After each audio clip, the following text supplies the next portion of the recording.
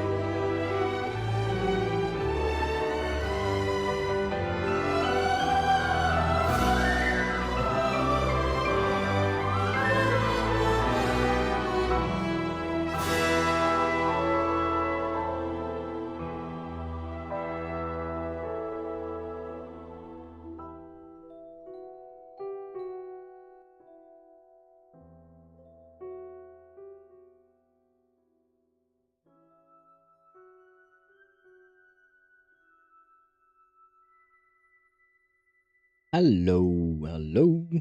Can I hear myself on Twitch?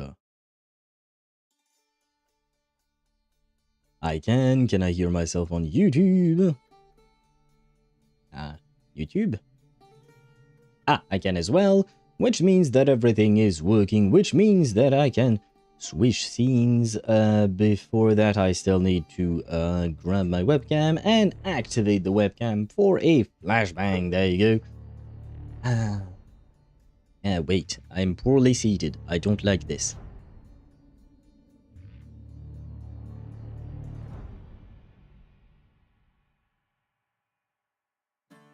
There you go. Now that's much better. The cushions I have on my seat were kind of misplaced. I did not like that one bit, but there you go. We are ready indeed. I have my trusty coffee.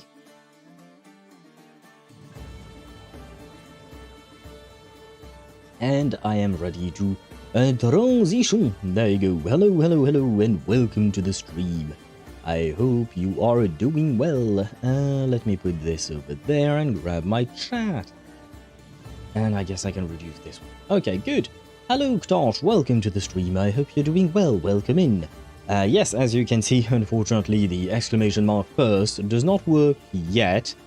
When I was doing some implementation over the past few days, I've implemented a few new things, but that wasn't one of them because as much as I thought it would be easy to implement, it's not. So at some point it will be a bit complicated to make it happen. But I should be able to do so. And hello Swivy, welcome to the stream. I hope you're doing well. Thank you very much for the 14th month of subscription. Now, I saw that you wrote daily in the what do you call that? In the subscription text. I don't know how to call that. Unfortunately, commands don't work through the subscription service because I don't think my bot reads those messages. But yes, hello to you. Welcome to the stream. I hope you're doing well. Thank you very much for the 14 months. That is a lot. I really do appreciate the support. So thank you, thank you, thank you. And you said gacha PvP plus April Fools equals Rage Bait Day. You're not wrong. You're not wrong. I didn't actually spend too much time online over the past, well, today and over the past few days. And especially today because, yeah, I had a feeling I am not one who enjoys April Fool's Day. I'm like, why? Why, you know? But I've seen I've seen some funny things. Namely, there was a Wuthering Waves video where they basically they were introducing a new character as what do you call that? As Camellia, but you know, it's the meme of Camellia, the actual mascot Camellia that you see in conventions and stuff like that. But other than that, oh, I think I saw a video, yes, of Linus Tactips, who was announcing a Linus coin. I do believe it was an April Fool's and not a real thing. Oh, there you go. I found the gacha gaming subreddit with the report for March 2026. Let's take a look at it because why not? I am curious. Let me put this there so that we can look at. Oh god, that's huge. So that we can look at it together. Where was I at? Oh, by the way, wait. Ktosh redeemed a dad joke. The first time I got a universal remote control, I thought to myself, this changes everything. Well, it kind of did, but also did. I mean, I understand the joke, but well. What's convert? Convert is quite simple. If you type in, I don't know. It's a conversion system between the imperial system and the metric system. So if you type !convert and then you write, I don't know, 5 kilometers, 5 km, look at what happens. There you go. 5 kilometers is 3.11 miles. 3.11 miles. And it's not just for miles, it converts kilometers and miles, inches and centimeters, fluid ounces and liters and stuff like that.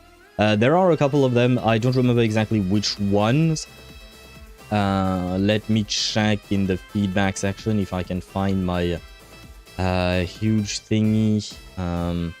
Okay, swaps between the metric and imperial system of measurement for temperature, volume, weight, length, distance, and that's it.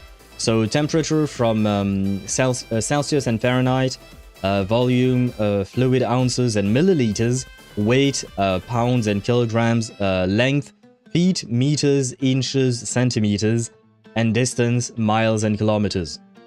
And there you go. Since we had a few times where we were a bit confused, not confused, but we didn't know how to translate one way or the other, I found this extension for StreamerBot, and now the bot is capable of doing that.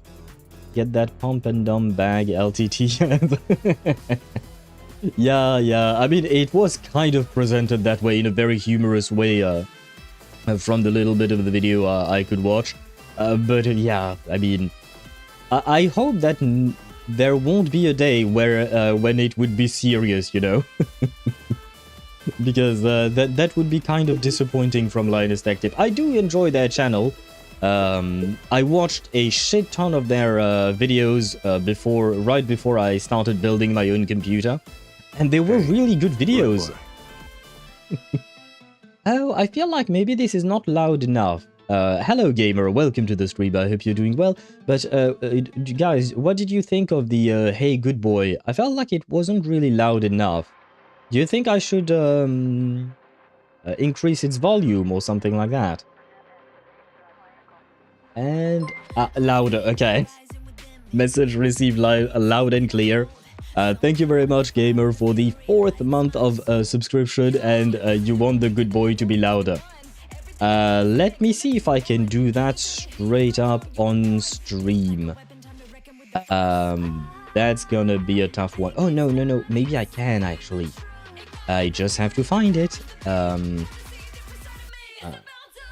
Hey, good boy. There you go. It would be here. Let me put it there. Yeah, I've made it a slightly more yeah, there we go. I've made it slightly more I increased the volume slightly. There you go. I made it slightly louder. Let me check. Hey, good boy. Okay, what did you think about that? Although, to be fair, right now the music that is playing is not that loud, so maybe the previous music was actually covering it somewhat. But there you go. And once again, thank you very much, gamer, for the 4th month of subscription. Today is... Oh, right, I suppose we are the 1st of the month. I was wondering, why am I getting subscriptions today? Maybe it's because it's the 1st of the month and your subscriptions are expiring or something like that. Okay, that makes more sense. I'm tired of Sumeru, so I moved to Fontaine. Oh, did you mean start in terms of exploration? I feel like Fontaine is way better to explore than Sumeru, personally. I enjoyed it much more. Well, Swivi actually said the exact same thing. And apparently 69 inches is 175 centimeters. Holy shit, does that mean I'm actually around 69 inches? I'm slightly less than 69. Ah, shit. Because I measured myself a few months ago and I'm actually 174 centimeters. So I guess I would be around 68 to 69 inches. I was so close to having the perfect height. So close. And I also realized that I was actually supposed to be 5'7" or 5'8", I don't remember. But there was a weird thing about the conversion system that I found online. So yeah, that was yeah, I don't remember. It's been way too long. I want to hear it in my sleep. Oh, good. I can send you the file, gamer. I can send you the MP4 file, or even... no, I don't actually have it registered as an MP3, but I can do it for you. I can send you the file, gamer, if you want to listen to Igor telling you, hey, good boy, in repeat. I can definitely do that. Why is character flexing 10k? The fuck? Because I increased the price. Because I want it to happen even less than before. No. No. Oh, wait. The bot actually answered... what do you call that? The bot actually answered Swavy's request to convert Ktosh. And it somehow worked. Well, it somehow just repeated what Ktosh had already tried converting. Oh, wait, no. Oh, it's because Swavy tried to convert Ktosh. My bad, I didn't read that properly. I guess the bot kind of got confused as to what you were trying to do. It just saw the 69 in Ktosh's name and it used that. Do it? Sure. Give me a sec, gamer. I just have to find it. Do I have you in my DMs? Yes? Is that you? Wait, disabled? Yes, gamer. There you go. Oh, you know what? I can also send it directly onto the Discord server. That way, if other people want it, they can grab it as well. Oh shit, I really hope that it's not over 15 megabytes. It shouldn't be. Streamer bot, sound alert, combined. Where is Igor? Igor is there. There you go. Come on. Yes, it worked. It is on the Discord server. You should be able to download it. Yes, there is a little download button. But there you go, gamer. You have Igor telling you good boy now. The GIF I found... Well, it's not actually a GIF. It's from an official video. That wasn't actually when he said it. It's just that I didn't have a visual for when he said it. Because the recording I had was specifically from when he... I repeated the thing to record it. And there was no animation or nothing when he actually said it, so that's kind of unrelated, but I thought it looked cool, so I added that little part of the video. It's an official YouTube short from Reverse 1999. Inflation, exactly, Swevy. The 10k for character flexing is because of inflation, you know. We've all been hit really hard. Welcome, my 330,000 points dragging up prices. Oh, by the way, that reminds me that I have to add a conversion system to try and convert feathers into owl coins. That way you can be rich in both. But it would, like I've mentioned before, it would only work going from feathers to owl coins. I cannot use the owl coins to give you feathers because I have no control over feathers. So it would only be one way. You could spend your feathers to get more owl coins and play around with the betting system, the Russian roulette, and stuff like that. I'm like 182 centimeters. Wait, but Ktosh, for our American friend, you have to see 192 centimeters. What is that in American units?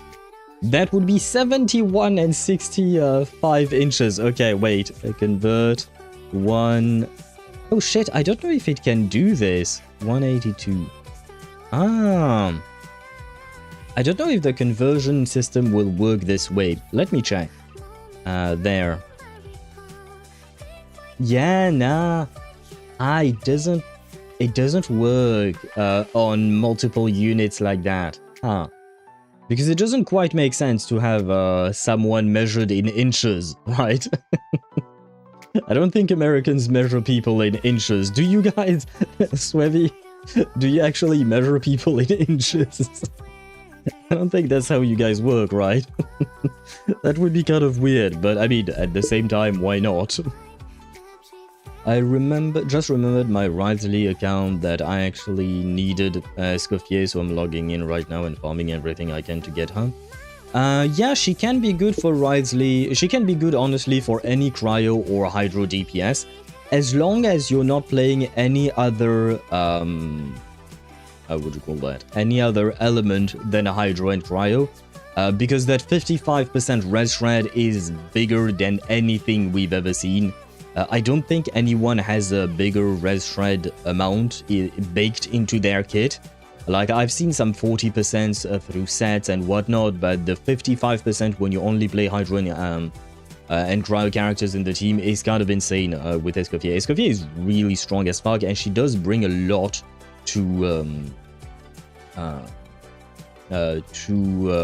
Skirk's team, which is you know, it is very interesting indeed. But wait, oh wait, no, where is my, oh yes, thank God I did not close that. Let me see, Firefox, yep, there you go. We can take a look at the monthly gacha indeed, out of curiosity. I'm actually curious to see, oh God, that's not what I meant to do. Curious to see where things are placed indeed.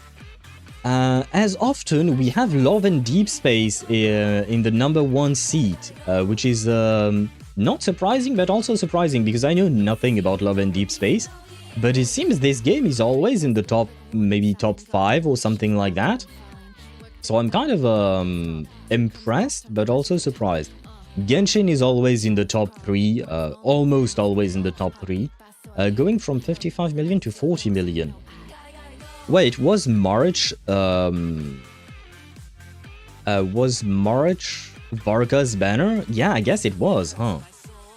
Love and Deep Space is a parallel universe to ours, Al. Don't question or look too deep. But it said deep! I have to look into deep space! It's in the name! Maybe I should try the game at some point, just out of curiosity. From my understanding, it's basically just a dating sim slash gacha game, right? I think. But like, is the game good? Like, I mean, I would assume if it earns 40 million in March, it's not just because the characters look good, right? It's because the game itself is interesting. I would assume. Heavy parasocial aspects, if I recall correctly, like period trackers and stuff. I think we talked about this before. The period trackers, I don't think I remember that. I don't think I remember that. But that's, I mean, period trackers can be very useful, well, you know, for people who have their periods and whatnot. But what's the connection with the actual game? And all of these characters, if I'm not mistaken, the characters in Love and Deep Space are all men, right? Theoretically, men should not have periods. Otherwise, either they transitioned or... But even then, I think that they would probably take some hormonal drugs to stop... that would stop the period. Or either that, or or something is very wrong. Because if these men are bleeding once per month... that should not happen. They should go see a doctor or something. By the way, I also managed to convince my friend to pull for Lauma when she reruns, so her Nefer will be actually usable. That's a great thing, Ktosh. You're doing the Archon's work there. Trying to help your friend have a proper account, I will say. Is there anyone that can carry me in Stygian real quick? Isn't Stygian gone already? Like, you can't actually earn anything anymore from Stygian, if I'm not mistaken. I'd say it's like Hoyo's Romance Sim Tales of something. Yeah, it would be... it's actually Tears of Themis, if I recall correctly. But I think you're right, gamer. I mean, could be some Omegaverse stuff. I don't know what that's a reference to. No, it's for tracking the female customers' periods, probably for the male gacha characters to remind them or something. Or for some risque lines depending on the user's cycle. Quick Google, the L&D period tracker refers to the built-in menstrual cycles tracker feature within the mobile otome game Love and Deep Space. This feature allows players to log their periods and receive reminders from the game's male leads.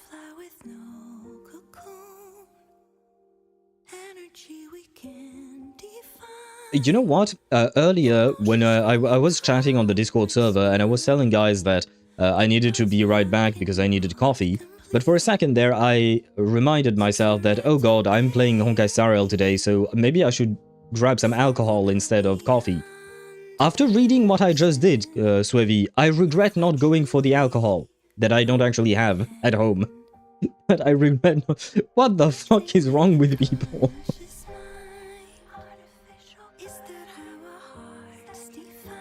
But yeah, I agree with you, Swevi. Insane people would be willing to hand their cycle data to a gacha company. I mean, it's... I don't even know what to... Huh? Because, like, for instance, none of my exes used period tracking apps, but, you know, they mostly knew when it would happen, and I also knew when it would happen. But, like, I don't think they would actually agree to give that information to just about anyone, you know? Like, I was their boyfriend at the time, so it kind of makes sense that they would, that we would talk about it from time to time.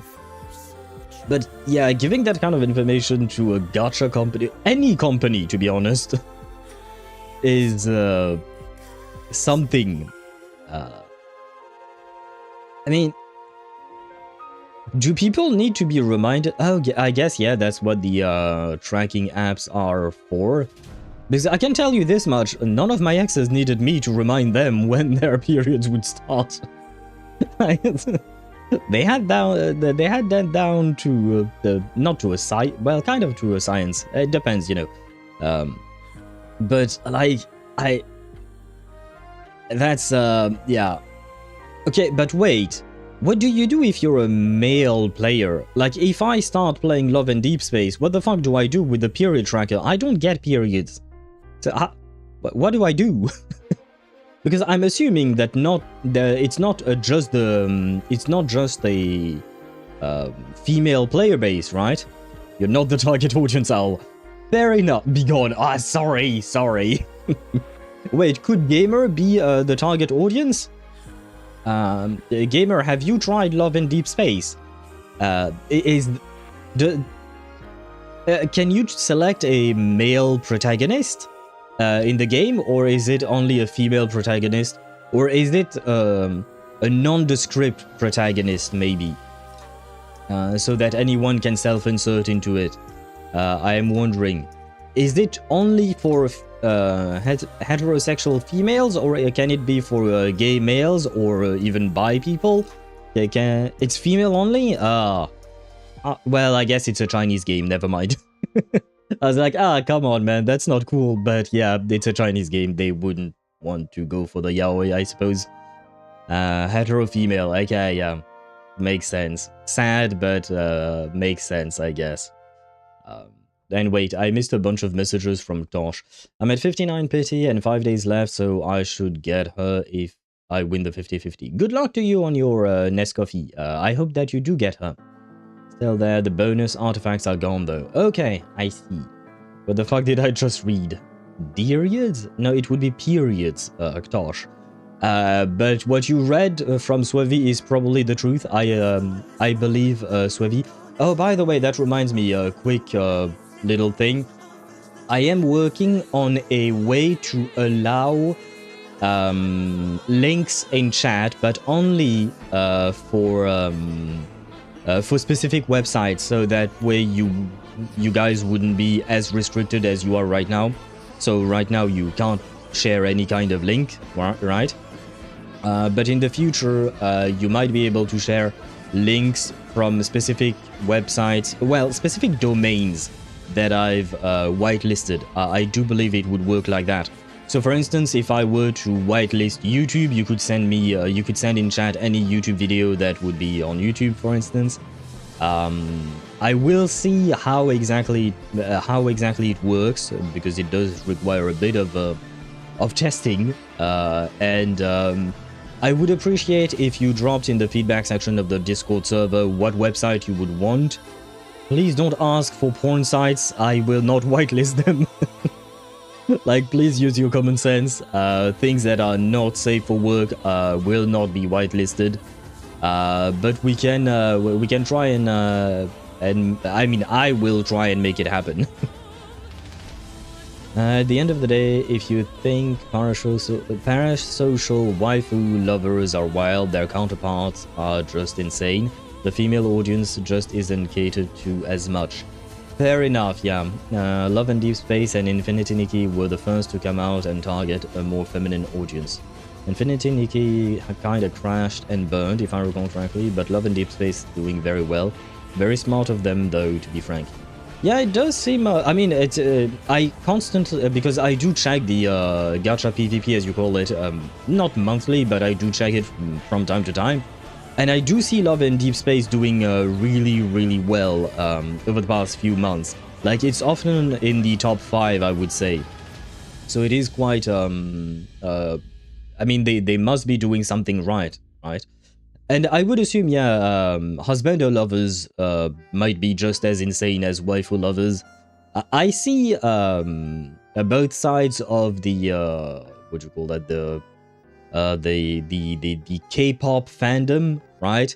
I see how people can go kind of feral just for an idols group, whether it is a men idols group or a women's idols group. Like I see the way people are, and doesn't exactly surprise me that they would be just as insane for gacha games and specific dating sim characters, right? And hello Zenny, welcome to the stream. I hope you're doing well. Welcome in, welcome in. How are you today? I am doing okay. I am very tired. Unfortunately, I did not sleep well at all. I actually woke up 15 minutes before the stream started, so that's great.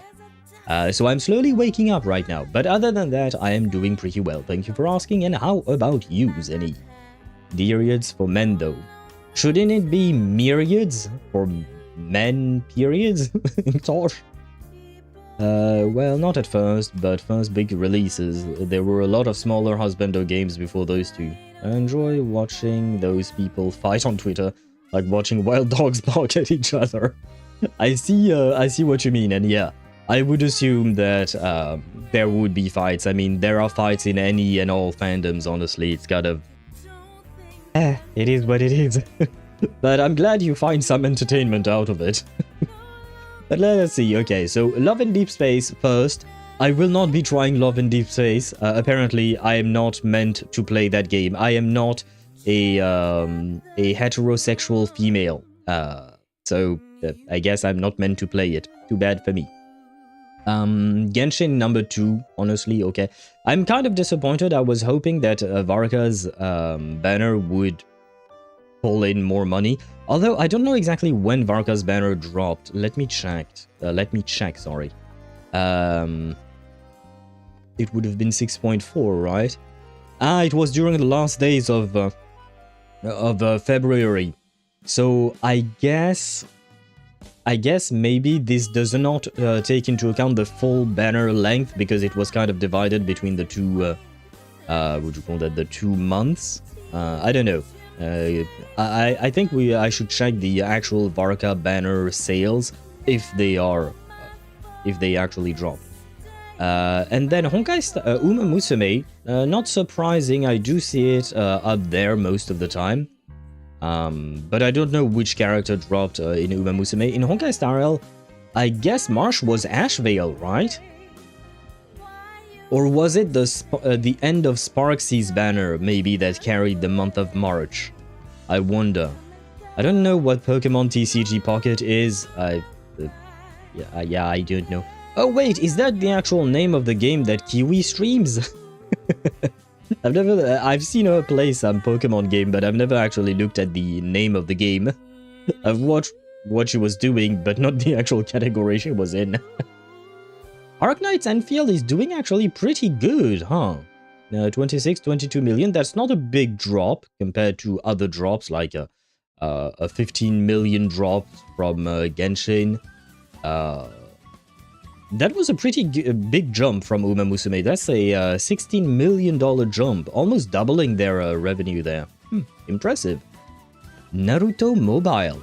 Didn't even know that was a thing. But apparently it does quite well. 38 million the previous month. Huh. Zenless is doing okay. See, 13 million, 16 million. Huh. Is Zenless always around the 10 to 15 million mark? I thought it was slightly lower than that usually. Huh. Interesting. I mean, I'm happy that it is. 10 to 20 million for ZZZ. Okay, I was wrong then. My bad. Just hit chest day today at the gym, so that's hectic. Can you still lift things, or are your arms and chest dead? Zenny, are you okay? Uma had their anniversary banners, if I recall correctly. That would explain the big jump. Okay, that would explain it. Lowest was 8 million, I think. Okay, I must have just looked at, seen the lowest one and based my opinion on that one, which is not a good way of doing things. Holy... Oh, right, but yeah, no. Wuthering Waves has an issue with the way the banners roll out. Because, yeah, that's a 35 million drop, right? But if I recall correctly, because of the way and the time, the dates at which Wuthering Waves banners roll out, they will have 1 month of normal revenue and 1 month... Well, not normal, but... 1 month of full revenue and another month where the revenue would drop drastically. But it's not that the game is actually doing poorly in March. It's just that, yeah, there was something weird. I remember reading about it. I don't remember the details about it. But yeah, okay. Because otherwise, can you imagine a $35 million drop? That would be kind of huge, right? Oh, and we finally found Infinity Nikki. 6 million to 9 million, a $3 million upgrade, I suppose. That's actually decent, I would say. And then I don't know what these other games are for the most part. I've heard of Summoner's War. Hatsune Miku has a game. I didn't even know that was a thing. Oh, Arknights. Oh god, that is one hell of a drop for Arknights as well. I wonder if Arknights is in a similar position to Wuthering Waves, or if it's just a drop, like a drastic drop in revenue. Beyond the World, yeah, I know none of these games. Oh wait, what about Where Winds Meet? I know. Where is Where Winds Meet? I didn't see it. Did you guys see Where Winds Meet? Because I played that game for a bit, and technically speaking, it has gacha for skins. And it's expensive as fuck. Like, I think... I don't remember if the boat you can buy in... there is a boat, yes, a literal, actual boat you can buy in Where Winds Meet. And it costs like... I don't remember if it was $15,000 or $50,000. Let me check it up just real quick. Where Winds Meet boat... price. Well, this is just according to a Facebook post. How much for the boat in Where Winds Meet? More than $40,000. And someone on Reddit was surprised and asked $68,000 for a boat. Yep, that's the price. You can buy yourself a... Oh no, did I... Oh no, Anya, my bad, my bad. Yep, there you go. Anya, I messed up. There we go. I closed everything in one go. But yeah, it's a $50,000 boat, more or less. Like, it's kind of insane to think about that. You could buy a pretty luxurious car for $50,000. You could buy so much shit for that kind of money, man. It's but instead you decide to buy a boat in a video game. It's a pretty boat, don't get me wrong. I've been on that boat, not mine, because you can invite players. It's kind of like a community event, the boat thing. And I've been on the boat. The boat is great. It has a lot of features, and it's really a community thing. But still, someone has to drop 50k to buy that shit. So I'm kind of what do you call that? I'm kind of surprised that I don't see Where Winds Meet anywhere in here. My arms are not flapping anymore, so I don't know what to tell you. Hey, at least Hatsune Miku is doing well. It does seem that her game is doing pretty okay. It had a slight increase, right? So, you know, it's nice, I suppose. But I don't really know anything much about Hatsune Miku. Goodbye. And hello, Mihai, and hello, Chip, and hello, B. Wow, that's quite the arrival there. Hello to all of you. I hope you guys are doing well. Welcome in, welcome in. I'm so happy with my E1 high scene. It's such a nice buff for my cast race. Yeah, I suppose it would be a pretty good buff, and congratulations to you there. And hello to Chip. Yes, we do have the good... Oh shit, no, wait, I messed up. Wait, this is the wrong thing that I'm showing you. There you go. This is what I meant to show you. Yeah, because I closed that window earlier. That's my bad. You guys were looking at my stream manager with the with the chat and whatnot. My bad, my bad. We're back. I closed that this window, not meaning to do so.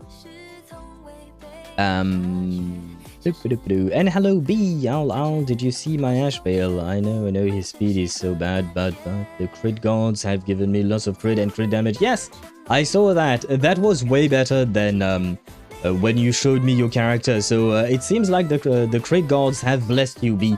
Congratulations to you on that.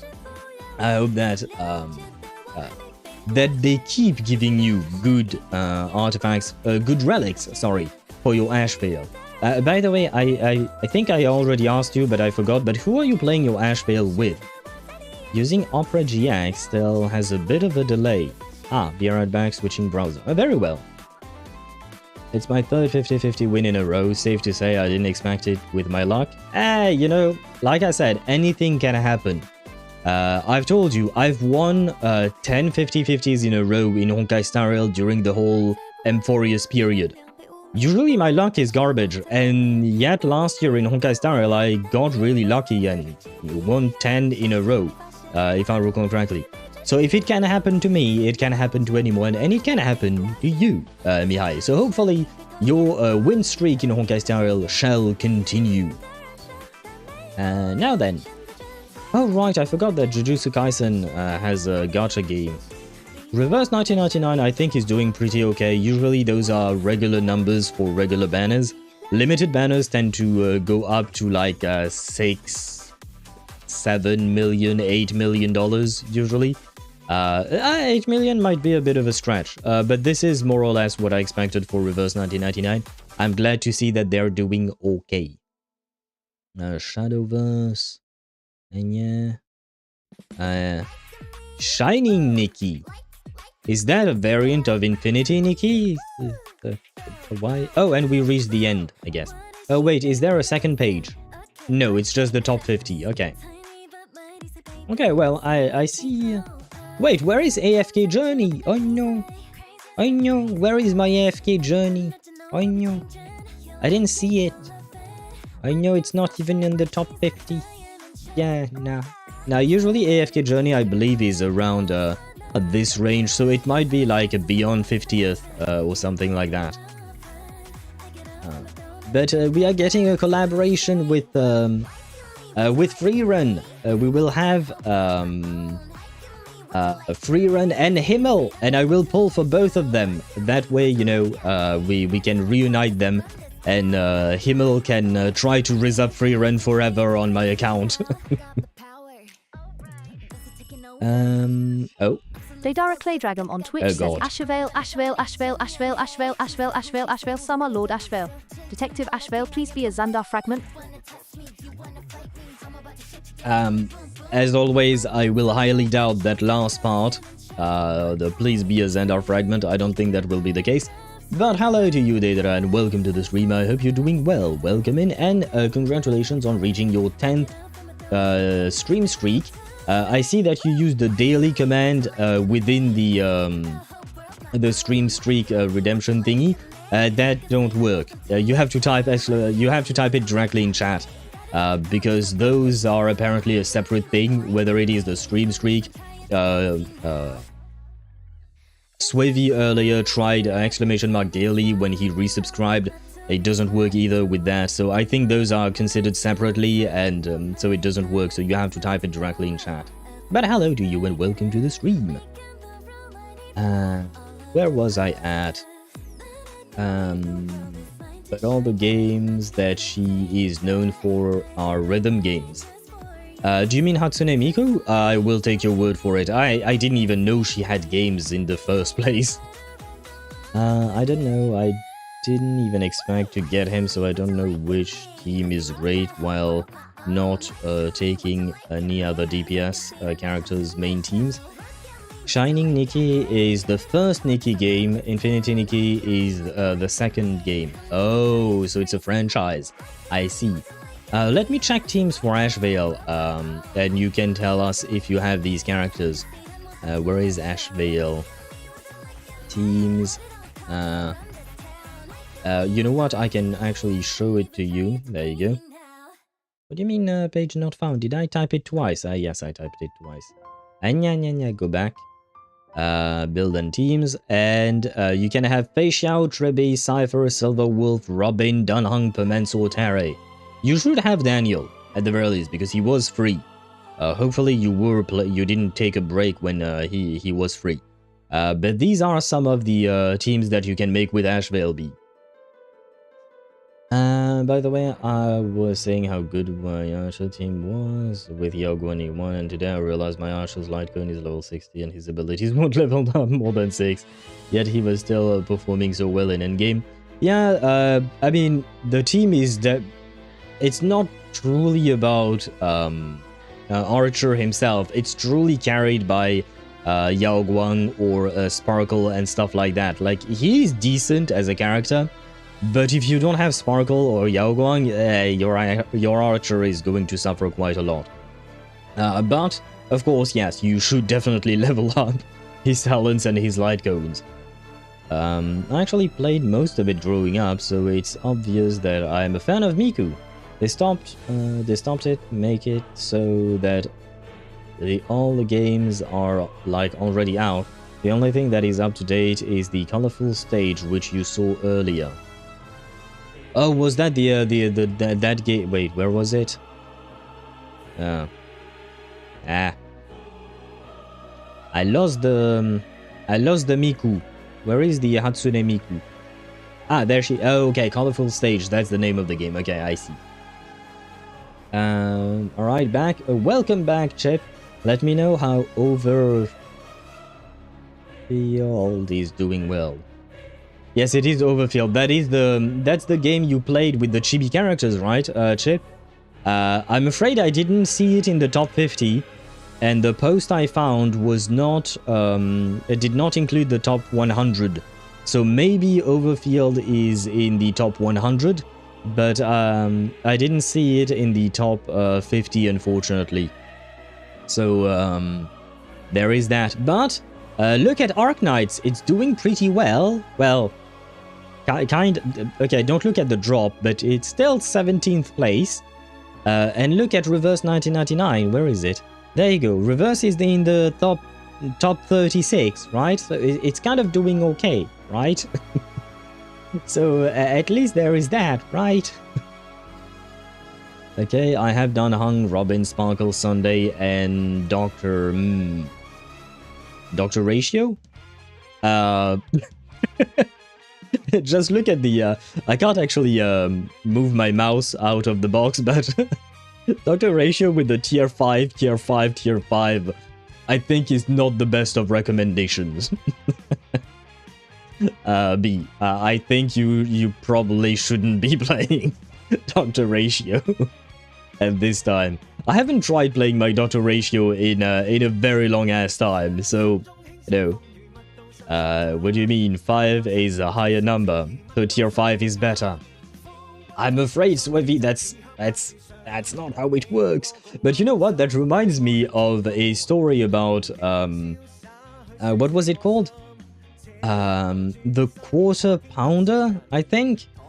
Like basically in the US, one of the fast food chains had a burger called the Quarter Pounder because it was the quarter of a pound of steak or meat or something.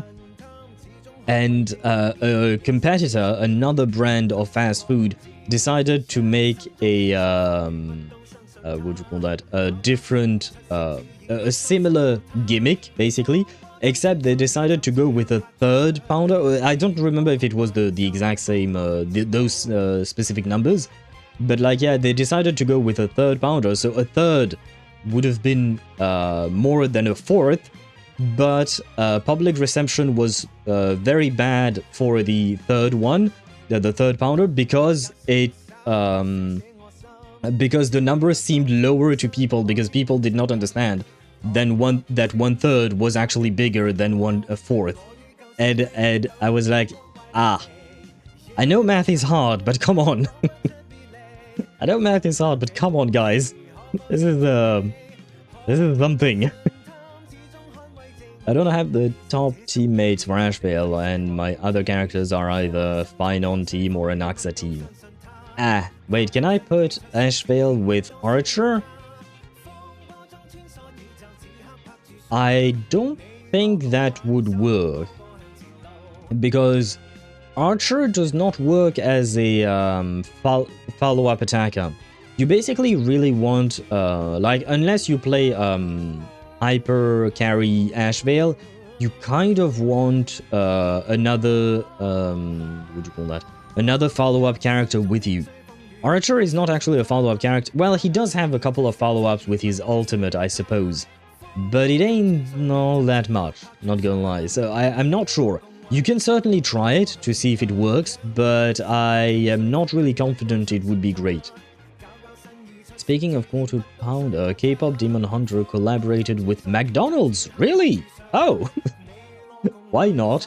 I haven't watched. Is it a TV show or a movie? I don't remember for K-pop Demon Hunter. But I've heard of it, and it looked nice enough, I suppose. But I've never actually watched it. Testing time. Be right back. Very well. Happy testing to you, B. I hope that your Ashveil Archer combo works somehow. And also happy lurking to Swavy. Ashveil would not necessarily need so many follow-ups. Well, yeah, but it's I would assume this is an assumption, not based on my direct knowledge of Ashveil, because I don't have him. But my assumption is either you have follow-up characters with your Ashveil, or you have good buffers. But if you put neither buffers or follow-up characters, I feel like his team is just going to flop, right? Feels like a scam with the meal, not gonna lie. So if anything, it's just promotion. I mean, the meal itself looked nice enough from what I saw. Like, the burger looked nice. It's just, like, basically they were just saying that the burger's patty, the steak, was thicker than the usual patty that you put inside of a burger. And that's how they tried to promote it like that, but it didn't really work. It didn't really, yeah, that didn't... that didn't work in their favor, unfortunately. It's a movie, okay, yeah. I should watch it at some point. Not on stream, but I suppose I should watch it. I think I just bricked my Genshin account, but oh well. You kind of did, Chip. You kind of did. Because, like I was talking about it, you know, on the Discord server, replying to you. Skirk is a good character, but she's not free-to-play friendly, because you kind of need her weapon, and you kind of really want Escoffier with her. Or the other way you can do it is like Charomaster did, and having C2R1 Shilonen, which is even worse, right? Because in terms of costs of investment, like how many characters you need to pull for and whatnot, it's way worse, right? So overall, I wouldn't say that Skirk is particularly free-to-play friendly. And, well, the thing is, right now you have C0R0. Sparda_4 on Twitch says flashbang. It ain't great, not gonna lie. So, good luck, Chip, I think. And I saw the flashbang. Well, I saw it. Not quite, but let me check this out. Let me check that you guys can't see what I'm seeing. Yes, no, you can't. Very well. Oh, this is tasteful. This is very tasteful. And you know what? I would take a bath with Zani any day of the week. But hello to you, Sparta. Welcome to the stream. I hope you're doing well. Welcome in, welcome in. This is where my Yunjin comes in. I suppose maybe your Yunjin could help. I wouldn't exactly say that it would be the best, but it's something, I suppose. Where was I? Oh, forgot one more thing. I got Saber and 26 pity. Congratulations on your Saber, B. I like playing Saber personally. It's actually, she's quite fun to play. She doesn't deal as much damage as, well, I can't really compare her to my Finon because that now it's no longer really relevant. Anyway, she's not like my best damage dealer for sure, but I do personally really enjoy playing her. Plus, I love her. I love hearing her scream at the top of her lungs, Excalibur! I enjoyed that part.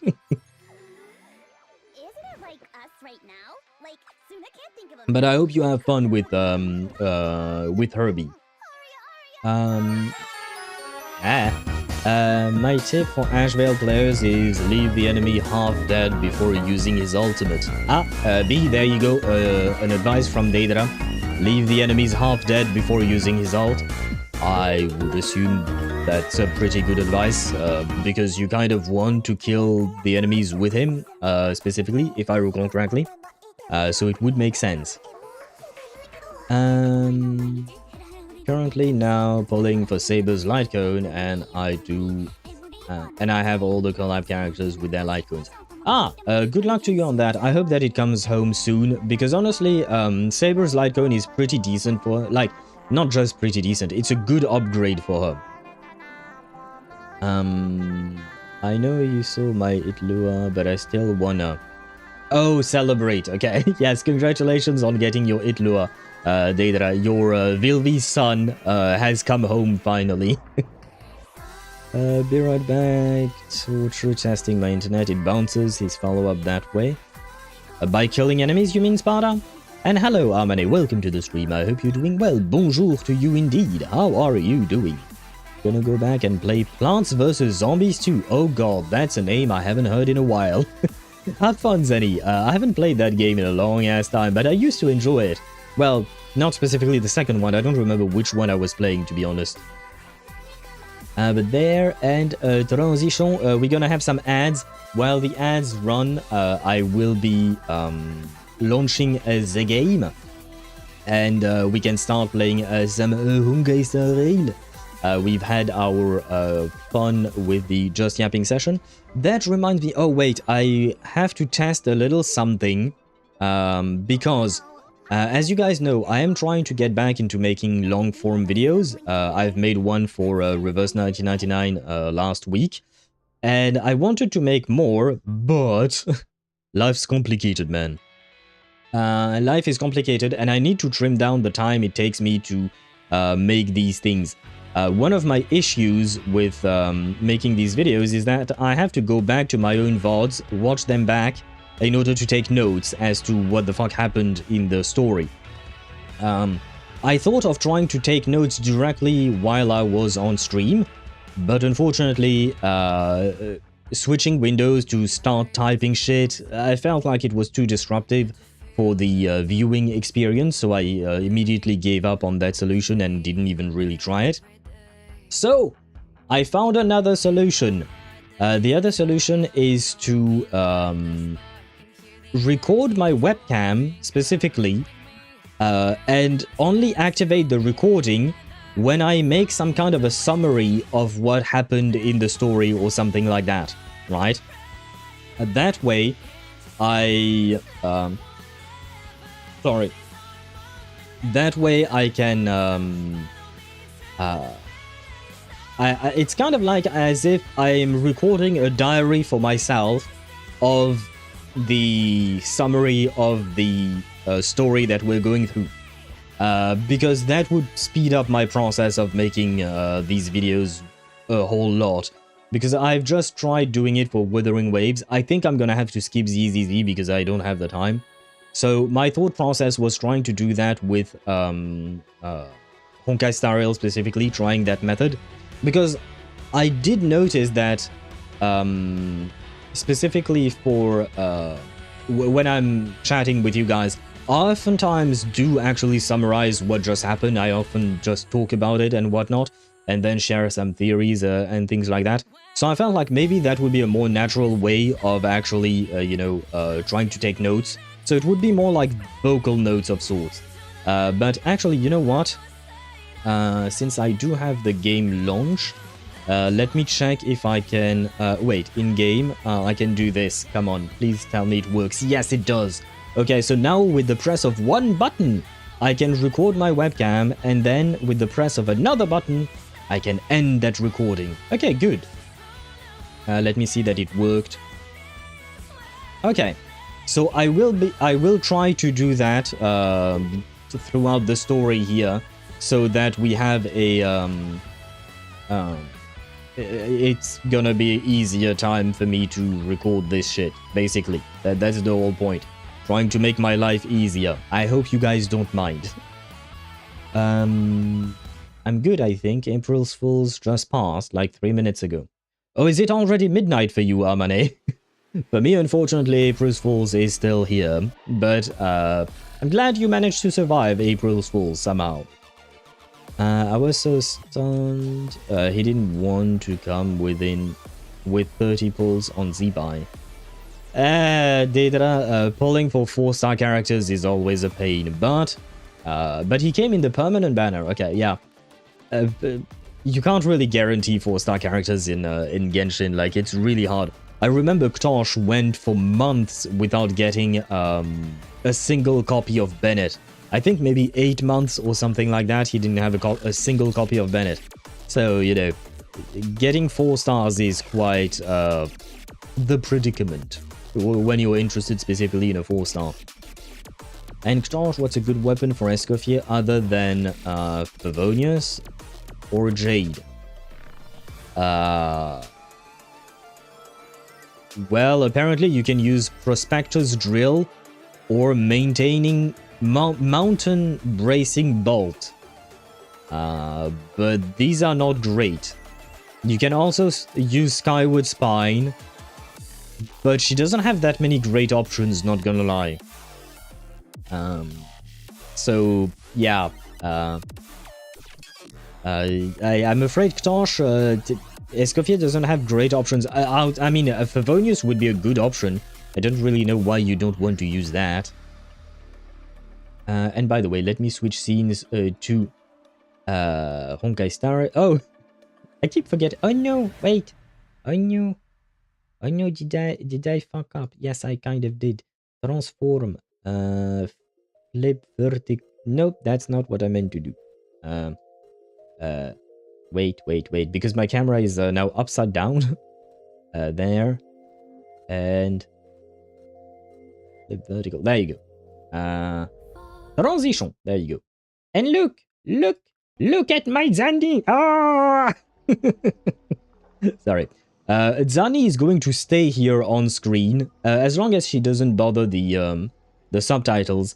But Zani is going to stay here on stream as long as we're on Planarcadia. I think I need her support. So there you go. We're keeping Zani with us on stream. As long as we're on Planarcadia, I will keep her.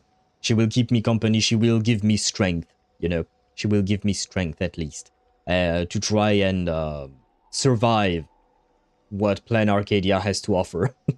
And try to survive all of my face palms that I will probably do when what you call that? When we go back to the story. What about Sino's Sig? I suppose you could use the paddle. Why not? Never. Yes, you could use it. But it's mostly about being a what do you call that? It's mostly being about a it's a crit. Yeah, it's just a crit stat stake basically that you're giving her. Can you give me that PNG later? It's already on the Discord server. If you go into the general, it's the last message I actually sent. I mean, it's the last message in the general channel. You can see the PNG in there. I actually used it on the Discord server, so you can grab it from there. I do believe you can just right-click, save image. Yes, it is a tiny image. The resolution on it is kind of shitty, but there is no bigger resolution.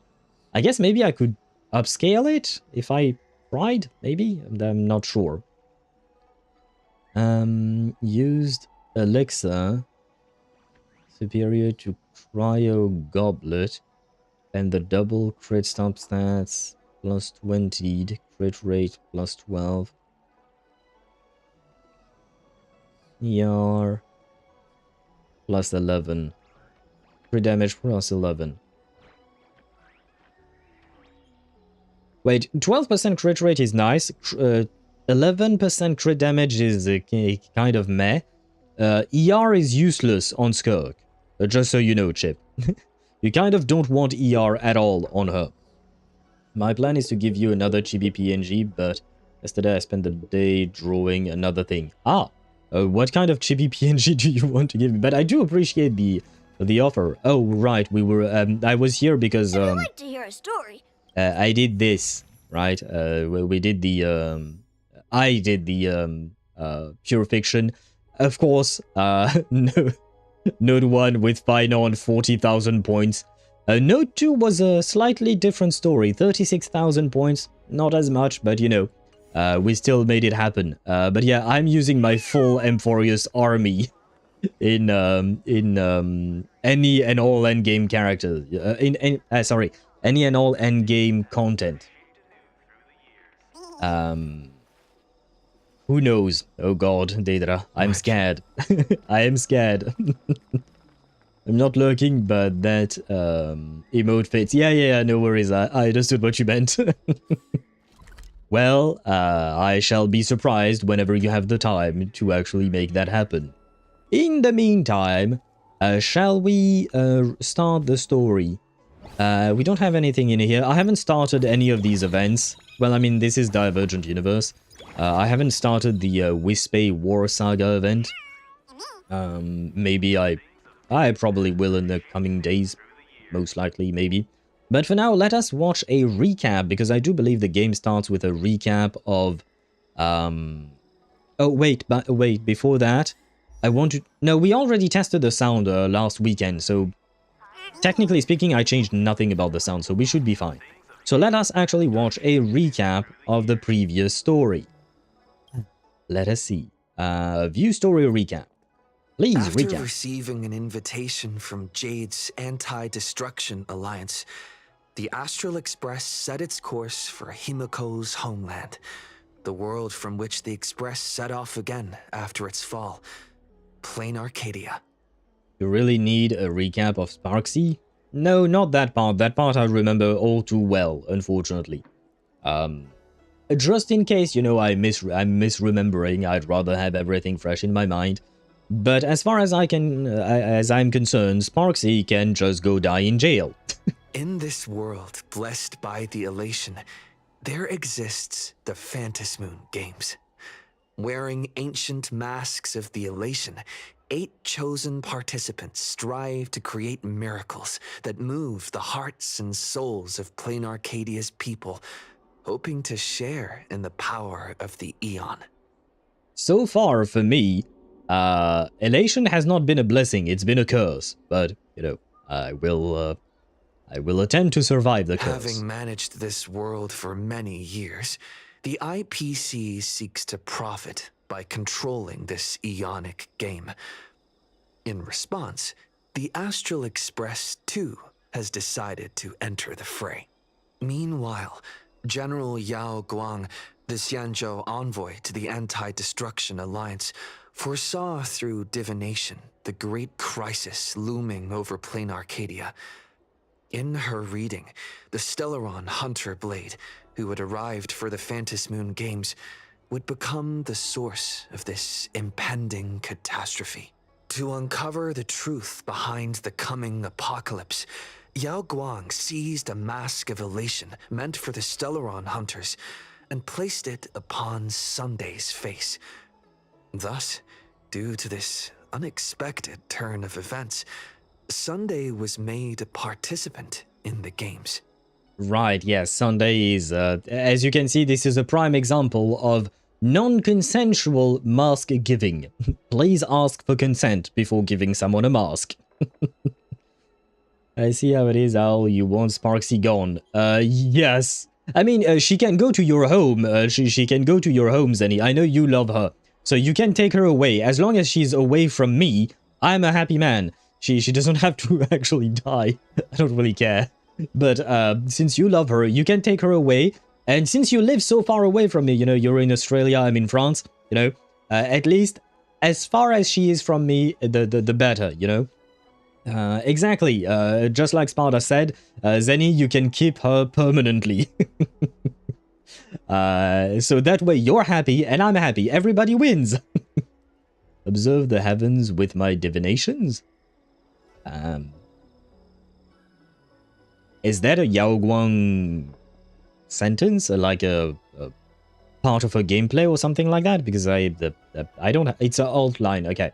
Yeah, I don't have her, so I don't know. And oh god, Tosh rolled a natural 1 and lost his bet. God damn it, brother. That's the other thing I need to implement is the counter for the betting system, but it's again more complicated than I thought it would be. So eventually, at some point. Give command? Give command might be more of a problem than I thought. I thought about it as well, but the give command is actually more complicated. We'll see. I have not given up on the idea yet, but like for instance, you know, Chip had asked the for a potential daily redemption when you missed a daily, you know, kind of like the HoYoverse calendars where you can, if you miss a daily, you can still claim the previous day that you missed or something like that. That one, that idea, I kind of abandoned it because it would be way too complicated to implement. For the giving of our coins, I have not abandoned the idea yet. I'm still looking into how to make it happen, but yeah, it's actually very complicated. A lot of the ideas you guys have are easy on paper, but very complicated to actually make happen. So it does take time, it does take a lot of testing on my part, and a bit of research as well online to see if people have figured out things like that, which oftentimes they haven't. Well, no, oftentimes they have. I shouldn't say the other way around, because technically speaking, most of the extensions I used are quite well made and well thought out. I'll take it, so we both win. Exactly, Zenny, exactly. By the way, can I use Sweetheart with Igor until I level up Melania? And can someone explain how Igor works? I just spam his skills until gets the ult and one-shots everything. That is more or less how he works, yes. You can use Sweetheart until you level up Melania. If you don't have any other alternative, you might as well. But I would suggest replacing Sweetheart with Melania as soon as possible. And hopefully giving Melania her Euphoria as well, but that might be a bit far off for you. As for how to play Igor, that is more or less how you do it. You buff him first, then you would use his attack skill, and you do that every round, and then you profit, basically. His ultimate is automatically activated when he has enough Moxie, so you don't even have to worry about that. He's very easy to play, not gonna lie. Meanwhile, we journeyed to the school tied to Himiko's family in search of the mask of elation that had once belonged to her. Yet before we could reach it, we were attacked by the streamer Sparksy, a double of Sparkle, who seized the mask for herself. After seeing through the illusion, I encountered a mysterious girl named Evanesia in the school's archive room. With her help, I obtained another mask of her own creation, and thus became a supplicant of the Phantasmoon Games. To defeat Supplicant Sparksy, we ventured deep into the Fool's base of operations, the World's End Tavern, and later returned to the school to overcome her. In doing so, we achieved the first miracle of the Phantasmoon Games. The Express hero defeats the villain spreading the virus. Yet, at the close of the Supplicant's first battle, greater mysteries emerged. A stranger appeared, claiming himself to be Himiko's father, and revealed a long-buried tale. 15 years ago, during the Phantasmoon Games, someone known as the Herald of Death went on a murderous rampage. Now that's the part that I was actually interested in throughout the entire story. So basically the last 5 minutes of the story is what I actually enjoyed last time. I don't remember exactly how many streams it took us, probably 3 or 4. But out of like maybe 15 or 20 hours of stream, I only enjoyed like the 5 last minutes. But it was a good 5 minutes. I truly, sincerely hope that we learn more about this very specific part on during today's, well, today and tomorrow's story. Katyusha noises. Wait, implementation is always more of a headache than not. Yes, yes it is. And who is Katyusha? I don't... Oh, the ultimate... Igor's ultimate... The weapon that is used in Igor's ultimate. There you go. And you scream fire and deletes everything in that direction. More or less, yes. Honestly, he is a... pretty strong character, way stronger. Oh wait, technically speaking, I do have him at P1. I still haven't managed to get his P2, unfortunately. I'm still trying, and hopefully it will happen. And yes, Ktosh, Himiko is indeed mother. Teleport hint. The story recap has ended. Head to the designated location immediately to start the mission. Yes, yes, yes. Please teleport me away. Why don't those people in the Go Home Club go home after school? How about you let them do whatever the fuck they want to do? What is wrong with you? Continue the trailblazing expedition. Shortly after the Sparksicon fiasco came to an end. Miss March, please, look straight into my eyes. Just like that. Perfect. Oh right, I forgot Kuchiba. She's the hot NPC. We need her as playable character. Now, I'll need you to repeat these next few lines after me, and do so in the same tone of voice. Okay. The sky is blue, not a dazzling display of sparks. The fuck? The sky is blue, not a dazzling display of sparks. Though dazzling sparks may light up the night sky, they can never outshine the eternal silence of stars. Huh? Are you kidding? That's one sentence?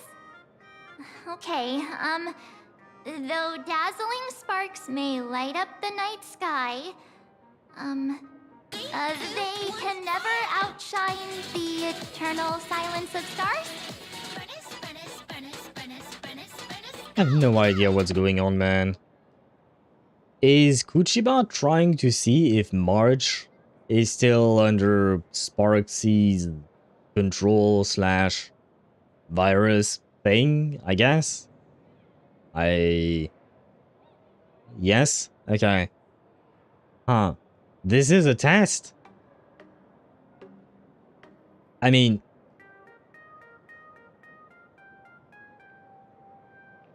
I'm not entirely sure how making her repeat these phrases constitute a test. Sparkle / Sparksy.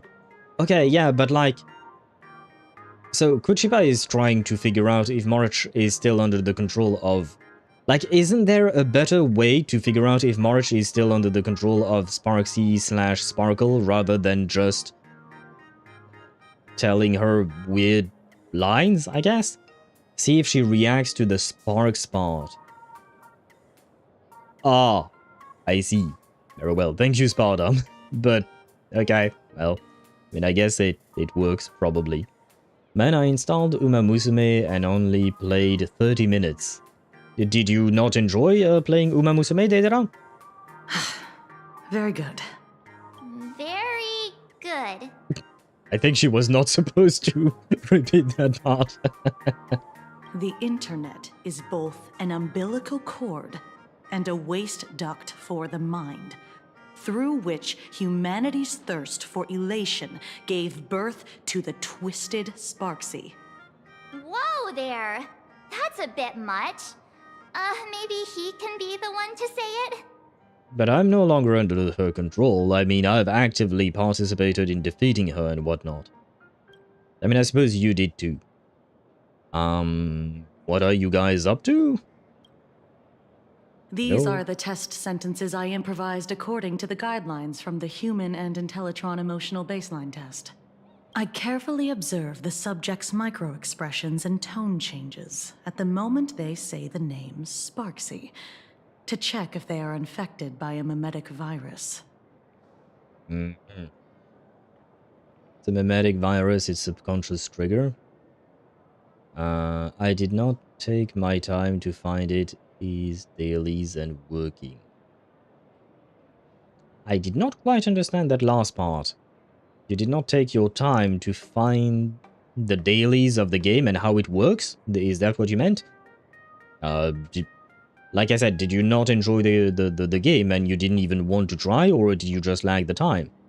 So I passed the test, I'm right? installing another gacha game collabing with BlackRock Shooter. Ah, what's the name of that one?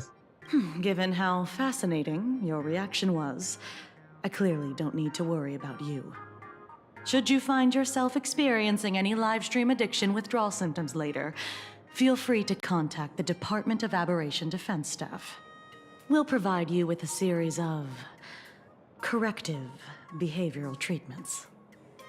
Yay, March passed the trial, I guess. And she's no longer under Sparksy's control. I guess that's a good thing, right? You're handling this like a real pro, Miss Kuchiba. Has this kind of thing happened before? It's impossible to predict what will happen during the Phantasmoon Games. Once, a supplicant reversed the definitions of truth and lies, which nearly caused massive civil unrest. That would be a problem indeed. Now you get why she did what she did. Yeah, no, I do understand, but, like, I'm unsure of how good of a method it is, basically. I'm not sure how good of a method it is, but if it works, I guess. Why not? I'm just not convinced that this is the best way of figuring out if someone is still under the control of Sparksy or not. I don't have a better idea, though, off the top of my head, but they should have, you know, tried. I mean, IRL, we don't have mimetic viruses. Yeah, no, I know that this is all fictional. But they could have come up with a different fictional way of figuring it out that sounded a bit more precise, I suppose. Starward Mech Girls. Hope my potato PC survives it. I hope so too. And did you see the art in Honkai Star Rail? What art? Do you mean the Iron Tomb? Yes, I replied. And yes, I will still love Cyrene, even if she is Iron Tomb. After that incident, we incorporated mimetic treatment into the Department of Aberration Defense's emergency safety protocols. Well, I mean, yeah, it is kind of important that you would be able to do that. I mean, yeah, I suppose. So we can't exactly make something that makes sense. Yes, you can. That's the writer's job. When you write a story, You can write anything you want, and you can write things that would make sense for the general public, or even for specific, or for people with specific knowledge. You can write things that make sense with, within a fictional world. That is entirely up to the writer. They chose this specific direction, and that's their prerogative, I suppose. But they could have chosen, I don't know, creating some kind of a device that scans a person's brain or scans a person's memories. We don't have anything that like that in real life, right? We can't scan a person's memories in real life. But in Honkai Star Rail, you could have something like that. Why not? Like, I could come up with various ideas, I suppose, if I really put my my head into it. But the idea is you can absolutely make things like that that would actually make some sense. It would still be fictional, but it would still make sense. Sparksy Khan didn't cause any casualties this time. I'm kind of surprised about But if that. your partner hadn't stopped Sparksy from spreading the virus, she might have turned into a calamity-level aberration. Is that the same level of aberration as Iron Tomb, or is it a lesser level or an even worse level? Because I have to admit, I mean, Kuchiba here is calling Sparksy a potential calamity-level aberration, but I don't know where that scales, or how that scales compared to other stuff, I guess. I think it's so funny how they treat victims of the game. What do you mean by that, Deidara? Oh, well, there you go, we have the question. Calamity level, just how dangerous is that? Without proper containment measures, a calamity-level aberration can destroy dozens of cities as it spreads. That's the scale we're talking about. Okay, so definitely not Iron Tomb level. Very much so not Iron Tomb level at all. Okay, dozens of cities, I feel like, well, I mean, that's bad, of course, but I feel like it's not as bad as Iron Tomb. Iron Tomb was a more like universe-ending level catastrophe, right? Aberration? That's the Department of Aberration Defense's term for them. It usually refers to Imaginae infused with wish power who have lost control and begun to run amok. Over time, though, it's become a label that gets slapped onto any hazardous entity. So what level of aberration am I? What the fuck is that question? We are not an aberration, are we? You? An aberration? Yeah, that's what I thought. What are you talking about? Though, I gotta say, you do look pretty weird with that mask on. Well, I just look like a dumbass with a raccoon mask on my face. That's about it. Don't tell me you're a Cosmicon collective player. The Department of Aberration Defense's hazard ratings are nothing like the power ratings in some card game. Right then, that's all for the required checkup. If you're interested in aberration calamity threat levels and how they're classified, you might want to take a look at this document. However, do bear in mind that causing damage of the aforementioned scale during the Phantasmoon Games will cause you to be classified as an aberration and dealt with accordingly. As much as I love our new mommy Kuchiba, I don't want her to be coming after me, not gonna lie. Let's see. Aberration threat levels in Planarcadia. Planarcadia has a 5-tier rating system for uncontrollable aberrations and the scale of damage they cause. Ghost level. Weak presence, essentially harmless, or causes only minor discomfort, small annoyances, troubling a handful of people.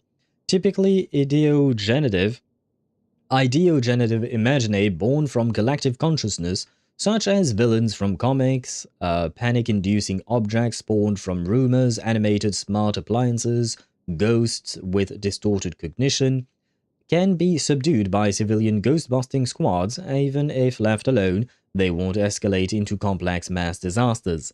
Fiend level. poses a clear and present danger capable of harming dozens of people or causing structural damage, throwing multiple city blocks or an entire small town into chaos. Typically, powerful imaginae that have accumulated massive wish power and spiraled out of control, such as unspeakable entities lurking in urban legends for ages or vengeful manifestations born from collective trauma, say mass casualties caused by the Herald of Death. Calamity level, a severe threat capable of causing casualties in the hundreds or more. If left unchecked, they could lead to the destruction of major cities in Arcadia's core regions. The Herald of Death falls into this category. In the Phantasmoon Games, the upper limit of destruction caused by a supplicant going out of control also falls roughly within this range. Cataclysm level, catastrophic threat capable of crippling an entire continent, causing mass casualties and environmental upheaval. Reality warping abilities manifest. Apocalypse level, a level of threat capable of causing civilizational collapse or even the extinction of humanity on Planarcadia's surface. Their very existence is a great catastrophe. Well, no, it would be an apocalypse, not a catastrophe, but... oh well, I see what they mean. But they forgot there should be another level specific to, you know, there is, you know, we've seen basically a few people for Ghost level, a few city blocks for Fiend, a few major cities for Calamity, and maybe even continents, I think. Where was it? Oh no, I lost the continent part, but I think it was somewhere in there. And Cataclysm is for the entire... oh no, it's here actually. Cataclysm level is entire continent, or... oh no, and it's Apocalypse, sorry, that is civilization collapsing. What about, like, a threat to the entire planet? That would be Apocalypse. But what about a threat to the star system they're in? What about a threat to the galaxy they're in? What about a threat to the entire universe? I feel like they're missing a few levels in here. But oh well, it is what it is, I suppose. Where was I? Oh, I will be a commander in another game, telling people things that don't happen, like the sparks in the sky. Of course, Iron Tomb is a masterpiece of genius with one eon. I feel like these were very separate things that you've mentioned, Deidre. I'm not sure what you mean by you will be a commander in another game. I'm assuming it's the Starward Mech Girl. Maybe you will be their commander and you will be kind of like it kind of reminds me of what is it called again? It ends Girls Frontlines 2 Exilium or something like that. Isn't that the game? It's kind of like an XCOM type game. I'm assuming maybe Starwood Mech Girls might be something similar. And telling people things that don't happen, like sparks in the sky. That part I did not understand. Read it, it's actually important. Does this sound familiar, even a little, to what we already know? Off the top of my head, no. I mean, we may have seen some kind of threat level system before, but off the top of my head, I don't actually remember what it is. Is it similar to maybe like what Xandar was writing, you know, in the little diary that you could, not a diary, but you could see logs about the various Chrysos heirs, and Lygus would actually write down how imminent of a problem the Chrysos heir was, or something like that. But other than that, I can't think of something specific off the top of my head. Before I leave, there's one more thing I need to tell you. Remember Lyndon Scott? The man who served as your tour guide. He was murdered. Right, yeah, I do remember that. And as much as I did not like Scott, I really appreciated his voice actor, because he was kind of, you know, a great character, I suppose. So, in my opinion, poor Lyndon Scott did not deserve to be murdered, but oh well. It is what it is. We shall grieve and we shall move on. What? We will never hear him bark again. Sad noises. Sad dog noises. Scott's dead? No way. You guys sure about that? Yeah, the Scott we knew was, a really tenacious opponent. We're sure. Both the ID and genetic information of the deceased match that of Mr. Scott's. You said he was once your opponent? You don't suspect us, do you? I wouldn't exactly call Scott a friend, but we'd never do anything like that to him. I mean, the worst thing we've done to Scott was make him bark like a dog. Easy there, young lady. I haven't even started asking questions yet. Of course, there's no way the renowned heroes of the Express would harm some lowly IPC employee simply because they had a problem with him. And more importantly, both of you have solid alibis. I'm assuming the alibis that Kuchiba is talking about is the fact that we were, you know, actually trying to save the Phantasmoon Games and the people at the university and all of, like, we were kind of busy. So I don't think we would have had the time to go and murder poor Lyndon Scott in the meantime. I'm assuming that's the alibi she's talking about, probably. I would? You would what? Gamer. Do you mean you would fuck Lyndon Scott, or do you mean you would kill him? Because, I'm confused. Do her. Ah, yes, Kuchiba. Ktosh. Kuchiba is very pretty indeed, but I don't think Gamer is very much interested in women, most of the time. At least not in that way. Of course, Gamer, feel free to correct me if I'm wrong, but your name kind of, or your username kind of gives it away, you know? So I don't think that's what Gamer meant. Maybe that's what you meant, Ktosh, and I agree with you. But I'm confused as to what Gamer specifically meant. The initial results of our investigation suggest his murder might be connected to the Phantasmoon Games. I'm informing you both of this to warn you to be extremely careful. The Phantasmoon Games are far from a simple game intended for passing the time or relaxation. No shit, Sherlock. I'm sorry, but Kuchiba saying that Lyndon Scott's murder could be connected to the Phantasmoon Games, and saying that the Phantasmoon Games are not a simple game, like, bruh, have you seen the prize? The prize is to become the Eon of Elation for 1 minute. Of course it's not a simple game, and of course his murder would be connected to it, right? It just kind of makes sense, I think. I'll tease my prey before doing what the murderer did. So you want to tease Scott before murdering him? What did Scott ever do to you? Are you not into men who bark like dogs? I know it's a very specific fetish, but I mean, I don't know your specific fetish, Gamer. Maybe that's a thing. Shut your yapping. How dare you, Ktosh? And how dare you, Romule? I shall never stop my yapping. Was referring to a rough equivalency with the aberrations and pathstriders.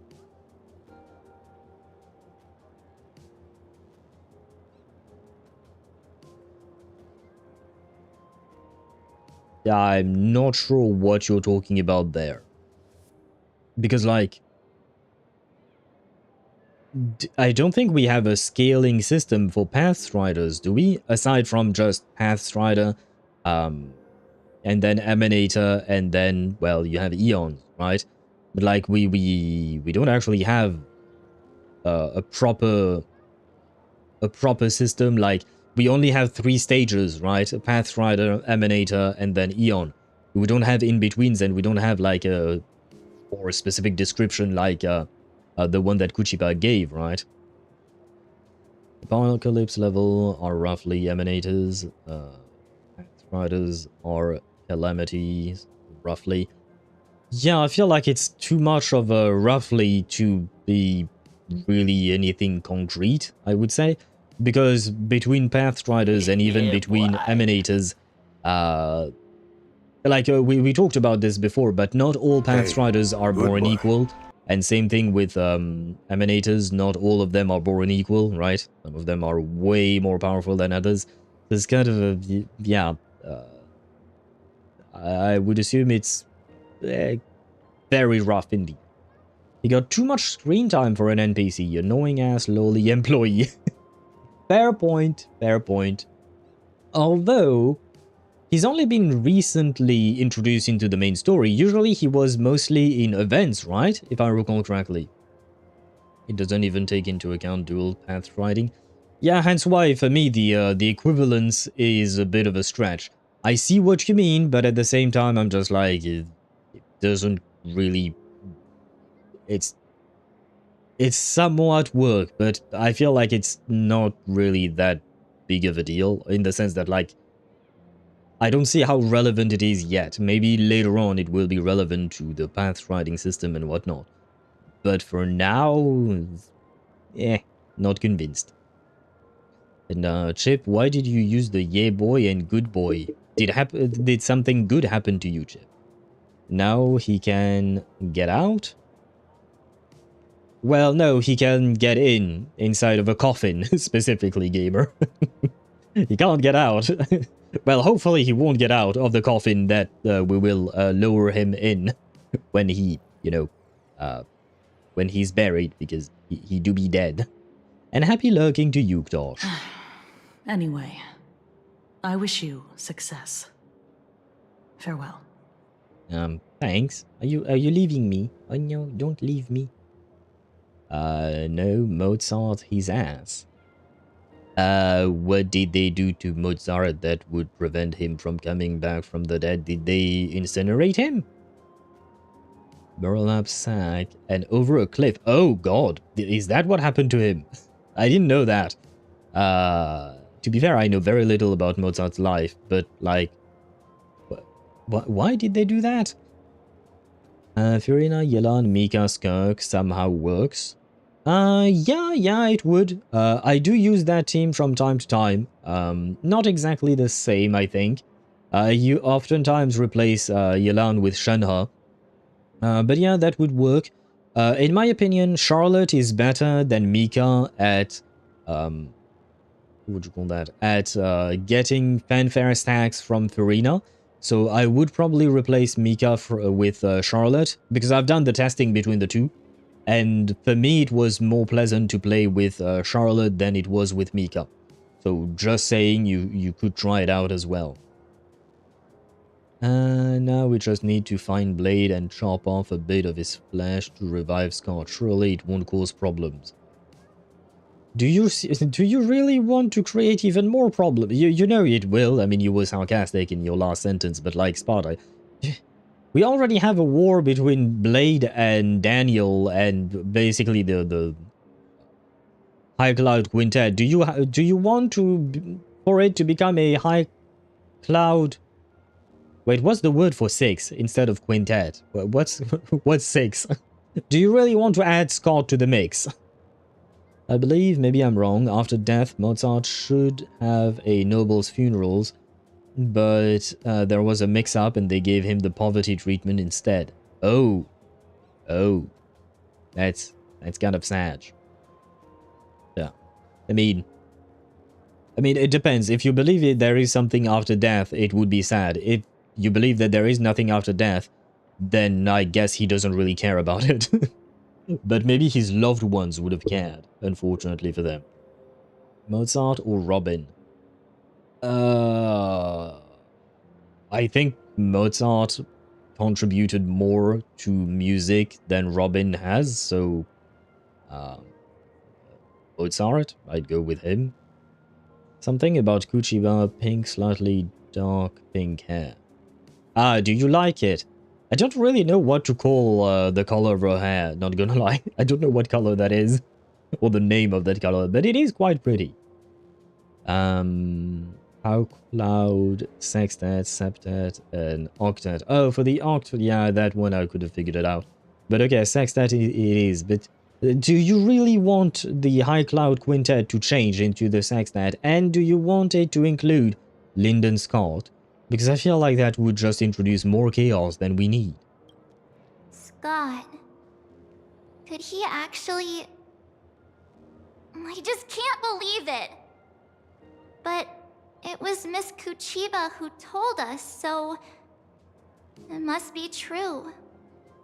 March, I don't see why Miss Kuchiba would have a reason to lie about Scott being dead and his death potentially being connected to the Phantasmoon Games. Like, I guess she's just in denial, never mind. I answered my own question in my head. She's just in denial, very well. So, the Phantasmoon Games. Pretty frightening, huh? What's your take? Not feeling so good. I want to find out the truth. I don't care at all. I want to find out the truth. Yeah. Even though Scott pops up now and then to give us a bit of trouble, I still feel bad about him dying so suddenly during the Phantasmoon Games like this. And without even knowing why. If the killer is here for the Phantasmoon Games, they might become our enemy soon. The Phantasmoon Games. No. You're way too young to sigh like that. Good thing Himeko entrusted this mission to the two of us. Who would have imagined that the Great March herself would be stopped at the doorstep in the very first round? Well, yeah, that was a bit disappointing. Forget it. I'm not like you. I was never hero material to begin with. Normally my hands can't even keep up with my brain when I play video games. You're definitely the right person for the Phantasmoon Games. I'm not sure I agree with that assessment. The Trailblazer brain does not exist. It's like, at most, a couple of brain cells fighting each other in an empty void. So, you know, not sure we are actually the best person to be sent into the Phantasmoon Games, but, I mean, I suppose it is what it is. March, I do not see a problem. Bitch of a fucking god, I need one character to share my plight, please. Do you mean, people who would celebrate, Scott's death? I don't think you will find some in-game, unfortunately. I think most of them will just pity the fact that he's dead, so... But I feel you, gamer, I understand. I didn't wish him dead, but wishing him away, that definitely I would have agreed. What if Scott and Kuchiba are related? Truth nuke. I highly doubt it, but I mean, why not? Technically speaking, I don't have evidence to the contrary, as far as I know. Right, dear, time to grow out your jellyfish tentacle hair and grab an umbrella.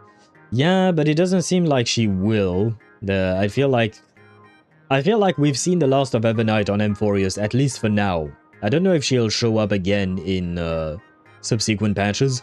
Maybe later down the line when the stakes are really high in Planarcadia. But for now, I don't think we'll see Evernight, at least for a while. With each new Eon gaze, the Trailblazer gains 1 brain cell. Are you sure about that, gamer? I feel like it would have been kind of like the opposite. Maybe like the Trailblazer started with 10 brain cells, and every time an Eon gazes upon us, we lose a brain cell, because for me, the Trailblazer seems to become dumber and dumber as time goes on. It's just such a shame. We finally get a chance to vacation in Himeko's hometown. And I thought we'd make some happy memories together. But... yeah, welcome to life. Life sucks. I'll work hard for the both of us. I'll triumph in the Phantasmoon Games in your stead. Alright, but look. Don't push yourself too hard, okay, you? Remember that we've got your back. Oh, right. Where are Himeko and Mr. Yang? They must be getting examined and interrogated too, right? Why don't you send Mr. Yang a message? Very well. Time to text Grandpa. Mr. Yang, where are you? Mr. Yang, where are you? Have you seen Himiko? I just finished the mimetic infection screening. Himiko is still here, but I don't know where she went after. Trailblazer, I heard Himiko reunited with her father. She seemed rather out of it. I didn't press her for details. Could you fill me in on what happened back there?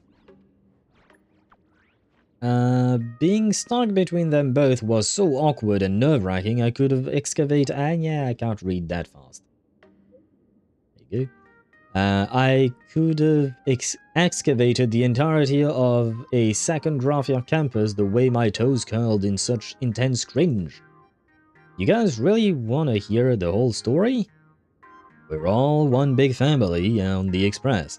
It's important to understand what our companions are going through. I'll be waiting for you in that classroom with that ghost you mentioned earlier. Come quickly. By the way, guys, do you know if you've played through the story already? Mr. Yang said he wants to hear what happened between Himiko and her dad. I can't blame him for being curious. I really want to know too. Does Dad have his voice back? Or is Dad still silent, guys? She can respawn Everknight's power if she wants. Same goes for Dunhung. It's not connected to the core flames. It's understanding of the path. Yeah, no, I know, Sparda. I know how it works. I'm not talking about in terms of lore reasons of how it works and whatnot. I'm talking about just the fact that the writers for Honkai Star Rail are probably not going to bring back Everknight for a while. That's what I meant, not about like in-game reasons. I was talking about out-game reasons. Does that even make sense? But yeah, no, I was talking mainly about the writers. I don't think they will use Everknight's power all that much, because it would be too easy, in my opinion. Everknight can function kind of like a get out of jail free card, and you should use it sparingly. You should not use it all the time, otherwise it loses its significance. Different voice, you'll hear it. Oh, now I'm scared. I'm scared. Is it a good voice? By the way, is the banner with Sentinel and Charon one-time thing, or is it just another event banner and the pity will carry over? If I recall correctly, the banner will carry over. You have to look into the details of that, but if I recall correctly, the pity does carry over. However, I'm not sure about the 50-50 if you lose it. I'm not sure if you keep that point or not.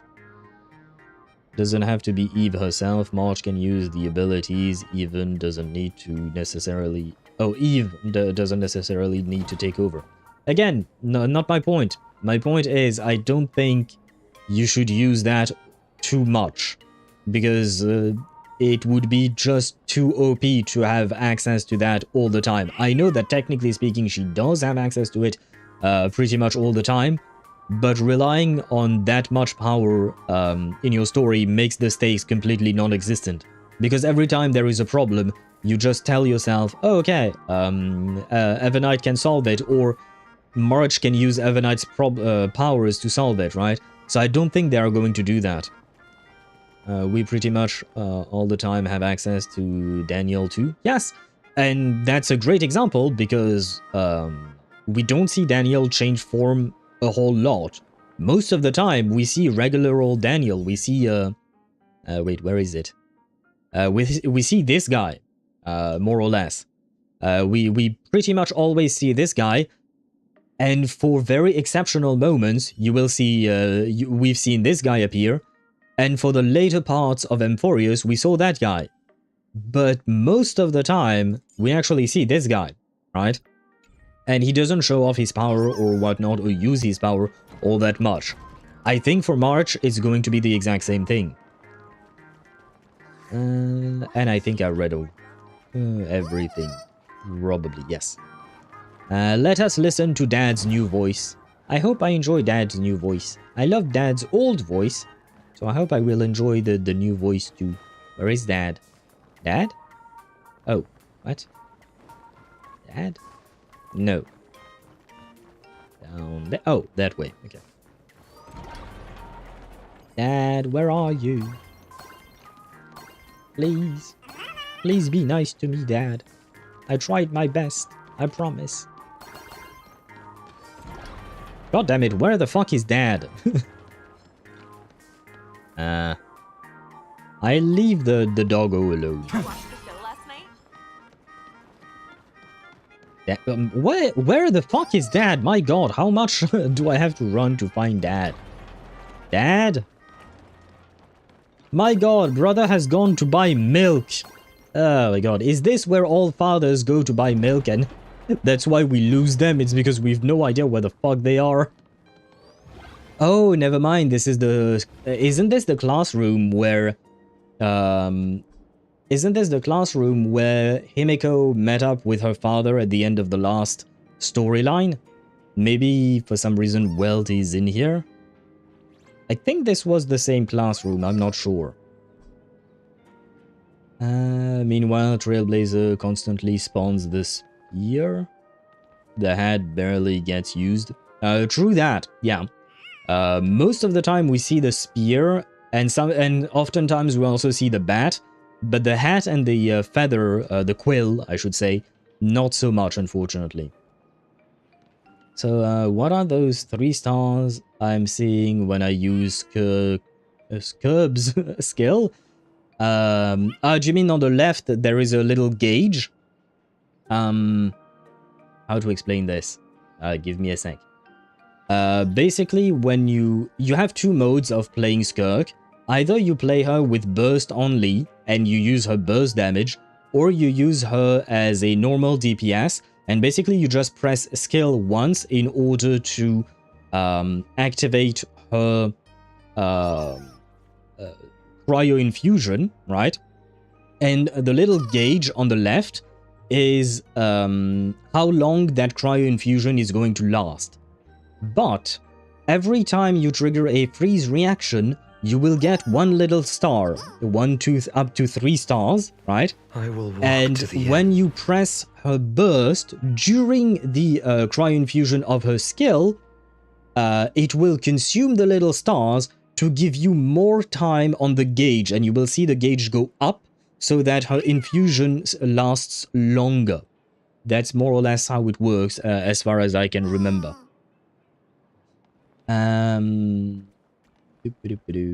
Trailblazer tuning is inexistent. Yeah, more or less. In terms of like the story, we haven't seen him tune ever since Panaconi, basically. Also, fun fact about the hat, it's actually not Misha's hat. Originally, it's the hat of the Falcon Amundsen, IC's successor. So we inherited the hat of a navigator who was 2nd generation post Achilles' fall. That's actually kind of nice. I did not know that. But the hat is still powerful on Panaconi, but imagine spawning the hat to fight Aquila. I mean, I don't see why he couldn't, because the powers that the Trailblazer gains are not tied to specific planets, right? Especially because we've seen him use the destruction on other planets. Then, technically speaking, he got the destruction powers as he was born on the Herta space station. We see the spear of preservation from Belobog everywhere else, right? So technically speaking, these things are not tied to the planet, so we could still see him use these things, but for some reason he doesn't. Now you see why I want the hat as an accessory? Or I guess it would be nice. Why not? And I don't think he will use the quill either, because Mem is no more in lore.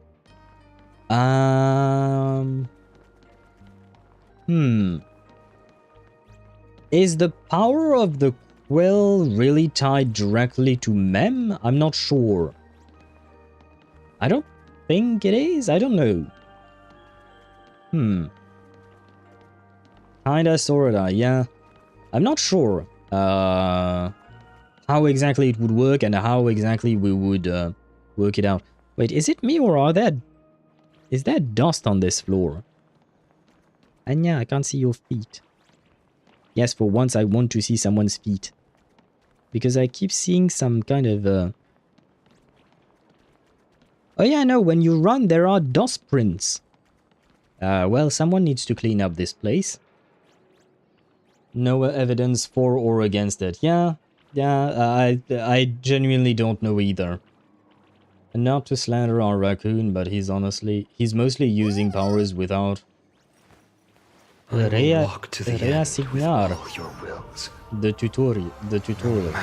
What is it? Rea Signar. Risa Signar? Do you mean reading the tutorial? Maybe? Not sure. Quill is energy from the Path of Remembrance. Yeah, but I think there was a big part of it that was tied to Mem and her connection to Cyrene and her connection to the Eon of Remembrance. So it's kind of a weird line of succession between all the things. It's kind of... I'm not entirely sure.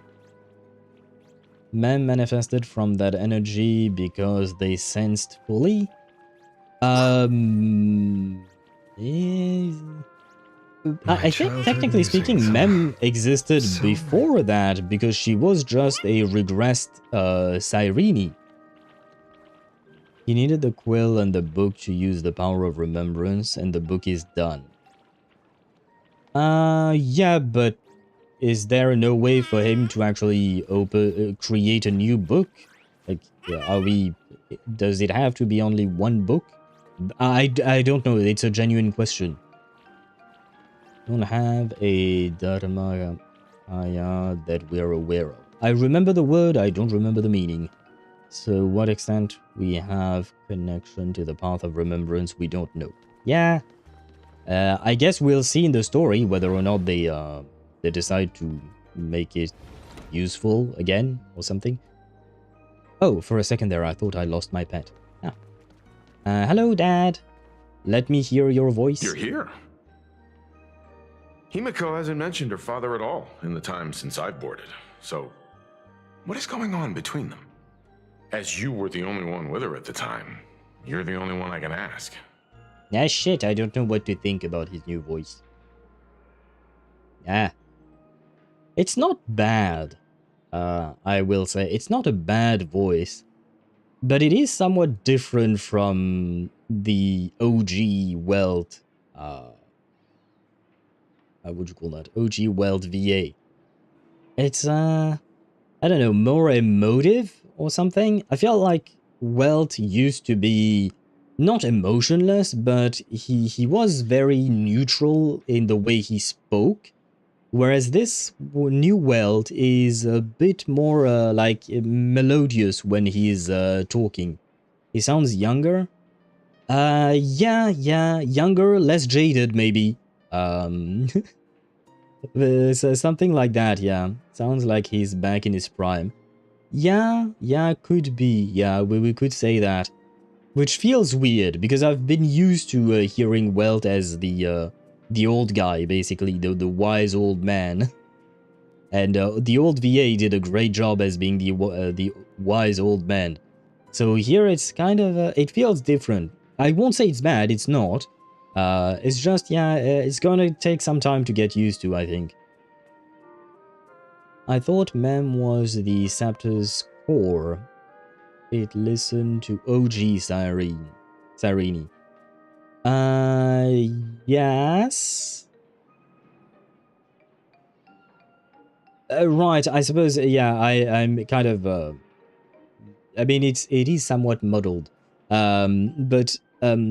Yes, you're right, gamer. Mem was originally the Scepter's core who listened to OG Cyrene's stories and at some point became Cyrene, and I was referring to that. Basically, I'm talking about Big Boobed Cyrene, and that Big Boobed Cyrene is not OG Cyrene, that is actually Mem, who has evolved and upgraded to having big boobs. But I was talking about that specific Cyrene, so yeah, it does get a bit confusing, but you're right. The spear and bat is the same, but those are weapons. Oh wait, that is why I said he doesn't study the powers, really, he just uses them. That is true, yes. I mean, I don't think the Trailblazer is the kind of guy to study anything, honestly. He does have only a couple of brain cells fighting each other. But for the bat and the spear, I feel like those accessories are way more detached than the quill. The quill is way more complicated, whereas I feel like the spear and the bat are more straightforward, I suppose. Sensefully in a moment to escape and came to reality when fully gazed on the Trailblazer. I don't know, I'm grasping at straws now. I think you're mostly right, but because of that, there is basically a connection fully mem Trailblazer, but also a connection fully Trailblazer. So the question is, if you remove the connection mem Trailblazer, can you still use fully the powers? I would assume yes, but will it be to the same extent? I don't know. That's the part that is a bit more complicated. That is why he will not be that powerful.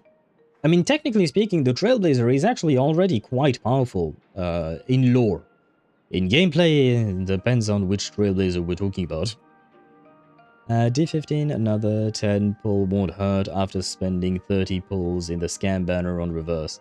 Well, Chip, the dice of obedience asks your obedience, and it has spoken. Good luck, my man. I truly hope that the bot won't lead you astray. I think so. However, oh, you're right. It's superior and not superior or equal to.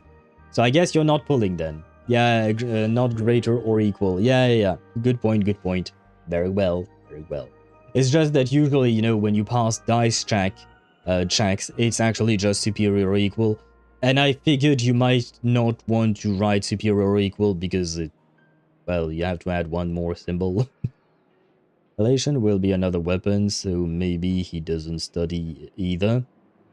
I don't know what Elation is going to be, whether it's going to be a weapon, maybe a cup. For some reason I thought it might be a cup, because, you know, the Elation symbol is a cup of wine or something, and he can splash wine in people's faces.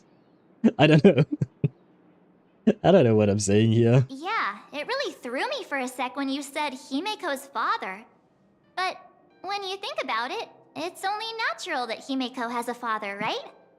Not everyone's like me. Thought out of an ice block. I have to. Wait, where is she? No, I have to find it. Wait, where is she? Ah.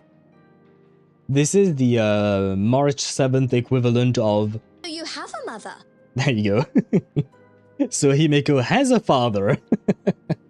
You know what? I kind of want to record that voice line. So you have a father. Wait. How do I do that?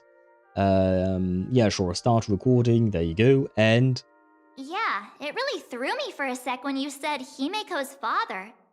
But when you think about it, it's only natural that Himeko has a father, right? Not everyone's like me. Thought out of an ice block. There you go. I have recorded it. Stop recording. Yes, good. I will see if I can make it a what do you call that? A kind of sound alert. Let me grab back all of my stuff. There we go. We have everything. Good. I think so. However, Mem was a Memo sprite, and sprites were the product of Memoria, right? Yes. So far, so good, I think. Glow sticks. We've seen the drip. Oh shit, you're right. I forgot about the drip. Can I check it? Do we still have it somewhere on the Discord server? I know, you guys have sent too many screenshots of everything else.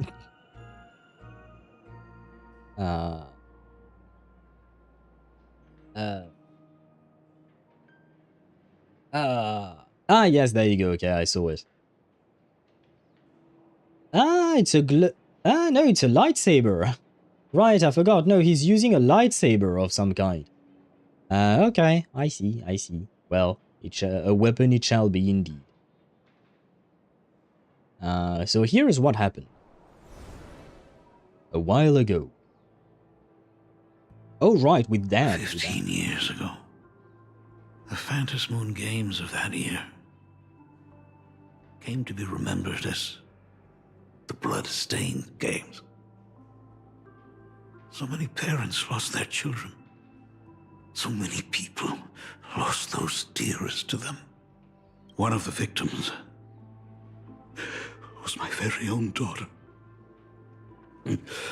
Upon my return, I stood before the grave where she was laid to rest. Her name was Himeko. So, this lady who bears her name, who exactly are you?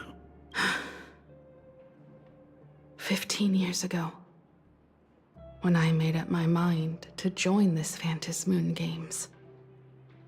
My father wasn't with me, even as I fought for my life against the Herald of Death. My father was still off somewhere, wandering the cosmos. Wait, is this a Klee situation? with Klee's father, Kleiner, if I recall his name correctly? Kleiner was also kind of the same deal, right? Basically, constantly traveling, and we've actually never seen him, so is this the same kind of problem? Ryusuke sounds like he smokes 40 packs a day, kind of, yes. Because some heirs had their own memo sprites, i.e. Agalaya had and her garment maker that she summons in battle. So perhaps if Trailblazer finds concentrated pockets of Memoria, I think Mem would easily manifest, no issue. Isn't this universe have many containing Memoria, or so I believe? I do believe there are places indeed where you can find Memoria, but I suppose what Sparta mentioned is also important, like Memoria concentration matters, and I'm assuming that the concentration of Memoria is not the same. Well, no, I'm not assuming. We know for a fact the concentration of Memoria is not the same everywhere. The concentration of Memoria in Emphorius was through the roof because Emphorius itself was pretty much just Memoria. Like the thing itself, there was a lot of Memoria there. Planarcadia also had a lot of Memoria because of the whole dreamscape they've created. Well, the Memoria, I believe, was already there. They just used it to make Las Vegas, right? But yeah, the fact is that there are places where there is a lot of Memoria. Like on Planarcadia, I have no idea how much Memoria there is or isn't. But the question is, would there be enough for Trailblazer to make Mem manifest? Because I do believe that your explanation is right, gamer. I do believe that what you're saying is true indeed. But yeah, I'm assuming it would depend on the place you are exactly. Well, the Trailblazer is exactly. Right, Las Vegas in space. Yep, Planarcadia, that is indeed Las Vegas in space. But without the strippers, which is kind of disappointing, not gonna lie. If you're gonna make Las Vegas, you have to make strippers and you have to make probably prostitutes as well. But they didn't. So HoYoverse, I am highly disappointed in you. Strictly speaking, ever since I can remember, his presence in my life has been as thin as the air in space. So, I would ask you, who bears his name? Who exactly are you? So, Daddy Himeko Ryusuke is suspecting Himeko of not being his daughter, and Mommy Himeko, our mommy, is suspecting her dad of not being her dad. Well, that ain't complicated at all. Right. Hope it all goes well. Well. Look at you. What are you getting so worked up over? What the fuck kind of a reaction is that? Just a joke. A joke. It's been 15 years after all. And you've grown into such a fine young lady. How could you expect your old man to recognize you right off the bat? Yeah. I don't like this reaction at all. Bro suspecting his daughter of not being his daughter was just a joke? Yeah, either there is something fishy about this,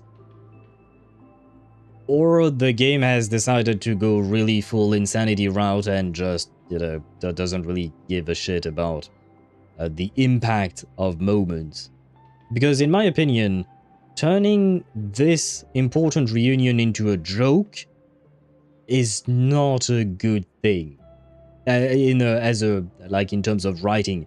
It's kind of like the equivalent of, the reunion between, it's not really a reunion, but, in the Star Wars sequels, when Rey found Luke and Luke just decided to throw away the lightsaber, and it was kind of just like it was literally a throwaway scene. It was, in my opinion, a poorly written scene. Like, the first time you see him back after like 20 years, it's just like, yeah, he's a grumpy old man, and I'm just like, eh.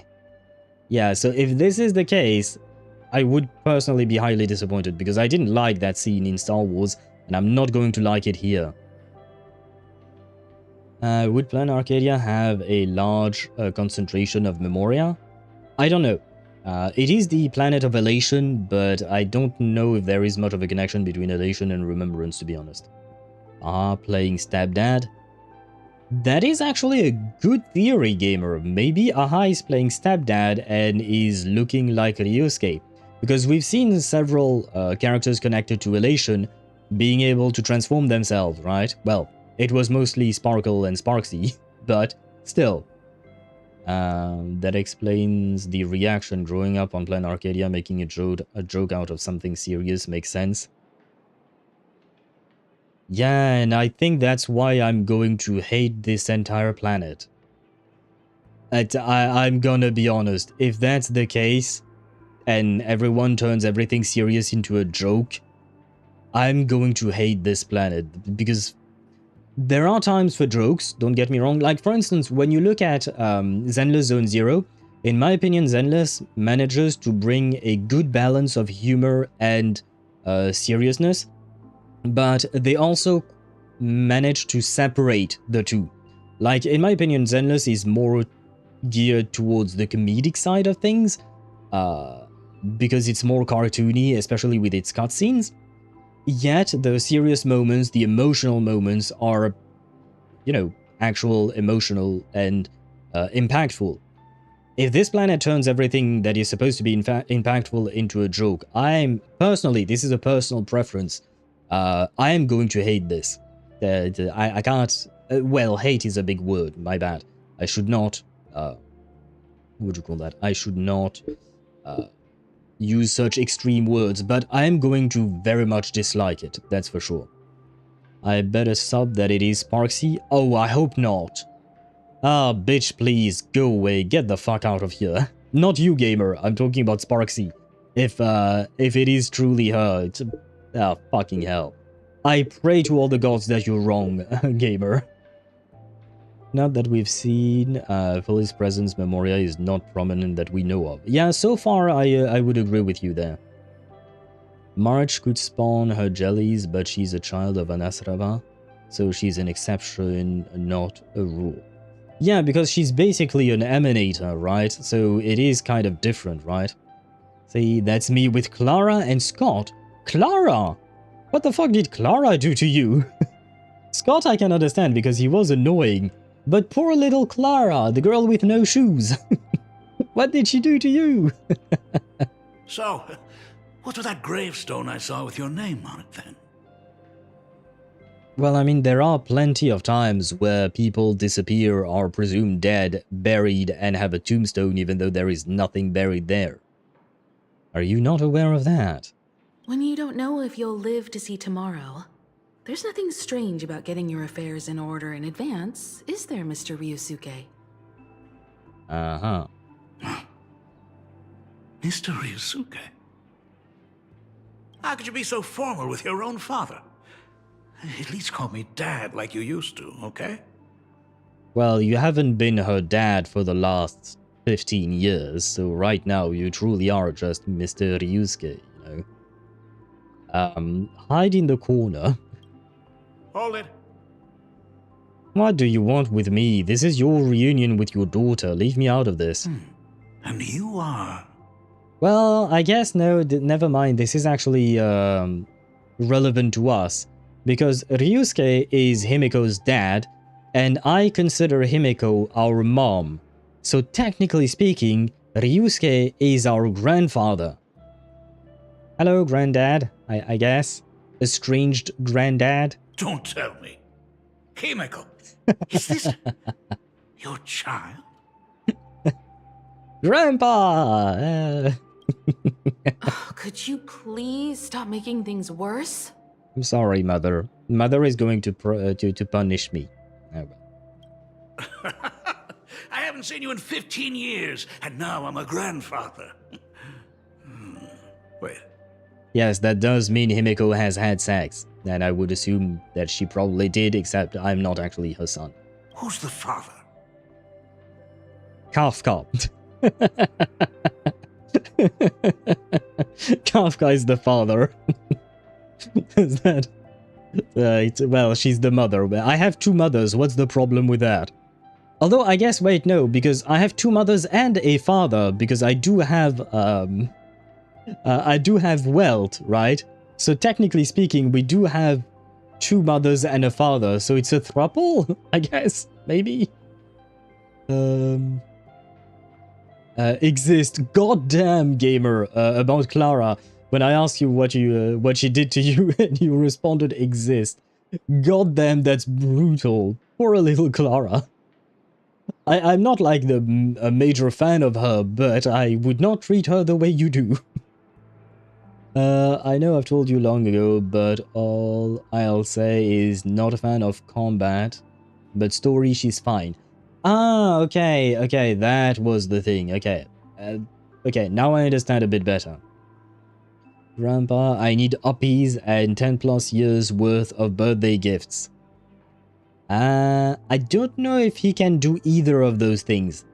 Grandpa looks kind of frail, and Grandpa, I'm not sure he's quite rich anymore, because I think the Himiko's family... Shoot, I forgot Himiko's last name. Anya? Well, I don't think she uses that last name, but, you know, last story, they've mentioned the name of the family that she comes from, and their wealth dwindled away, I think. Technically Marty is of a higher tier than Emanator, but that's just conjecture. Yeah, but no, we don't have a direct confirmation, right? Hi, we're Ashveil. Yeah, we should not be introducing ourselves as that, especially not to a stranger. You're your own father. That would be a weird paradox, but I suppose... No, there is a why not, because it's a paradox. But something worse than a low performance in my new game. I got pink textures. Oh, because the textures are not loading. Ah. Well, I think that means you can't really play the... unless you're okay with playing the game like that. Grandpa looks like he's about to topple over. Yeah, I don't think he can give us uppies, unfortunately. Graphia, oh right, yeah, as in Graphia Academy and whatnot, right? And it was, okay, I see. It does feel weird to call her Himiko Graphia though, but I don't think that is actually the last name she uses, is it? Yeah, I'm not throwing her into a solitary confinement, but I'm also not throwing her a birthday party. It's okay, Clara will have her birthday party with her robot friends, because she doesn't have real-life friends. That's enough! You are looking at my colleague. A new generation of Trailblazer. My friend and my companion on the Astral Express. Do you understand now, Father?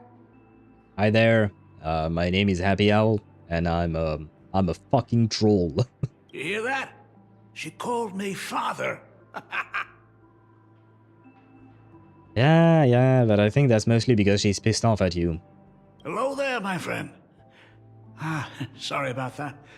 I thought you were Himeko's son for a second there. I wish I was. Maybe she can adopt me in the future or something, I suppose. Emphasis on troll. Yeah, emphasis on troll indeed. But, well. It's troll / raccoon, I suppose. And low FPS. This is great. Are you having fun, Deidra? I will still ask the question. Are you having fun with that game? Spoiler, so spoiler and spoiler. Yeah, that doesn't help me one bit. You could have not written that at all, Sparta, and that would have been the exact same because I'm just like, okay. Do you not watch the news at all? We don't even have anything close to the same hair color.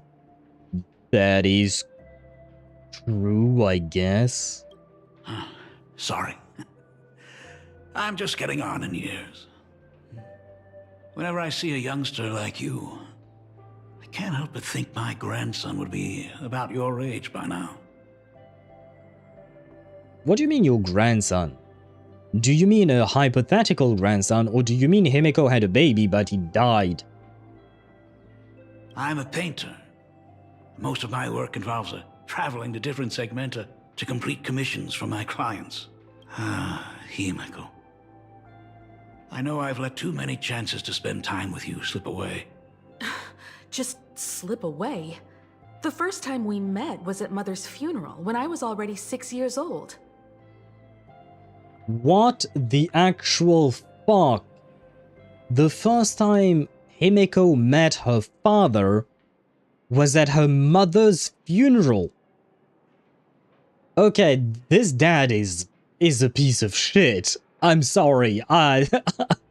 This dad is a piece of shit. Like, bro went to buy milk and he actually never came back with them. He didn't even go to buy milk, because at the very least, a dad that goes to buy milk, you know, has the excuse of actually buying something for the family.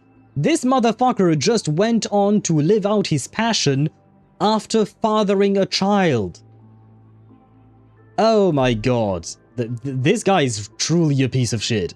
I'm sorry.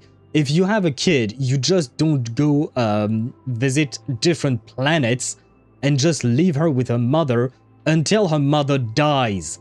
Oh, motherfucker. Okay. Ryusuke, you're not my granddad. I will throw you off the Astral Express if you ever come on board. Let's put Sparta that aside for _4 now. on Twitch says, Were explains you the also super too chain busy smoker with work voice. when I was suffering from a weathering curse? Explains that super chain smoker voice. Or maybe, I mean, he doesn't have to be a smoker to be an artist, but I guess maybe... Oh, maybe you meant to say he went to buy cigarettes instead of buying milk. That would explain it indeed. And Deidra is not having fun at all. Well, I'm guessing that you're going to uninstall the game, probably. Fine, no uppies, but I want 1,000 credits per birthday year as compensation. Gamer, you should ask for more. 1,000 credits for the last 15 years would just be 15,000 credits, right? So it ain't that much. I already have 52 million saved up. So I want more than 1,000 credits. Because it's milk and cigarette. Yeah, I eventually got to that part. He's 100% Latin American? Are Latin American dads often absentee fathers? I'm sorry to hear that, if that's the case. I don't want more dirty money. Fair point. Fair point. Good. Yeah, fair point. I have no retort to that. You might not believe me, but I've been running around for your sake all this time. What do you mean for your All sake? these years, I've been trapped in this room that represents the past that I imaginated. And I've never left it. Okay, what do you mean I've been running around for your sake all this time? Are you just trying to gaslight her into telling her basically that her feelings don't matter because you had good intentions? Oh, I'm going to hate this motherfucker. I'm going to absolutely despise him. You didn't know about me becoming the Express's navigator either? 15 years. The Express never stopped here once. You didn't even leave behind so much as a single word to indicate you were still alive. And the Department of Aberration Defense completely sealed off all records of what happened during those Phantasmoon Games. And where were you for the first 6 years of her life? Like, that was your fucking job to be there. But no, you waited until her mother died before you showed up. And now you're blaming her for just leaving?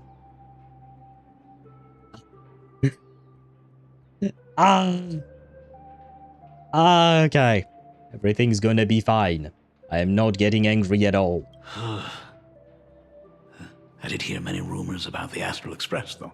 I even saw the navigator's name. At first, I thought it was just someone else with the same name. And even when curiosity drove me to look up your picture, I still didn't dare believe that the woman so full of poise and grace was my daughter. She'd grown up safe, becoming a living legend in her own right. I thought about contacting the Express, but what if their navigator was just someone who happened to share the same name? Well, they would tell you so, and at least you would have had an answer. I've been clinging to an absurd notion that if I never sought the answer, there was still a 50-50 chance my daughter was still alive. But if I found the answer, and it was no, then she would truly be dead. So what? You made Himeko into Schrodinger's daughter? What the fuck? I get the idea, but brother, you're an adult. You already fucked up as a father for most of Himeko's life. This was the point where you should have gone through any and all lengths to try and find your daughter. If there was even the smallest of chances that your daughter was still alive, you should have done something about it instead of just wallowing in your own self-pity. So, Himeko, how did you... I'd rather not tarry here too long. I'll be taking my leave now, Dean. The Express has defeated the supplicant that occupied this school and prevented another tragedy like the one 15 years ago. Now it's time for you to fulfill the duties you failed in back then. Go comfort those students. And see if you can't figure out how to deal with the media bombardment while you're at it. And Sparta, I saw you writing wait for it, but... Wait for what? I mean, I guess you can't say. Still mad at me? Brother, no shit, she's mad at you. You've been absent throughout her whole life. Why wouldn't she be mad at you? You motherfucker. Like, seriously, what the fuck do you think? Of course she would be mad. Oh my god. What kind of an idiot is this man?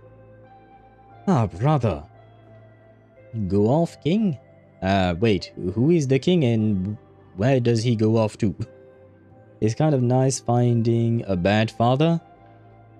We have examples of bad fathers already. Well, I mean, I suppose, yeah, it's kind of nice. Well, kind of, no, it's not. It's pissing me off. He should have contacted the hunters, surely they would have helped. Honestly, he should have contacted anyone and anything that he thought for a second could have helped. Because he did nothing. Basically, he chose the worst option of them all. He chose to do nothing. Just like he did nothing throughout Himeko's whole fucking life. So basically, he just decided to do the exact same mistake he made previously. AKA do nothing. He is a terrible father. Makes you feel better? Ryusuke Prime is dead. Well, killed him. What do you even mean by that? Oh, Honkai Impact 3rd Ryusuke is even worse. Oh, that's where you were talking about it in Honkai Impact 3rd, because I was like, wait, what? I see. Well, maybe Welt, now that he's in this universe, can kill this Ryusuke. Can we talk? I'd rather not. He's going to make me mad. Sorry, kid. This might be a bit abrupt, but has Himiko ever mentioned her surname to you? She rarely talks about herself. I'm a failure of a father. I broke her heart. Well, at least good on you for recognizing that you are indeed a failure of a father. But what exactly happened 15 years ago? I can't believe it. She actually survived the weathering curse. Ah shit, I forgot they mentioned that. I can't see it anymore. But yeah, Himiko mentioned the weathering curse. I was so pissed off at him that I didn't even mention this. But yeah, she talked about this. I don't think I remember what this is. Answer me, Al. What are Klee's parents forgot how... Huh? What are Klee's parents forgot how hot Alice is? I've always said that Klee's parents kind of abandoned her. Like, I've always said that about Alice. I've always said that she's not a great mother. She has her reasons. At the very least, she has a reason. So far, Ryusuke has not given us a good reason why he abandoned Himiko. Alice, on the other hand, she has a good reason. She's literally plugging holes in the barrier that protects the entire world. So at the very least, I can understand, you know. I still think it's not great to have a child in these conditions, but at the very least, I can understand. So far, all that Ryusuke said was, I needed to travel because I was a painter. Maybe I'm missing a part, maybe there is something important to his painting or something, but for now, with what he said, for me, Ryusuke's excuse is basically, it amounts to nothing. She can do that and spend at least a day with Klee. That you don't actually know for a fact, because you don't know what it entails to be plugging holes into the barrier of, what do you call that, of the firmament. We don't actually know how exactly it works, so we don't know if she could be spending more time with Klee or not. I kind of would assume, given the way she talks about Klee, I would assume that she would want to do that, and if she could, she probably would. But again, that is an assumption, and I don't know for a fact how it all works, so I can't tell for sure whether or not she could spend more time with Klee. That's because Asmodee fucked off somewhere, that's why Klee be plugging holes. Is Asmodee responsible for the firmament? And Clara, he also abandoned Klee and Tevat? Yes. Although, again, he does have an excuse because apparently I believe he is trying to fight the Abyss on other worlds. I think that's the situation that at some point Alice mentioned, but there is too much unknown on his part. But for the most part, I do agree that Klee's parents are not great parents. They have heavy responsibilities, which explains, what do you call that? Which explains the reason why they are so absent. But I've always said that they have abandoned their child most of the time, and the true parents for Klee right now are mostly Jean and Albedo. I've always said that. He's a painter, but a painter... But remember, not a normal painter is a graphia painter. Yeah, but so far he hasn't really mentioned how important his paintings are. Are they actually world-saving paintings, or was he just doing that for his own amusement? So far he hasn't given us much information about it. So far, for me, he's kind of a piece of shit. Because instead of just mentioning painting, he could have said, I'm trying to save the world, or I'm trying to save people through my painting. No, he just said, I needed to travel for my painting.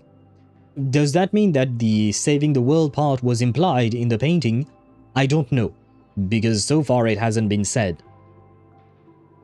If I remember correctly, those can even paint reality.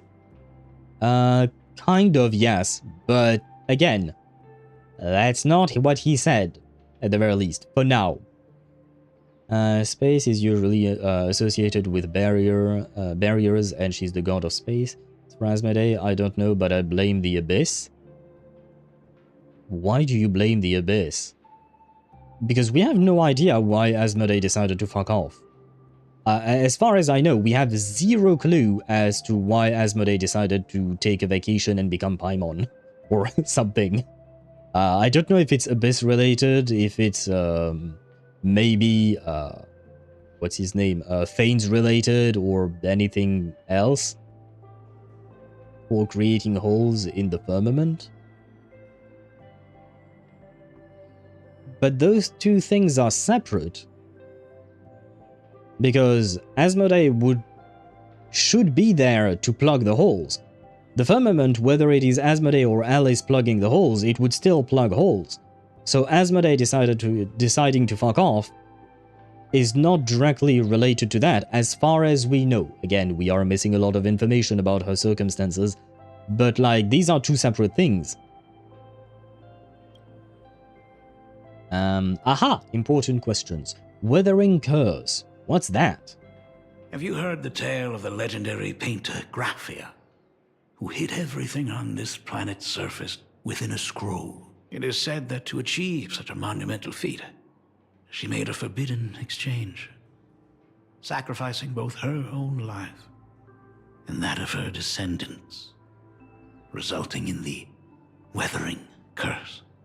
And what was the point of doing that? Like, why put everything on the surface of this planet on a scroll?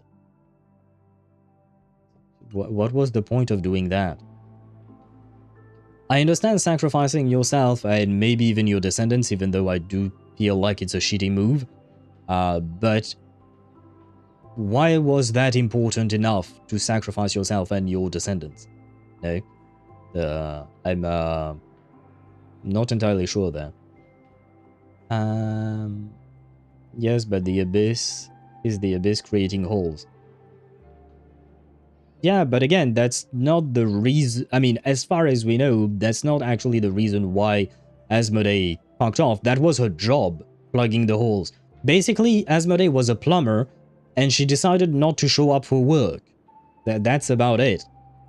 We don't know exactly why she decided not to show up for work anymore, but the work is still there, and so someone has to do it, and Alice decided that it would be her. It also could be that she's just dead and the Shades were wrong, which might be a problem. If the Shades can't even tell that their own sister is dead, that is indeed a problem. Who did she sacrifice it to? That is also a good question. Who did she make the exchange with? It basically made it unattackable to the Antimatter Legion, because Nanook was wrecking shop. Okay, that is a good reason. I still feel like it's a bit of a shitty decision to decide that all of your descendants will be sacrificed as well, because they didn't ask for shit. But, again, shitty situation and understandable decision. That at the very least makes more sense. Few descendants carrying the Graphia bloodline have lived past 30. Most of them wither like flowers while they're still young, skin cracking and peeling like dried paint. Himeko is no exception. She was tormented by the curse for years. Does this mean that Himeko is under 30 years old and she's about to die soon? Because if that's the case, I'm punching someone's face. I don't know whose. But Ryusuke, because you're in front of me and you've already pissed me off, it might be your face. And what did you do for her as she suffered? What I did doesn't matter anymore. Well, yes, it does. Because, like, that might explain why she's so mad at you. The Elixir Seekers' folk remedies, the Intelligentsia's guild treatments. I tried them all, but nothing could reverse the curse. All the time spent searching for cures only resulted in me not being by her side when she needed me the most. That explains his absence.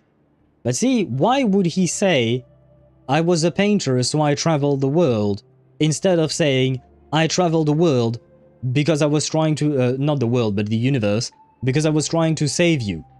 You know, at the very least, I feel like if he had said that, it would somewhat lessen the blow. I still think that it was a bad idea to be constantly away. While I do understand, now at least we have a better understanding of why he did what he did, I still think it was a bad idea, because at the end of the day, I think Himiko would have rather had her father by her side, rather than having some hypothetical cure that he never even got, as far as I can tell. Again, that remains to be seen. Maybe he actually did manage to give her a cure. But no, she said so herself, I think. So, no, never mind. But yeah, I think it would have been more important for him to be by her side. Maybe travel from time to time, but I mean, given the fact that for the first 6 years of her life, he was basically just absent, I think he may have spent too much time for basically nothing, more or less. Or, you know, just take her with you. That is also a good point, Sparta, yes. He could have taken his family and traveled the universe together. That could have been a thing. And I think Himiko would have resented him less if he had done that. That is an absolutely very good point. Ahatopia, Benzai Tengoku would have been gone if Graphia didn't do that. Okay, yeah. I understand the idea now, and I will say it makes sense. It makes sense. Still don't like the idea of sacrificing people who are not even born yet, but very well. Understandable choice. Just like, you know, like I said before, for Alice, understandable choice that she would spend so much time trying to plug holes in Tevat's firmament to avoid the entire planet dying, because if the planet dies, Klee would probably die as well, and she most likely doesn't want that to happen.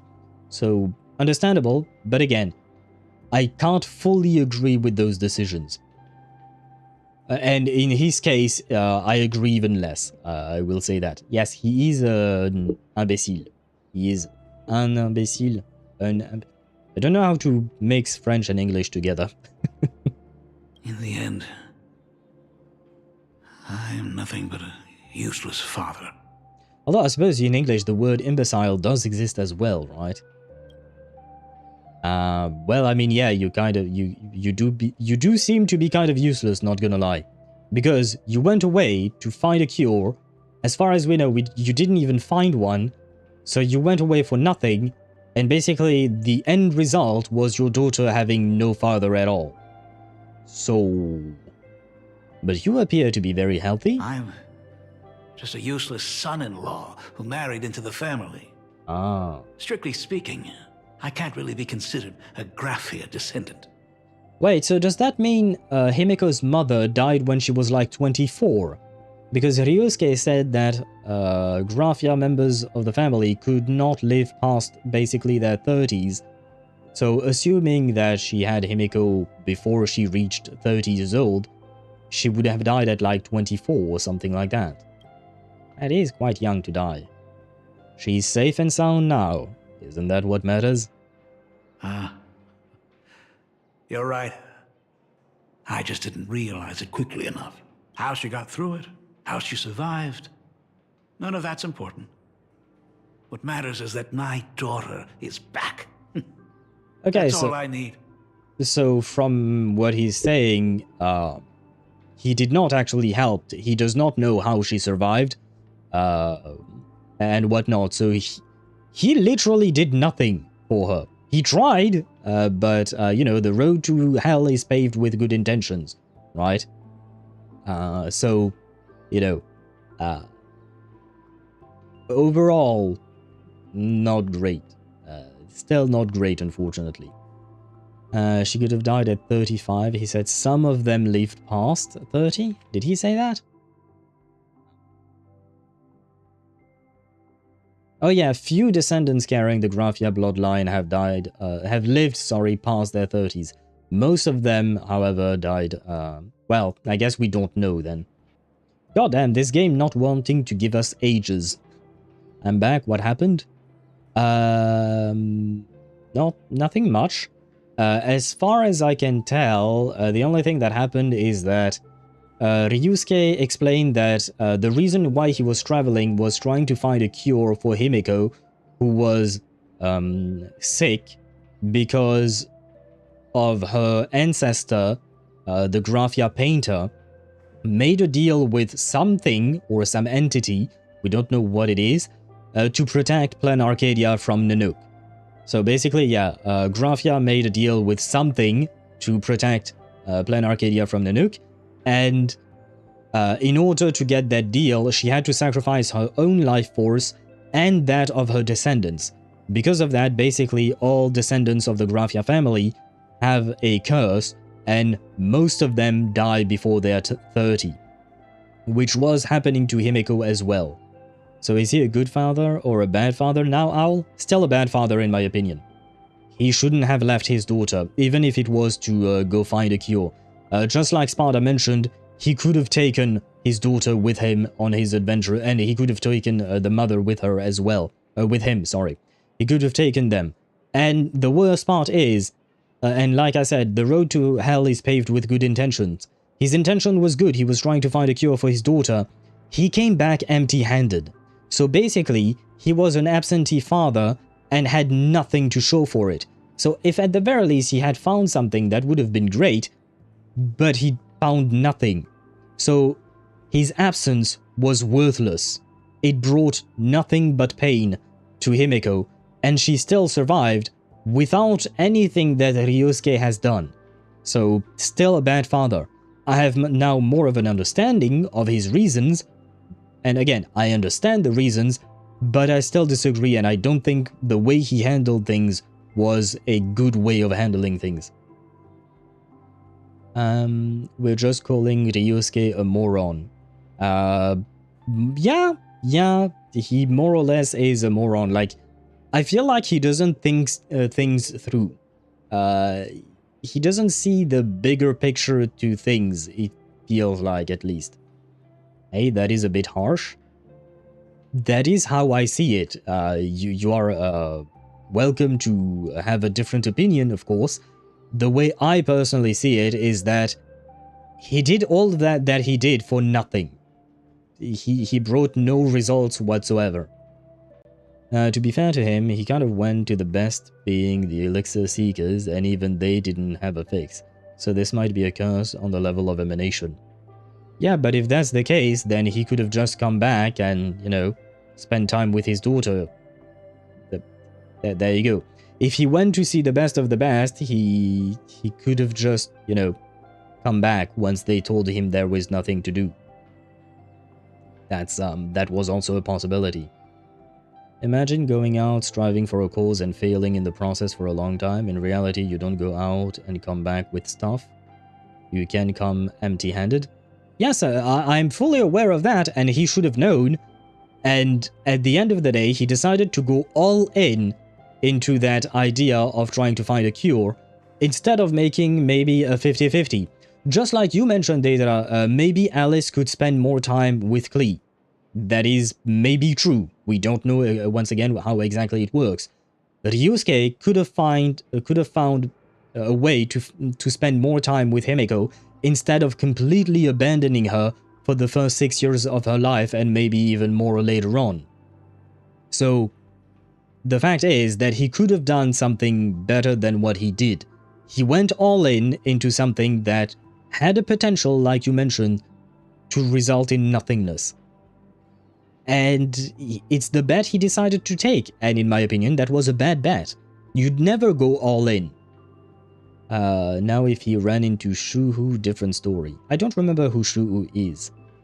Well, he didn't say when he came back, he found her dead. Huh? Found the grave 15 years ago. Yeah. But that does mean that for the majority of her life, he was absent, basically. So good on him for coming back when she was a teenager, but that was a little too late. I think she needed a father long before that. He should have been there. Especially after Himeko's mother died. Like, imagine the very first day you meet your father is the day your mother is being buried in the ground. Would you think that that's a good thing? He found her grave, like, will you be the same guy when your daughter is just a grave? Yeah, but again, he had... Number one, he had no idea whether or not she was actually dead. And he didn't even try to find whether or not she was dead. He again did nothing. Throughout Himeko's whole life, he did nothing.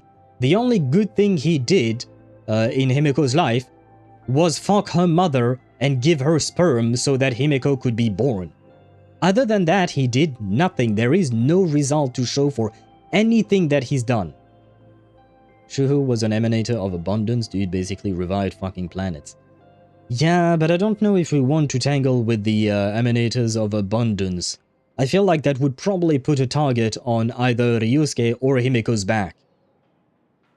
Was searching for a cure. For me, he's not a bad father. Absent, yes, but not a bad one. He tried to cure his daughter.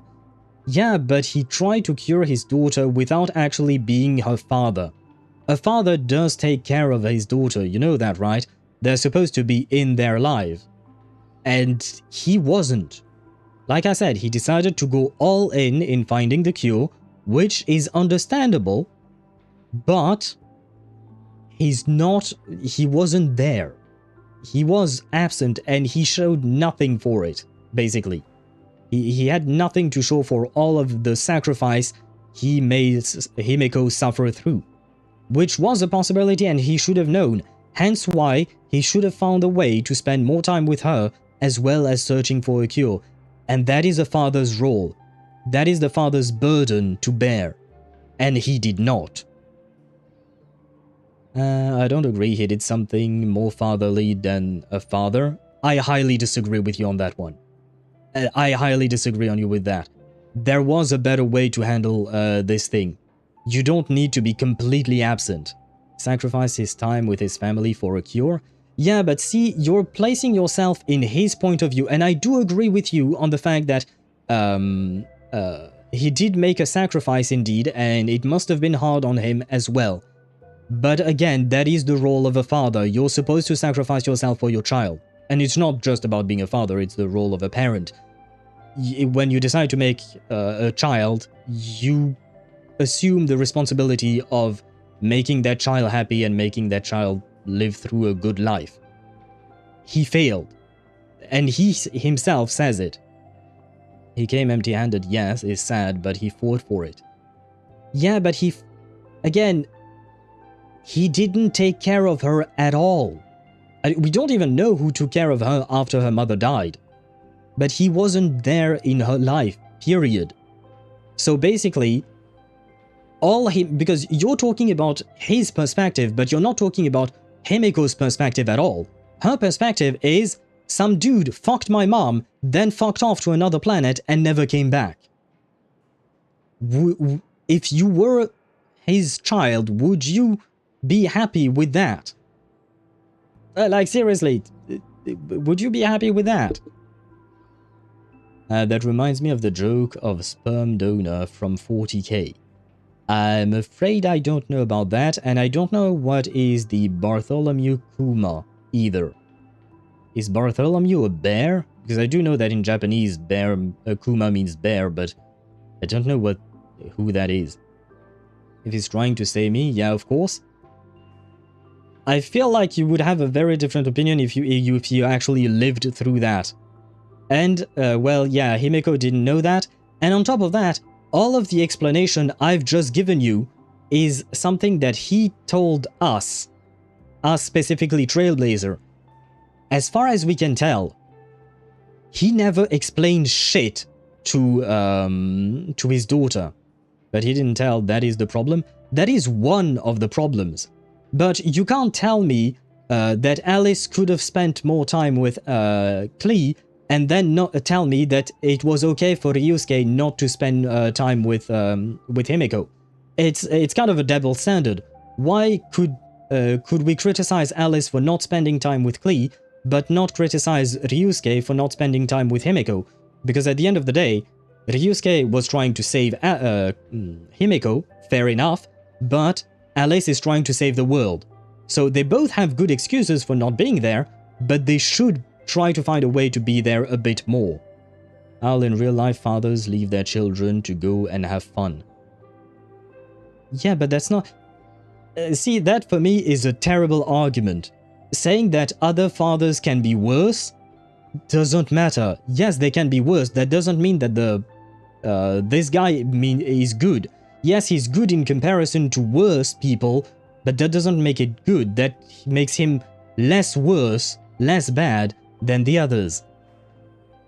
Not a double standard. He's not an all-powerful Dodoco that can spawn whenever he wants.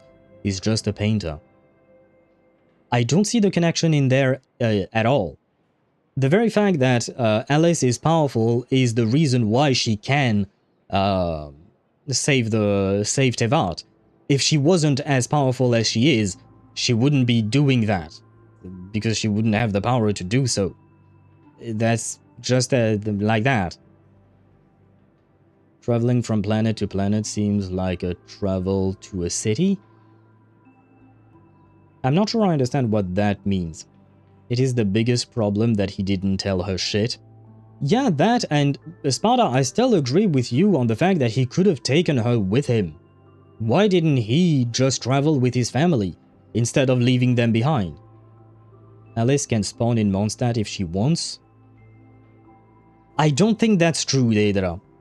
Yes, technically speaking, she can probably teleport herself, but I'm assuming if she doesn't, there is a reason. That is indeed not a travel that easy, travel from planet to planet. Yeah, and that would explain why Kleiner, Klee's father, is not there. But that's not the point. The point is not about being powerful or not. The point is trying to spend time with your family, and there are ways to spend time with your family. And you know what? She can spawn Dodocos.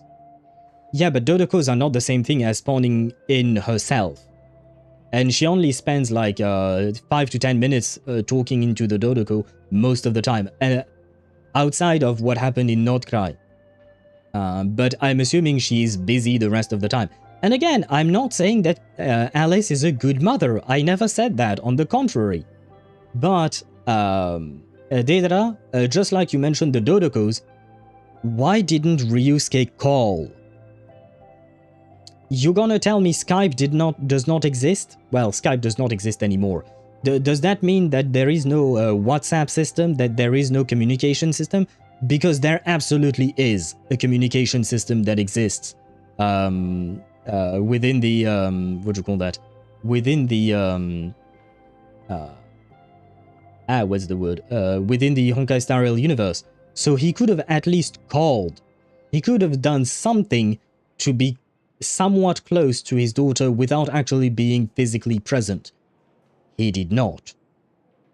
Yes, but this planet traveling isn't that simple. The Astral Express paints it easy for us, but keep in mind that every motherfucker is using the rails of the Astral Express. Everybody is using the chromatic echelon rails. That is a massive advantage. Without the chromatic echelon, planets are basically doomed. At least travel-wise. Yeah, okay, I understand. That does not change what I'm saying, unless it does in some way. Please tell me if, would you call that, if there is something in what you said that changes what I said. Will you take your children to move from city to city for years? That is exactly what people do in real life as well. Ask a lot of military children, children who are born into military families. That is exactly what happens to them.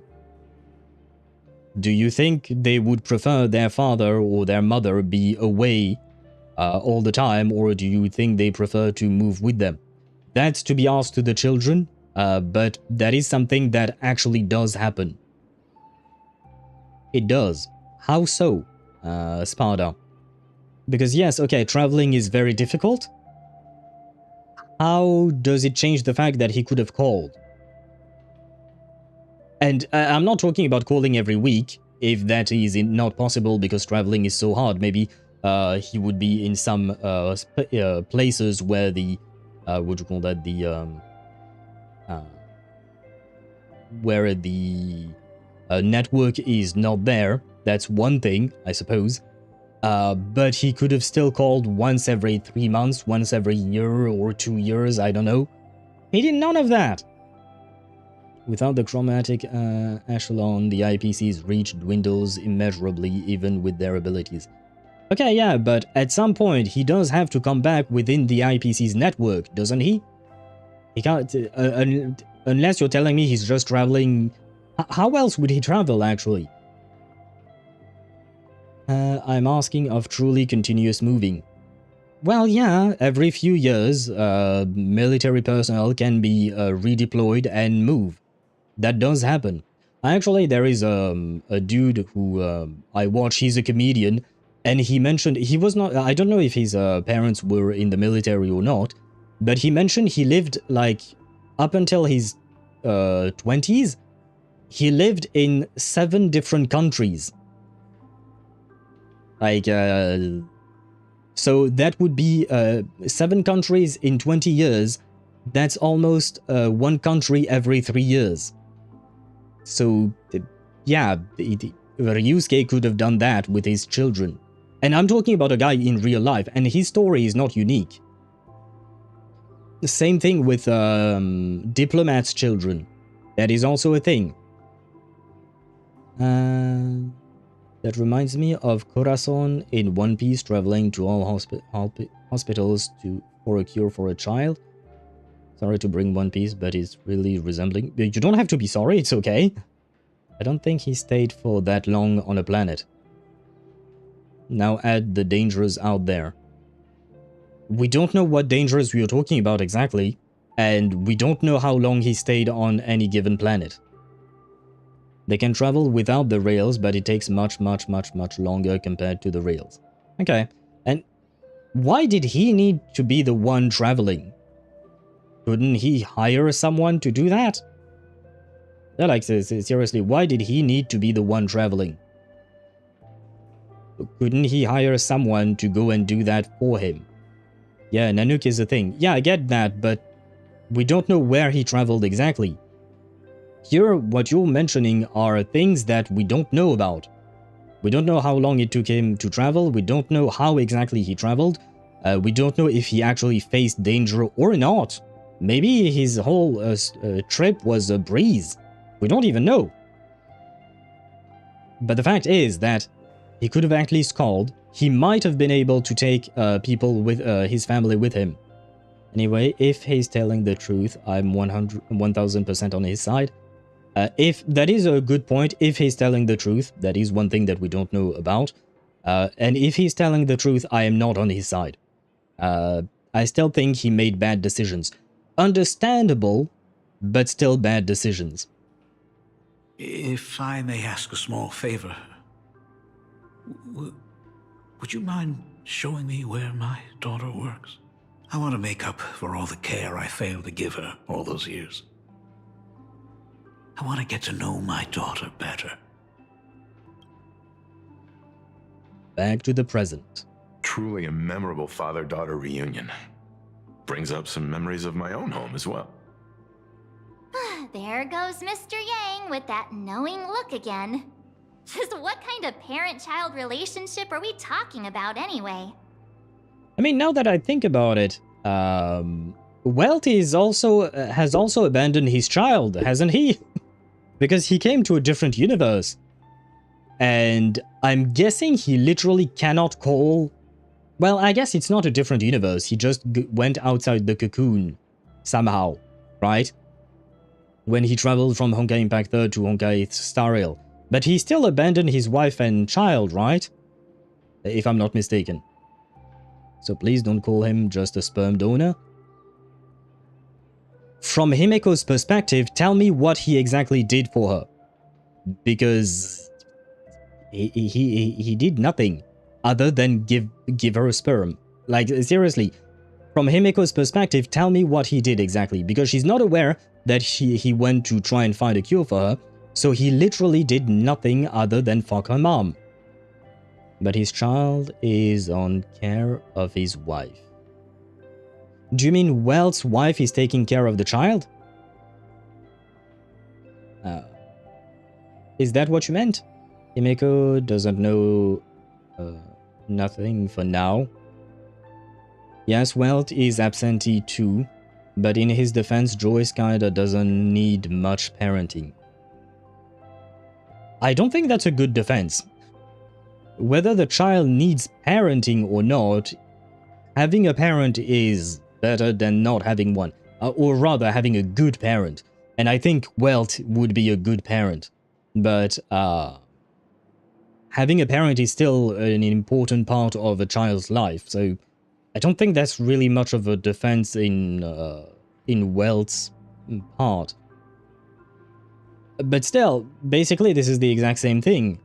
Joyce is like a 10-year-old prodigy, because the kid is a copy of the first Hersher.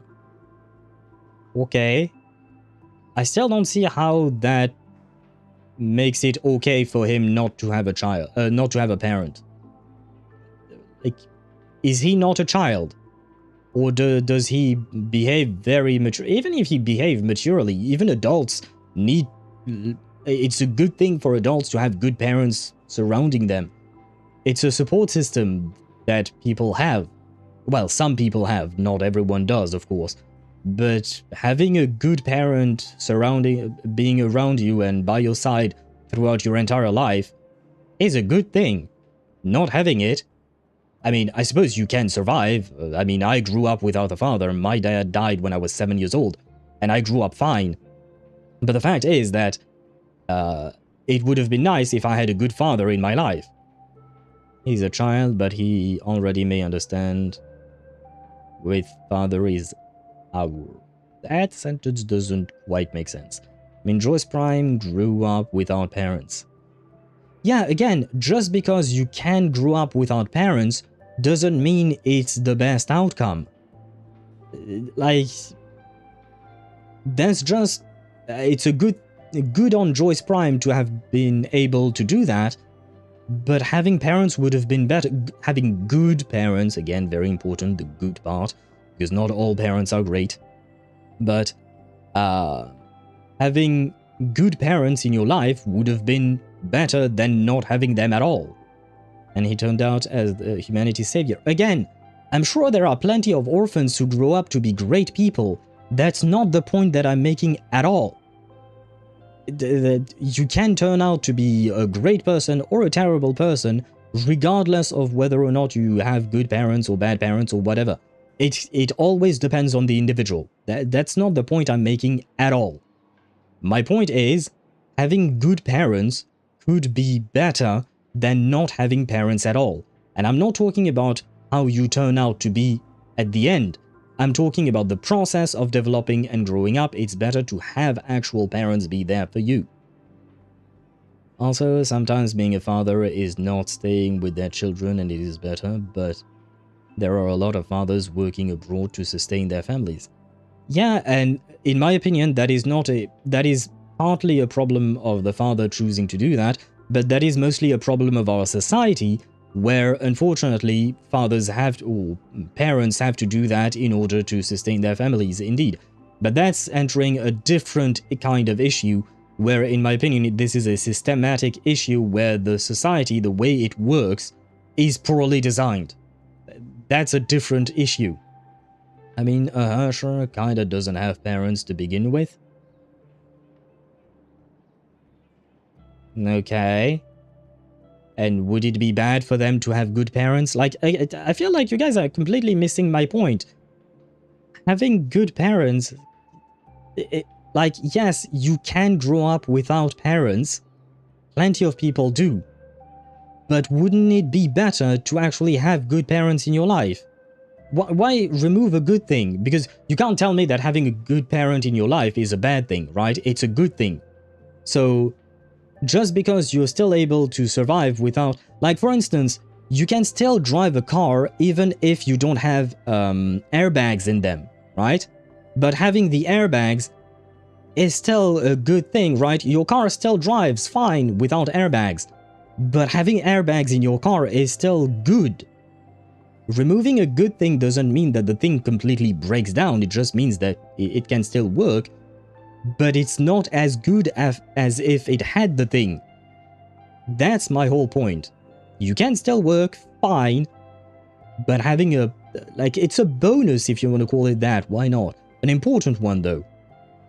When I was a child, my parents were also always busy with work and were unable to spare a moment for me. As a child, I couldn't help but feel resentful.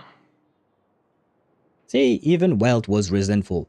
Over time, you will resolve that resentment, and you might even come to an understanding as to why your parents were away and such, but that doesn't mean that your parents made the right decision.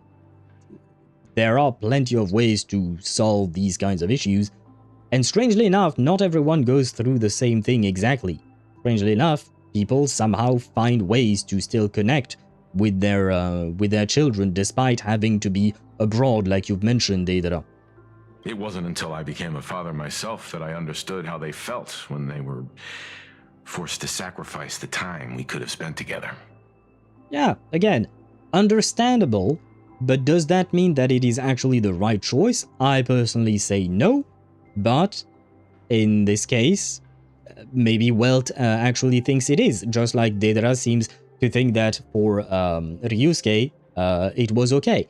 For me personally, if I am a father and if I think I'm not able to give time to my child, well, I'd rather not be a father if I believe that I won't be able to give time to my child. Basically, I've talked about it before, but it was an interview with John Cena, the wrestler slash actor, and someone asked him why he didn't want to have children, or was he thinking about having children, and he flat out said, no, right now I do not want to have children, because I spend my time constantly moving around doing press conferences, movies and stuff. I wouldn't have time to take care of a child.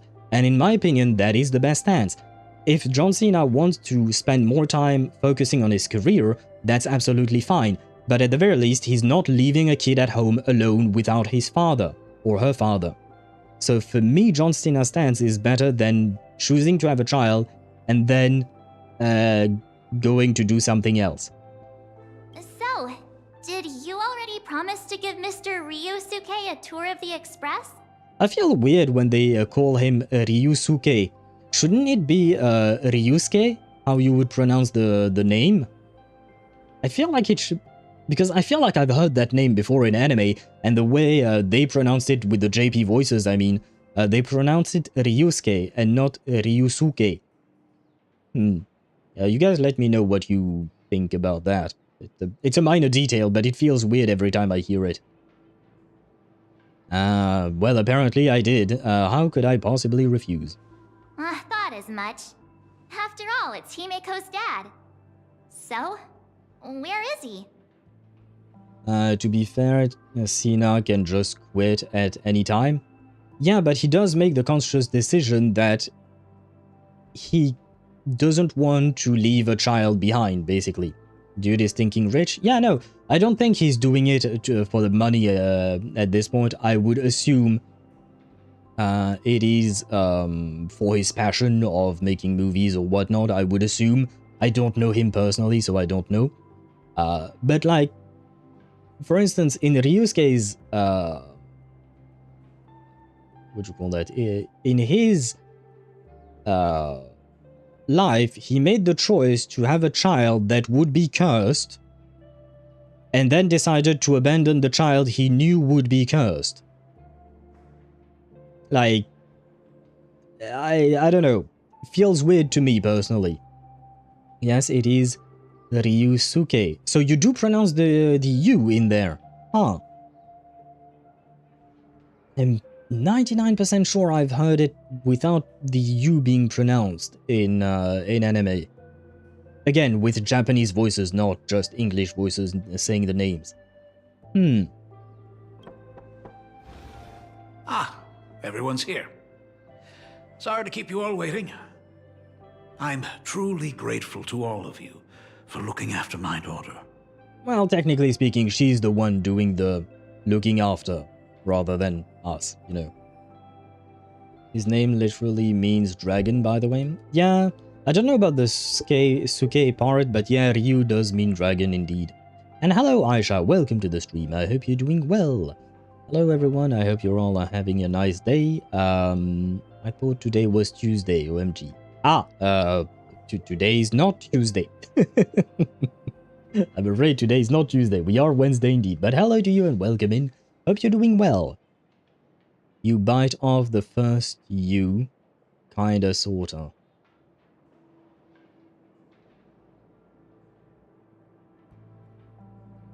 I'm not sure about that. Wait, you know what? There is an easy way to find things. Google Translate, how do you say this? Ryusuke. There you go. Japonais. There you go. Japanese.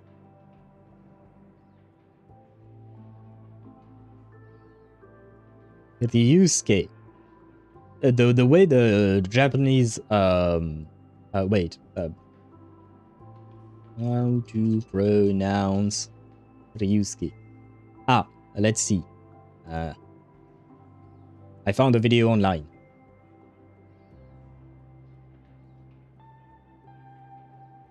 What the fuck?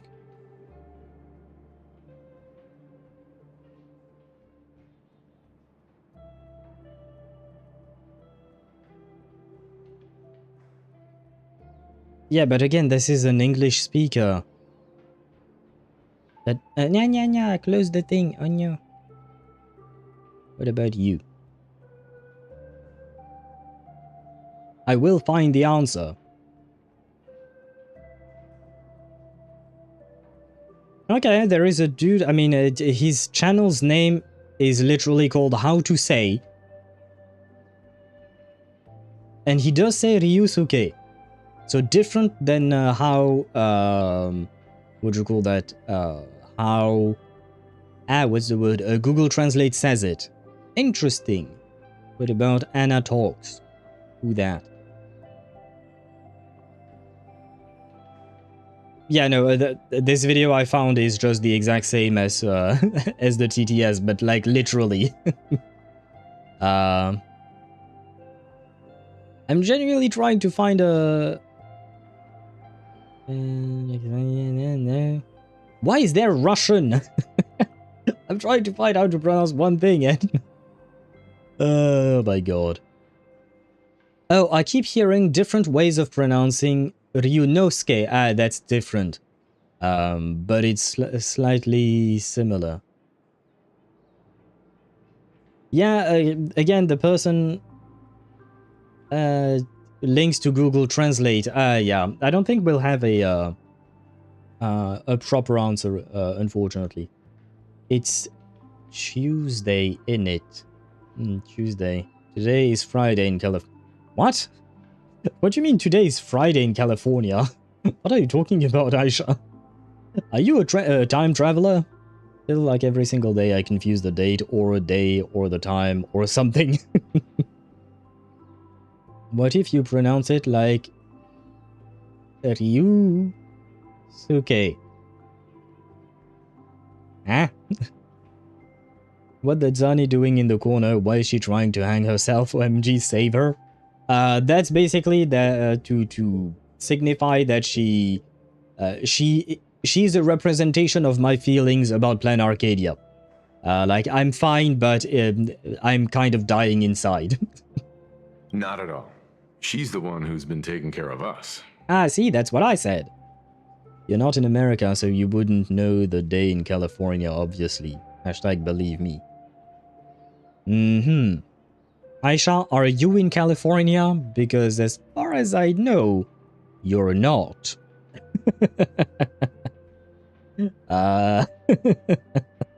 So, I have questions. And Deidara, welcome to YouTube side. Man, this new game is really impossible, and the worst part is that is a 2 versus 2 PvP. Wait, but Deidara, earlier you mentioned that you didn't have fun with that game, so why do you keep playing it? U is double U equals U. Yeah, no, I know, Sparta. but I didn't see a single one with the little thingy on top. I'm just too educated on the matters of the Californian time zone. Might I ask, why are you so educated on that? Enlarges Zani. But now I'm doing okay. Despite being angry at Himiko's dad, other than that, I'm doing somewhat okay. But now, no need to enlarge Zani, but she may or may not. Because that is true. Aisha, every time I facepalm because of something that happens on Planarcadia, I enlarge Zani a tiny bit. And at some point, she will take up the entire screen. And then I will reduce her again, so that you guys can still see the game. Cause Black Rock Shooter. Yeah, but... I mean, you know my position. If I don't have fun with something, I don't see the point in doing it. Despite the fact that it has some kind of a collaboration. I understand the idea, but for me, I'm just like, if I'm not having fun, I'm not doing it. Especially when it's for entertainment purposes, right? If it's a not fun thing to do, but you actually need to do it for your job or for administration purposes or something like that, that sure, it's part of your responsibilities. But in terms of entertainment, I'm just like, why would you actually... Like, if it's your entertainment, why would you actually make yourself feel bad, you know? Wait, do you feel like Zane because of the jokes they made, or is something bad? No, it's mostly because of the tone of the story, and because basically the whole of Planarcadia is joke central. It's just jokes upon jokes upon jokes. And I like having a bit of humor in my stories, but for me, for now at least, Planarcadia is crossing the threshold of too much jokes, too much humor, not enough seriousness. Ryusuke is a good father. That is your opinion, Deidara. My opinion is that he is not. But that is a matter of opinion. I have fun, but my 10 FPS and pink textures is, you know. So you do have fun, because earlier when I asked you if you had fun, you said not at all, so I thought I was under the impression that you weren't having fun. If you are having fun despite that, well, I suppose I can understand now why you're continuing. Oh no, he likes her because she's hot. Oh, do you mean Zani? Oh yeah, no, it's not just because she's hot, it's also because, what'd you call that? It's because I like her as a character, I like her personality, the way she thinks, the way she, her jokes, etc. I like her as a character overall, it's not just because she's hot. But yes, her hotness does contribute to my liking of her. Would you all be so kind as to show me around? Right away, Mr. Ryusuke. So, this is the Astral Express. Really lives up to its reputation. It's even more impressive than I imagined. Huh. I mean, it's true that it is a, what do you call that? A big-ass train. It is quite impressive. I've never seen a train this big in my life. I mean, in real life, train tracks don't accommodate for something this big, to be fair. You love her? Say it out loud. That is true, Deidara. I do love Zani. Zani is my main in Wuthering Waves. She's my favorite character in the entire game. Just like Phynon and Cyrene are in Honkai Star Rail. Varka and Nicole probably are in Genshin. Nicole 100% in Genshin.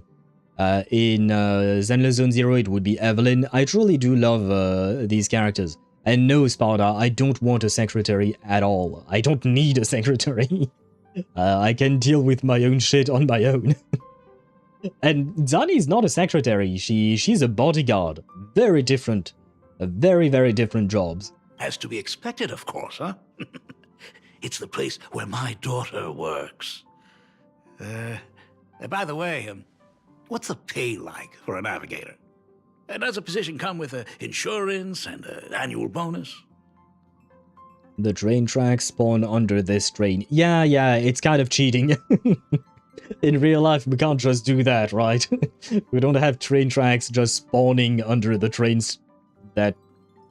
Right, and even then, it wouldn't be convenient because this train is way too big, right? And it would be, like, we don't have the space in our cities to have trains this big, right? This train is special, to be fair. Talk about parental love. First thing out of his mouth is asking about her salary. Like I'd have a clue. Help! A little backup here? I have to admit, it is a good question. I wonder exactly how much is Himeko being paid? Who is paying Himeko, exactly, to be the Astral Express navigator? And we do know that the other members of the Astral Express do receive a salary as well, as far as I can remember. I believe they've mentioned it in the past. And I'm like, how much do they receive? And I'm guessing it comes from whatever Himeko receives herself, maybe? Like, so many questions about the logistics here. She can guard your body as a secretary? But that's not the point of a secretary. She can definitely guard my body. She can do whatever she wants to my body. But that has nothing to do with being a secretary.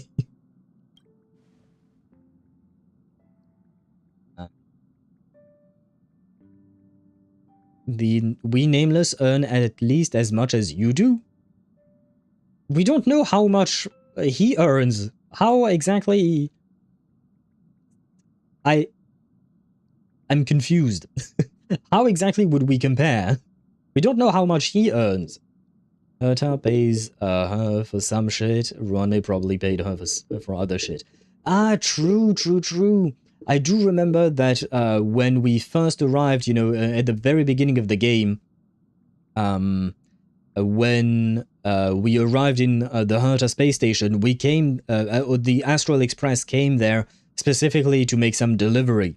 So basically, the Astral Express is Uber Eats, and it is getting paid for its delivery. Yeah, that does bring down the whole prestige of it all when you just say that the Astral Express is Uber Eats, huh? And yeah, that kind of sucks. So wait, that means that Himeko is an Uber driver, or an Uber Eats driver. Well, that's something, I guess. Calling father-in-law now? Who do you mean, Deidara? If you're talking about Ryusuke, no. Because, for me, Himeko is our mother, she's not my wife. Himeko is our mother, so... for me, Ryusuke would be our dad. Our granddad, sorry. Not father-in-law. And there probably is a fee set by Pom-Pom or Ashveil back in the day to the IPC. Yeah, probably for setting up the Star Rails themselves and Trailblazing itself. It is a what do you call that? A public service, kind of. So I would assume that they would be getting paid through that. That is a good point. Uber Eats that are required to create interstellar highways. Yeah, but you know what I mean. It was if you want to call it that, it would be Uber Eats that actually paves the road, right? The Nameless don't have much in the way of income, I guess. I don't know. Hey, that's not totally true. We get some spending money every time we stop somewhere. What? No income? Don't tell me that everyone working for the Astral Express is actually doing volunteer work. Well, it's...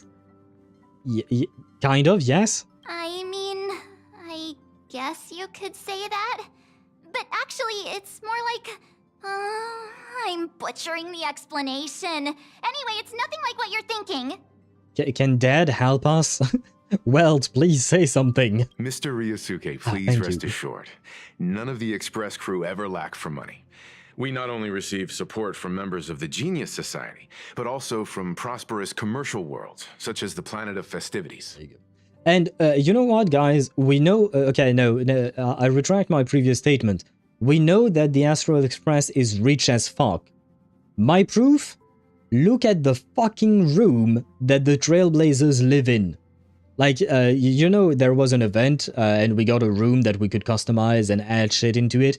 Look at that that room looks expensive as fuck. Like, seriously, all the computer equipment and whatnot that the Trailblazer has, it must cost a shit ton of money, right? Space luxury owned, yes, Aisha, yeah.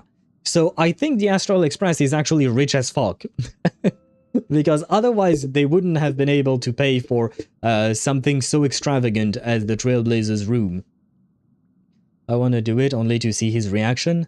I think unfortunately he wouldn't believe us, Deidara, because Himeko already explained that we were just a colleague and not her son, right? When he thought we were her son. So I'm afraid unfortunately he's not going to react.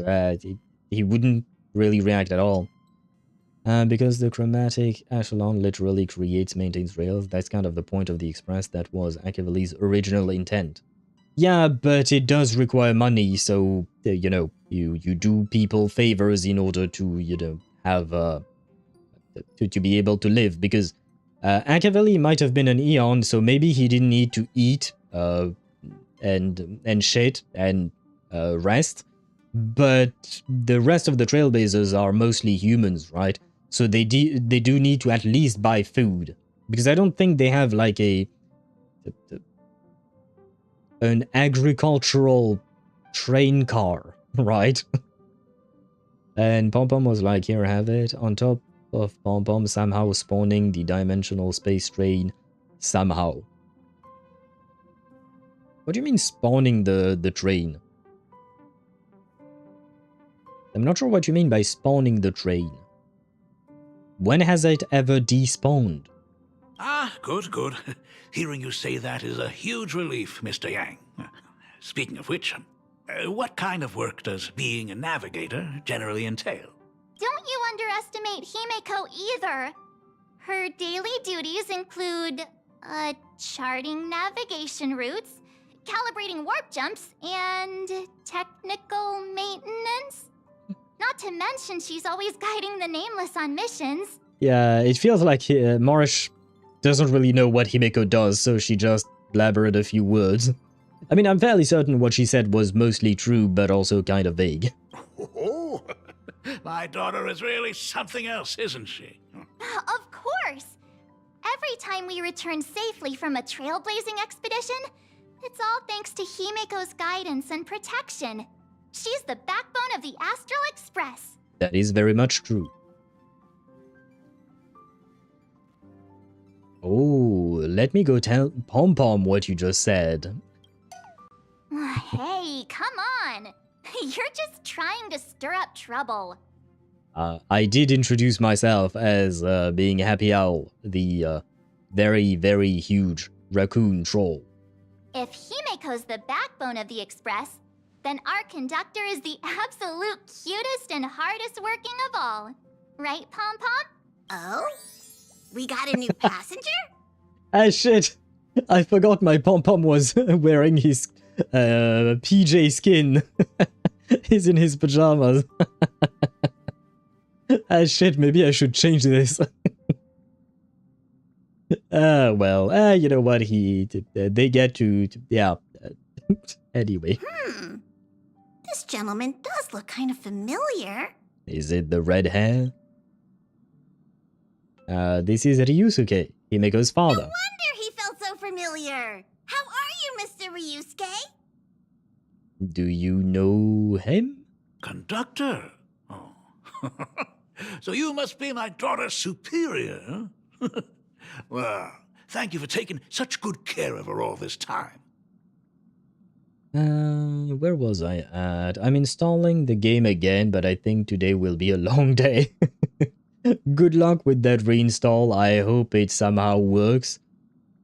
He didn't need to. He did it for shits and giggles. Probably during Ashveil's peak, he just spawned all the shit the Nameless needed. Fair point, maybe he could have, indeed, but he's no longer here, right? So in the meantime, the humans that remain still have to find a way to survive. A room spatially doesn't make sense. It wouldn't fit in our train car. It's twice the size of the car. Iron Tomb subwoofer noises of disagreement. I'm not sure what that part was about. Pom Pom knows every motherfucker in the galaxy. It does seem so. But I know, given Ryusuke's reaction, it does feel like he didn't actually know them. Pom Pom, go back to sleep. I think they might. They might need to go back to sleep. Superior? That's way too formal. It's Himiko who's been taking care of the Express and everyone on it. That is kind of true, right? Because when the Express crashed on Himiko's planet, Planarcadia, she's the one who repaired it, right? He's... What is he doing on the Express? Well, I was against the idea, but the game did not listen to me, Himiko. I'm sorry, mother. It's all my fault. I was just curious about your daily work, so I asked your colleagues to show me around, and I know I didn't ask your permission first. Just please don't be mad, Himiko. Well, I mean, she was already mad at you, and you're just giving her more reasons to be mad at you, so, well, don't be surprised if, you know, she's mad at you. Mad? Why would I be mad? Never mind, not mad. Mr. Ryusuke, welcome aboard the Astral Express. Yeah. Is there anything else you'd like to see? I can show you around. Well, I know you'd rather keep your distance from your good-for-nothing father. You're on a journey, and it's rude of me to barge in like this. Never mind, she just entered professional mode. But it's been way too long since we last saw each other. As your father, I want to get to know you better. Make up for all the time we've lost. But is this something she wants? That's the question, right? I understand him wanting to get to know his daughter better, especially now that he knows that she's alive and whatnot. And I support his decision to try and make up for lost time. It is understandable. But the question is, does Himiko want that? Because in real life, you know... Spada_4 on Twitch says, oh, she's not mad, she's furious. Yeah, you could kind of see it on her face, right? But what I was going to say is that in real life, sometimes estranged parents try to reconnect with their children, right? But the child has moved on and doesn't want to actually do that. So the real question is, how is Himiko going to respond to that? Does she actually want to rekindle some kind of relationship with her father, or does she want to simply cut him out completely? At least while you're staying here, please allow me to show you some of the fatherly care and devotion I owe you. Will you? Excuse me? Why don't the two of you go to the party car? Shush, get the drinks ready. Shush. All right. I'll go make some tea. Oh, right, yeah, no, Pom Pom was not trying to shush you. That's the very stupid name we gave to the robot. That is the bartender. Yeah, not your fault, Ryusuke. Not your fault for misunderstanding. That's just our domestic robot's name. Come on, Father. People are resting here. Let's not disturb them. Oh, and, come with us. Me? But this is a father-daughter reunion. Shouldn't I leave you two alone? I want to talk about the Phantasmoon Games, not just personal matters. Okay. They left. Whoa. That's the first time I've seen Himeko be that cold to anyone. Well, I do believe she's kind of mad at the dude, you know. Technically, the navigator is the boss. Yeah, I do feel like that would be more accurate. First, we hear knocking on the express door, and it suddenly starts melting. Does Himeko drew Nanook's attention? I don't think she is angry to the point of wanting to destroy her father. Oh, what are you still doing here? Himeko asked you to go to the party car. I get it. Reunions are private, and you don't want to spoil it for them. That's fair. It won't hurt to give them some time. What do you have to say, Dad? I hope a drink will help the two of them set aside their past differences.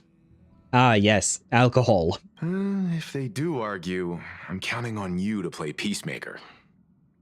Well, I was hoping you would help, you know. Yeah, well, never mind. No. So that's Himiko's father. No wonder he looked so familiar. He just has red hair like she does.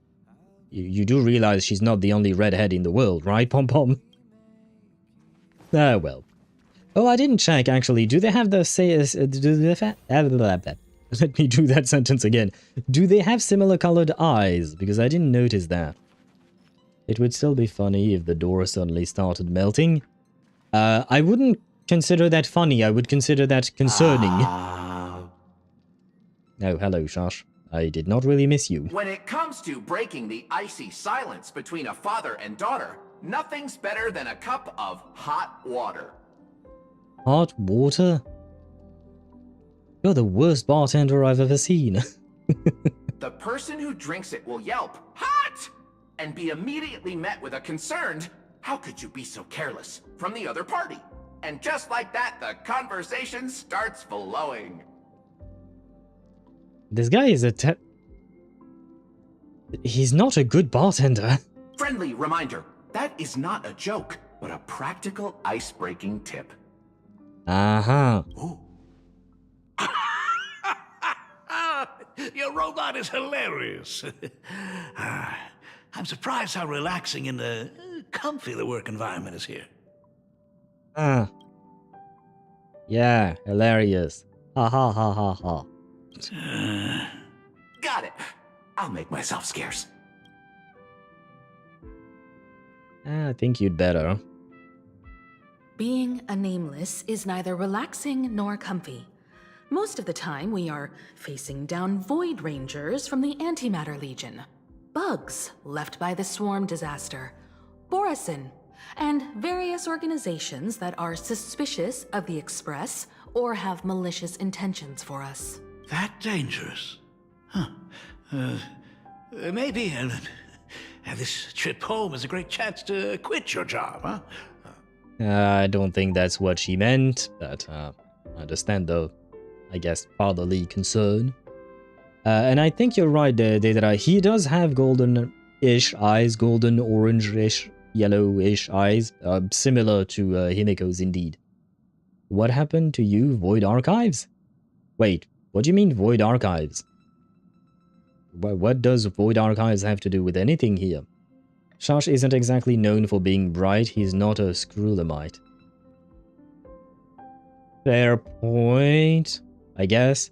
But I mean, they could make better robots, right? I mean, I know Herta is kind of an exception, but we've seen her puppets, and her puppets, even when she's not controlling the puppet, they can still perform actions, and they do seem smarter than Shush, right?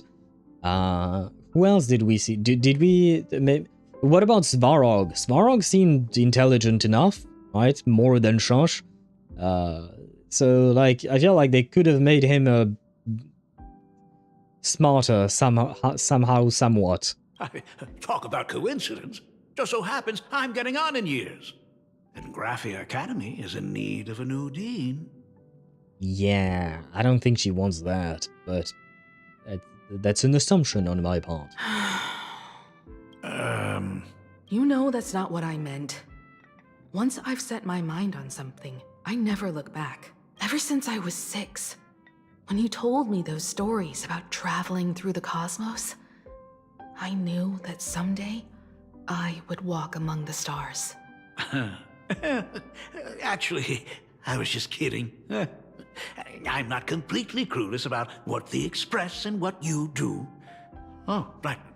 Once I knew the Express was coming, I even bought that comic series that's based on your adventures. Please don't tell me it's fluffy across the blue. I never thought you'd be into comics. That's right. The protagonist is a baseball bat-wielding raccoon. The character's based on that kid, right? Yeah, I guess that's me. There is a rumor, but Shush maybe Void Archives. Oh, okay. I didn't know that. I didn't know that rumor at all. I had never heard of that. Herta puppets are brain copies of fucking Herta Owl. Yeah, well, we can make a brain copy of her and put it into Shush. There you go. The 83rd chosen, yeah. Exception among exception. Yeah, okay, but why can't we make a copy of her and put it into Shush to be a bartender then? She owes us that much, I would say, with all the help we've given her. I mean, technically speaking, she did help us as well, but come on. She could have helped devise a better robot than Shosh. She could have. He was with her when she was 6. That is progress. I wouldn't exactly call it progress, but it does seem like he spent some time with her when her mother died. Again, in my opinion, not a great point to show up in time. He should have showed up before her mother died. But at least he showed up at some point, right? Now the question is, how long did he stay with her after her mother died? Did he actually take care of her? As an artist, you do have a good eye. Come over here. Hello, I am a raccoon. Thanks for giving us some time alone. Welcome. Oh, don't mention it. Hey, Miko. That's the first time I've seen you smile since I've seen you this time. So, what brought you back home this time? What's the story behind our lucky meeting? Like I said before, we're here for the Phantasmoon Games. So, the Phantasmoon Games 15 years ago were the reason you were able to overcome the Weathering Curse? Indeed. I see. That makes sense. For those of us who haven't experienced the Ionic game firsthand, it's just something from the history books, or even akin to a myth. Wait a second. I don't know exactly how she did it, how participating in the Phantasmoon Games meant that Himeko could overcome her Weathering Curse. But like, now that I think about it, if you win the Phantasmoon Games, you get to become the Eon of Elation for 1 minute, which means that you can probably do whatever the fuck you want, right? Why didn't Ryusuke just do that? Why did he... I mean, I don't think Himeko even won, as far as I know. From my understanding, that Phantasmoon Games went haywire or something. But like, why didn't Ryusuke try that? Winning the Phantasmoon... I'm not saying that it's easy to do, right? Of course, it would be very, very difficult. But like... I mean... why not try that? Unless he himself is not actually a Pathstrider, so he didn't think he would have the power to do that? I don't know. Does Aha even have domain over that shit? I mean, why not? And could it be that Aha is the one that Graphia made a bargain with? And so you could cancel that bargain if you wanted to? Like, technically speaking, Sparta, you've said it many times that, because not every Eon has a domain over everything. Yeah, but you've said it yourself that Aha, as far as we know, we haven't seen a limit to what he can or cannot do, right? So, you know, I'm like, why not? Like, why not? Like, I wouldn't assume that Nanook could do something like that, right? A curse may only be able to be fixed by abundance. But we have no idea about that. That's purely speculative of you there. And my speculation is that Elation could have helped somehow, for some reason, because of the nature of Elation not really being tied to anything other than I did it because funnies, basically.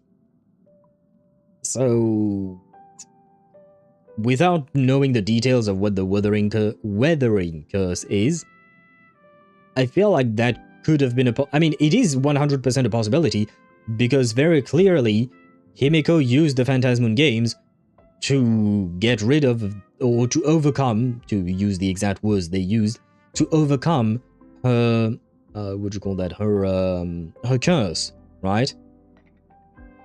There is a functional limit, we're just unaware of it. Ashveil's domain is truly limitless because of its nature.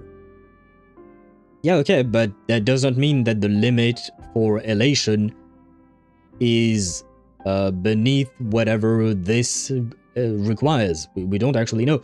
And the fact is, at the end of the day, we know for a fact that the Phantasmoon Games had something to do with Himiko being able to overcome her curse. That is just facts, right? That is literally what they just stated. So again, why didn't Ryusuke think of that solution instead of traveling through the universe? A genuine question. Maybe he had a reason, I don't know. But given the information I have right now, I'm like, why didn't he? And Daedra says, time to crack a crazy theory. What if he was the assassin that murdered the students and asked Aha to cure Himiko? He could be the assassin, why not? But I don't see how murdering the students would make Aha cure Himiko. That, I don't see the connection there. Because I don't think you can just pressure Aha into doing something. Murdering a bunch of people, I don't think that would be enough to make that happen. Did Aha cure Himiko? That could be, Daedra. And is Ryusuke the assassin that murdered the students? That could be as well. Separately, I agree. Together, I don't really see the connection. That, to me, it feels like that she's not telling specifics for a reason. Yes, 100% Sparta. Because if she won the games, she would have said so. Yeah. 100% Sparta, I agree with you. She's probably not telling the specifics so far for a specific reason. And at some point, it will probably come out. Because winning the games... But winning the games is not about killing students. Because, I don't quite remember, but I don't think the murderer won the games. Hasn't that specific Phantasmoon game been cancelled back then? Unless I missed it, fear also works for gathering wish power. Wait, so does that mean that the murderer could have won the what do you call that? The Phantasmoon games? Through that? And instilling work? If that's the case, then Daedra's theory might not be as crazy as you think it is. You might be onto something if that's the case, Daedra. But I never imagined that the Ionic game would turn into a blood sacrifice overnight. The Herald of Death was a heartless madman. If I hadn't defeated him then, all of Duomension City would have become his slaughterhouse. Wait, but she just said she defeated him. Is this like kind of a situation like Phynon and the Flame Reaver, where the Flame Reaver was facing against people he knew, but no one knew that that Phynon was the Flame Reaver? They could have, but as far as we know, they didn't. Okay. That is the part I don't remember, what happened after the murder of the students. Well, apparently Himiko defeated the Herald of Death. But did she defeat him before he won the games, or after? That I have to admit I don't really know. During the first few years of my journey, I relived that evening every single night in my dreams. The color of that twilight, painted with blood. So much blood. Blended with terror and screams. The victims were twisted like clay into grotesque shapes. Like paint tubes that had been snapped, one after the other. And that man, he reveled and the colors splattered everywhere, and wanted the whole world to be his canvas. You know what, Deidara? The more Himeko speaks, the more I think you might be right, because she describes the murderer as putting his victims into grotesque shapes, like kind of like displaying them as like paint tubes, and using the world as his canvas, all painting stuff related. So you might be onto something there about the dad. Maybe the dad actually is the murderer. That was a good idea. Stop, Himeko. Stop dwelling on those memories. Stop, mother. Do not hurt yourself with those memories. Even if I could avenge his victims, in the end, it won't bring them back to life. The entire thing is like a heavy piece of baggage. Only by letting it go can I travel the road ahead more easily. You did your best. And I'm glad to see you made it back here safe and sound. I thought I'd never come back. But the times have changed. The conditions to hold the Phantasmoon Games have been met again. However, to hold 2 games in just 15 years? That in itself is far from normal. That was one of my other questions, like how often do these Phantasmoon Games happen? Like, because, you know, our Olympics, they happen every 4 years, right? How often do the Phantasmoon Games actually happen? Apparently, not every 15 years. It should be every more years or something. Just like 15 years ago, the IPC wants to control everything. However, a game woven by the most fickle of eons is destined to slip through everyone's grasp. I received a report from the Department of Aberration Defense. I'm sure he must also have heard. There's been a brutal incident in Dovebrook District. Someone massacred everyone at the headquarters of the Sinwish Syndicate, leaving a signature that only the Herald of Death would use. The Bloody Bloom. But then why would he be back, right? If Himeko's dad was the murderer 15 years ago, why would he do it again? Unless Himeko's cure was temporary. Maybe. The other possibility is another Graphia member wanting to live the curse. That could be a thing as well indeed, but if that's the case, I hope we actually meet them sooner rather than later. Without the game, I would want the game to not tell us, but still make us meet the guy, because if that other possibility, if the other member of the Graphia family is indeed the culprit, I don't want them to just show up out of nowhere at the end, and basically I don't want the murderer to be some random NPC we had never met before. You know what I mean? Like, that's why I like your theory as with the dad being the murderer, because it would be interesting. So either that, or they make us meet a different family member, why not? And a few patches later they reveal that, oh no, this family member is actually the bad guy. Kind of like what they did with Lygus, right? At first when we met Lygus, he was supposed to be, he was just supposed to be a random, not a random, but he was a, shit, I forgot the name, but basically he was supposed to be an observer, right?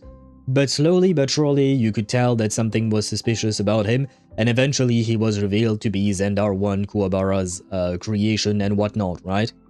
That felt interesting because there was time to develop him as a villain. So either I hope that they develop the father as a villain, if that is the case, or if it is a different member, I hope we meet them sooner rather than later, so that they have time to develop that villain as well. Because for me, one of the main selling points of Amphorius was its villain. Like, I loved all of the characters, Finon, Cyrene, Aglaya, etc. I loved all of that, but one of the main things that made it all worth it, that made all the story come together for me, was Lygus. Lygus was an excellent villain. He was really well developed and well written. So I truly hope that they go through something like this as well for whoever may end up being the villain in this story. Himiko's cousin, Himeno. Why would Himiko's cousin been called Himeno?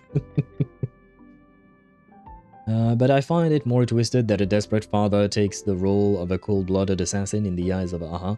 That sounds elating. I don't know if it would sound elating to Aha, because honestly I don't know what Aha likes or not. It's kind of hard to say. But I personally agree. I do find it interesting to have a twisted, desperate father, or rather a desperate father twisting his just cause of trying to save his daughter into a bloodbath. I would definitely find that interesting. However, that means that I would not change my opinion on him. Because I'm still willing to change my opinion on Ryusuke if we learn something that makes his abandonment of Himiko kind of worth it or something like that. I'm still willing to change my mind on him. If he turns out to be a murderer, then hell no, I'm not changing my mind. DJ Zendar in the house. Aha finds drama elating, hence why he blessed the morning actors who vehemently oppose Aha directly. That is a good point. Okay, why not? Why not? Aha could find the whole drama elating indeed. So Deidara again, good point. Well, Deidara had a good point that Sparta confirmed. That's what I meant to say. To give credit where it's due. Theros of Arkema. Yes, thank you, Deidara. That's the word I was looking for about Lygus. Oh-ho! Dovebrook Times news clippings. Mysterious murder case. Sandwich Syndicate members found dead in a pool of blood. Recently, a major homicide occurred in Dovebrook District. A total of 33 members of the Sandwich Syndicate, including boss Paulwave and second-in-command Costide, were found murdered at the Syndicate's headquarters. The Security Bureau suggests the case appears to be the result of a gang turf war. Crime wave strikes Dovebrook District gripped by fear. Regarding these incidents, some residents are applauding the news, claiming gang activity has been seriously disrupting daily life in Dovebrook District. However, the vast majority of residents are deeply concerned, since anyone could be the next victim until the case is closed. As of press time, foot traffic on Dovebrook streets has plummeted, with many shops reporting declining sales due to the impact of these cases. Gang infighting or something more sinister. A shocking murder case has cast a bloody shadow over the newly opened Phantasmoon Games. Various rumors have added a suspiciously mysterious touch to the incident. Word has it that the Sandwich Syndicate recently acquired a supplicant mask. Could this be connected to the massacre that wiped them out? An IPC worker also tragically perished in the incident. But why would an IPC employee be on Sandwich Syndicate turf in the first place? Regarding the above questions, I've already contacted the Security Bureau for clarification. The receptionist stated the case is still under investigation. Residents of Planarcadia are advised not to believe or spread rumors and to await further official announcements. Interesting. Interesting indeed. If it ends up in him being the assassin trying to find a cure for Himiko, I will still support him. So you are supporting a murderer, Deidara. A murderer who actually traumatized his daughter by killing people, even though it was all for the sake of saving his daughter. Once again, understandable cause, terrible means. That's basically the entire thing that I've always mentioned. Like, I understand his thought process and I understand why he would want to cure his daughter, of course. But abandoning her, or worse even, murdering a bunch of people and you still support that? I mean, that's up to you, I suppose, but for me, no, that's absolutely wrong. Murdering other people so that your own daughter could live? That's absolutely horrible. That to me is like a moral compass that has completely gone wrong. Murdering people to save someone you love. I understand the saving love part. Murdering people, taking away other people's lives so you can be happy. That is the pinnacle of selfishness. That to me is an absolute no. Those who firmly resist the path of elation, they advocate for abstinence and penance to dilute the temptation of elation. Their powers come from blessings of the Aeon of Elation. I shouldn't have looked into the Morning Actors page where the fuck did they fucking find this information. Is spoilers for now until you see the character in question. I don't know what you're talking about. Sparta. I'm confused. What? The Herald of Death is still alive? I know, my coffee's gone. Is this really the same Herald of Death as before? People at the Department of Aberration Defense told me that the Herald of Death was executed after his verdict was passed. Even were he to be resurrected. The rules dictate that the same person cannot become a supplicant twice. Okay, so it might not be the actual same Herald of Death, because he was supposed to be executed. He might have been resurrected, but he cannot become a supplicant twice. So it might be a copycat, maybe. So that would explain why the Herald would be quote-unquote back, even though he's not supposed to be back, right? Bartholomew Kuma became an automaton with 0 emotions working for the Marine, and he was a pirate. Only to save his daughter, he left all his humanity and let the Marine create weapons using his body. I don't think that's a good thing either. I'm sorry. To me, all of these things sound selfish as fuck. Yes, you're trying to save your daughter, fine, but taking the lives of other people is because basically you want your daughter to live, and I would assume your daughter probably also wants to live, but would your daughter actually want you to kill people? Or in other words, would your daughter want to have the blood of other innocent people on her head so that she can live? Some people might say yes. I personally say no. I think that's just horrible. Murdering people just because you want to save someone? No thank you. We've met a morning actor, well, a former one. Who was that? Because I don't think I remember that. Are you saying we've got a copycat? Sounds like it. That's right. The Herald of Death has a copycat. But what I find even more worrying is that this Phantasmoon Games has caught the attention of something even more terrifying than the Herald of Death. What do you mean, something more terrifying? I believe that whether or not this Herald of Death copycat has a connection to the Phantasmoon Games, defeating him presents an excellent opportunity for you to demonstrate the resolve of the Nameless to the whole of Planarcadia. That does not really answer the question of what's worse than the Herald of Death, but okay. I mean, yeah, we have a villain, we might as well on Twitch fight him. Says, more horrifying capitalism. What do you mean more horrifying capitalism? I'm confused about that. And then you answered spoiler for the question I asked. But if that's the case, then I'd rather you don't mention it at all. Like the whole thing about we've met a morning actor or a former one and whatnot. If it is spoiler related, please don't talk about it at all. There is no reason to, even if you're vague about it, I don't care, I don't want to know. We'll see what we see when we see it. The IPC, Oh yeah, oh that's what you meant about the more horrifying capitalism, the IPC. That's the thing that Himeko thinks is scarier than the Herald of Death.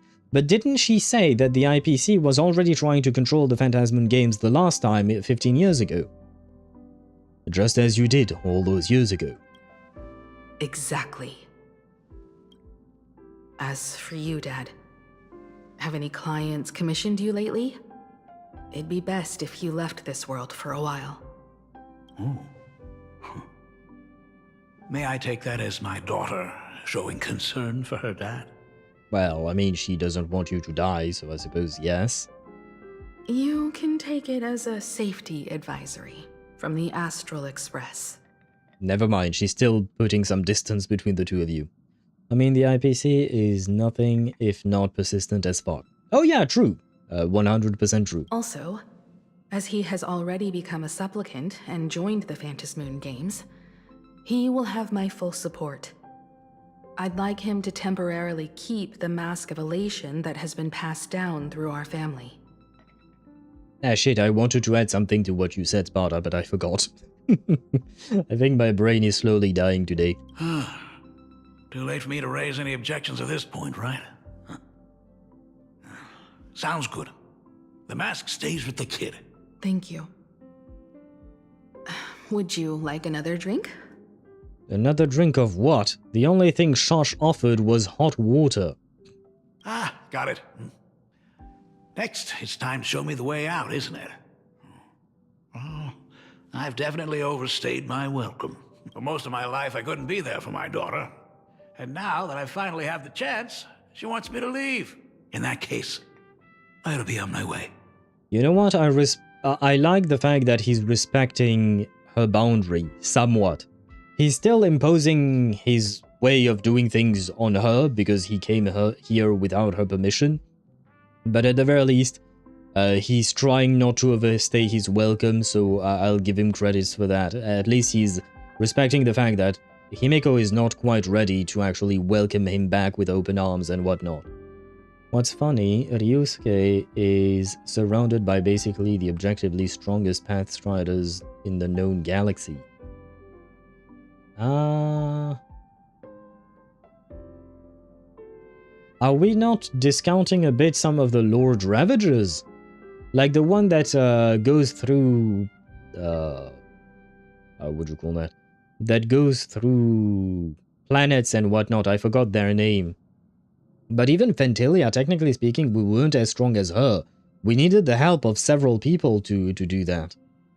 One of them is a former Stellaron hunter, the other is an ex-High-Elder of an ancient race, the other is a shard of a literal Eon, another is a former Nigh-Eon. Yeah, what about Acheron as well? I mean, I'm not saying that the Astral Express is not powerful, of course, but I feel like the world is quite vast, and there may be more powerful people out there. Himeko. The Graphia family has a number of records about the Phantasmoon Games, passed down through the generations. Come over to the school library later. I'll give them to you. Collectively, not on an individual basis? Okay, but if that's the case, if you take in terms of collective, wouldn't the Lord Ravager as a collective probably give a good run for their money to the Astral Express? Like, for me, as far as I can tell, if the Astral Express were to butt heads with all the Lord Ravagers at once, we would probably lose. We already struggled with one Lord Ravager at a time. Every time we struggled. So all of them at once, I think we would die. Oh no, we'd die, okay. it is as I thought. Nanoke is so far in the lead. Yeah. I mean, yeah, maybe at some point he will no longer be in the lead. But for now, he has a big lead, I would say. Honestly, I don't see Trailblazer too strong, lastly. What do you mean? I mean, Trailblazer is relatively strong, but on an individual basis, he does rely on other people a lot, right? Most of the fights that we've had in the past, it's mostly been about collective fights, right? It's in the sense that, like, we had to rely on other people's power combined with our own in order to actually achieve something. But it's never been like his own feat. And I mean feat like F-E-A-T. I'm not talking about people with foot fetishes and whatnot. I'm talking about actual achievements, if you know, call that. TB is no Danheng. Danheng is our muscle, quite literally. Yeah. Wouldn't Welt... Who would be stronger, Welt or Danheng? I wonder. I guess Welt is not in his prime, and Danheng has not achieved full power either.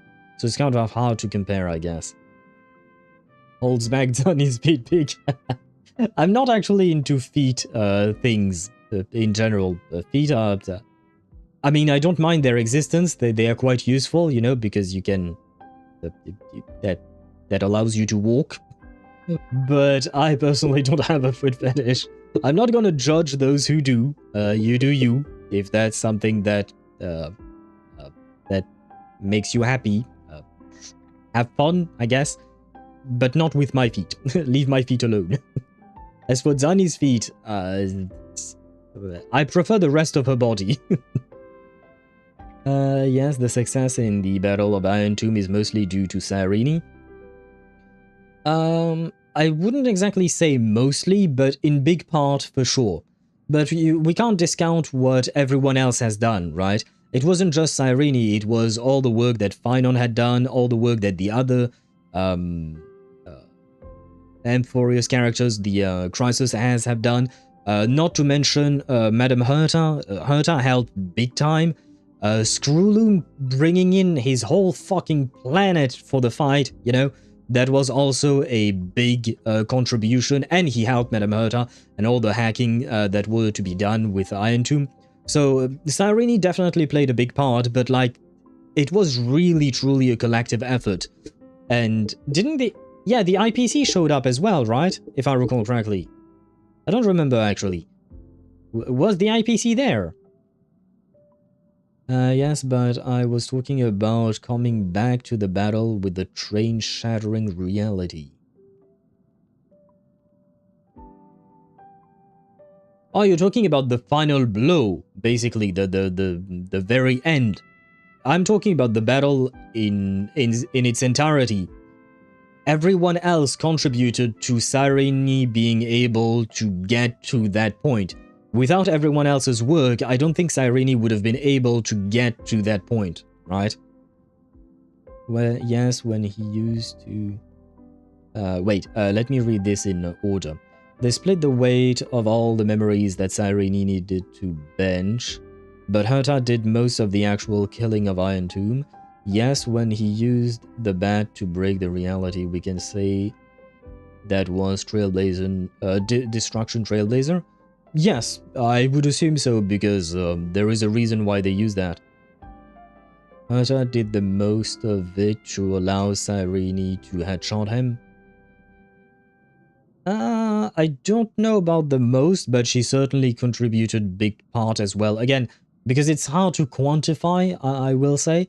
But, like, that's why I keep saying everyone did a big part of it, but I can't tell... I can't say that Cyrene did 31%, whereas Herta did 43%, right? It's kind of like... You can't really place a number on that. Not with the vague information that we actually have at hand. The coronation fucked with Iron Tomb a lot. Herta's coronation was a massive boon. I am not discounting it. I'm just saying I don't know if we can say it was most of the work. Because there were a lot of other parties involved, and without those parties, none of it would have worked, basically. That's the main thing that I'm trying to point out here, is that everyone had a piece of the puzzle, and if you removed one piece, the rest of the puzzle, the image doesn't fit anymore, right? That's what I'm saying. That's why I'm attributing 40% of it to her. Yeah, but you're just pulling a number out of your ass. Like, let's be honest. There is no, what do you call that? No scientific basis to the number you just mentioned. That's just a number, a gut feeling that you're putting out there. So, like, I can't argue with gut feelings because it's just a gut feeling. Like, what do we want me to say? It's just, yeah, okay. I mean, I could say that maybe Cyrene then did 41%, and if that's the case, then Cyrene actually contributed more than the Herta. Gut feeling getting news involved is a lot. Yeah, but again, it is still a number you're pulling out of your ass. Tell me I'm wrong. That number comes out of nowhere outside of just you inventing it. There is nothing to support that number specifically. I'll be there, Dad. Oh, she called him Dad instead of father or Mr. Ryusuke. She changed her tune a bit. I apologize. My father's little tour seems to have made things awkward for everyone on the Express. Oh, it's okay. Scale comparison, really, it's not exactly relevant. It is not relevant, that is true, but also, you're talking about scale comparison with vague concepts. You're comparing vague shit together and then announcing a precise, definite number. That's my issue with the whole reasoning, is that everything that we're saying here, like the whole Noose involvement, Herta's coronation, Cyrene's headshot, etc., they're all vague concepts that we don't understand the details of because the game never explains them, because there is no point. It's still a video game at the end of the day. So you're taking a bunch of vague concepts and then somehow you're attributing a specific number that is not vague at all. 40% is a very specific number. And to me, that leap does not make sense because it's just a bunch of vague concepts that turn somehow magically into something that looks concrete on paper, but if you dig, is just nothing more than your own personal thought, but not actually, you know, the truth, the actual truth of the game. The actual truth of the game is that we can't say one way or the other. You can't say that Herta contributed for 40%. You can't say that Cyrene contributed for 39%, because we have no idea how it all works. Herta was quantity, Cyrene was quality. Sure, because she did a fuckload of little shits. Sure, but again, you're taking vague concepts and somehow magically pulling out of your ass a specific number. It, for me, just doesn't make sense. I agree that Herta had a big contribution to the whole fight. Cyrene had a big contribution to the whole fight. I refuse to put an actual number, and I refuse to say whether one did more or less than the other, because in my opinion, it is simply not comparable when both sets of data are incomplete and vague. Basically. I mean, we can itemize their actions. Yeah, but what value do you give to an action? Like, what value exactly do you give? Like, that's completely subjective. There is no objective way to measure the value of each of these actions. So you could give 1 point to the 10 actions each that Herta did, but what about Cyrene? If she did one action, does her action also only count for 1 point? Or does it count for 10 or 11 points? That, again, your scientific process is completely breaking down when you're working with incomplete data, hence why, in my opinion, you can't actually conclude in a definitive manner. Let's head to the parlor car and check in on Welt and March. Now that my father's gone, we can all relax a bit. But that's also why I make it a point when I phrase things about these things. That's why I said that they had a big part. I'm not saying most, I'm remaining vague on purpose because we don't have a, what do you call that? We simply don't have the ability to be able to say this is it and that's it, because we simply don't have the what you call that, the knowledge for it.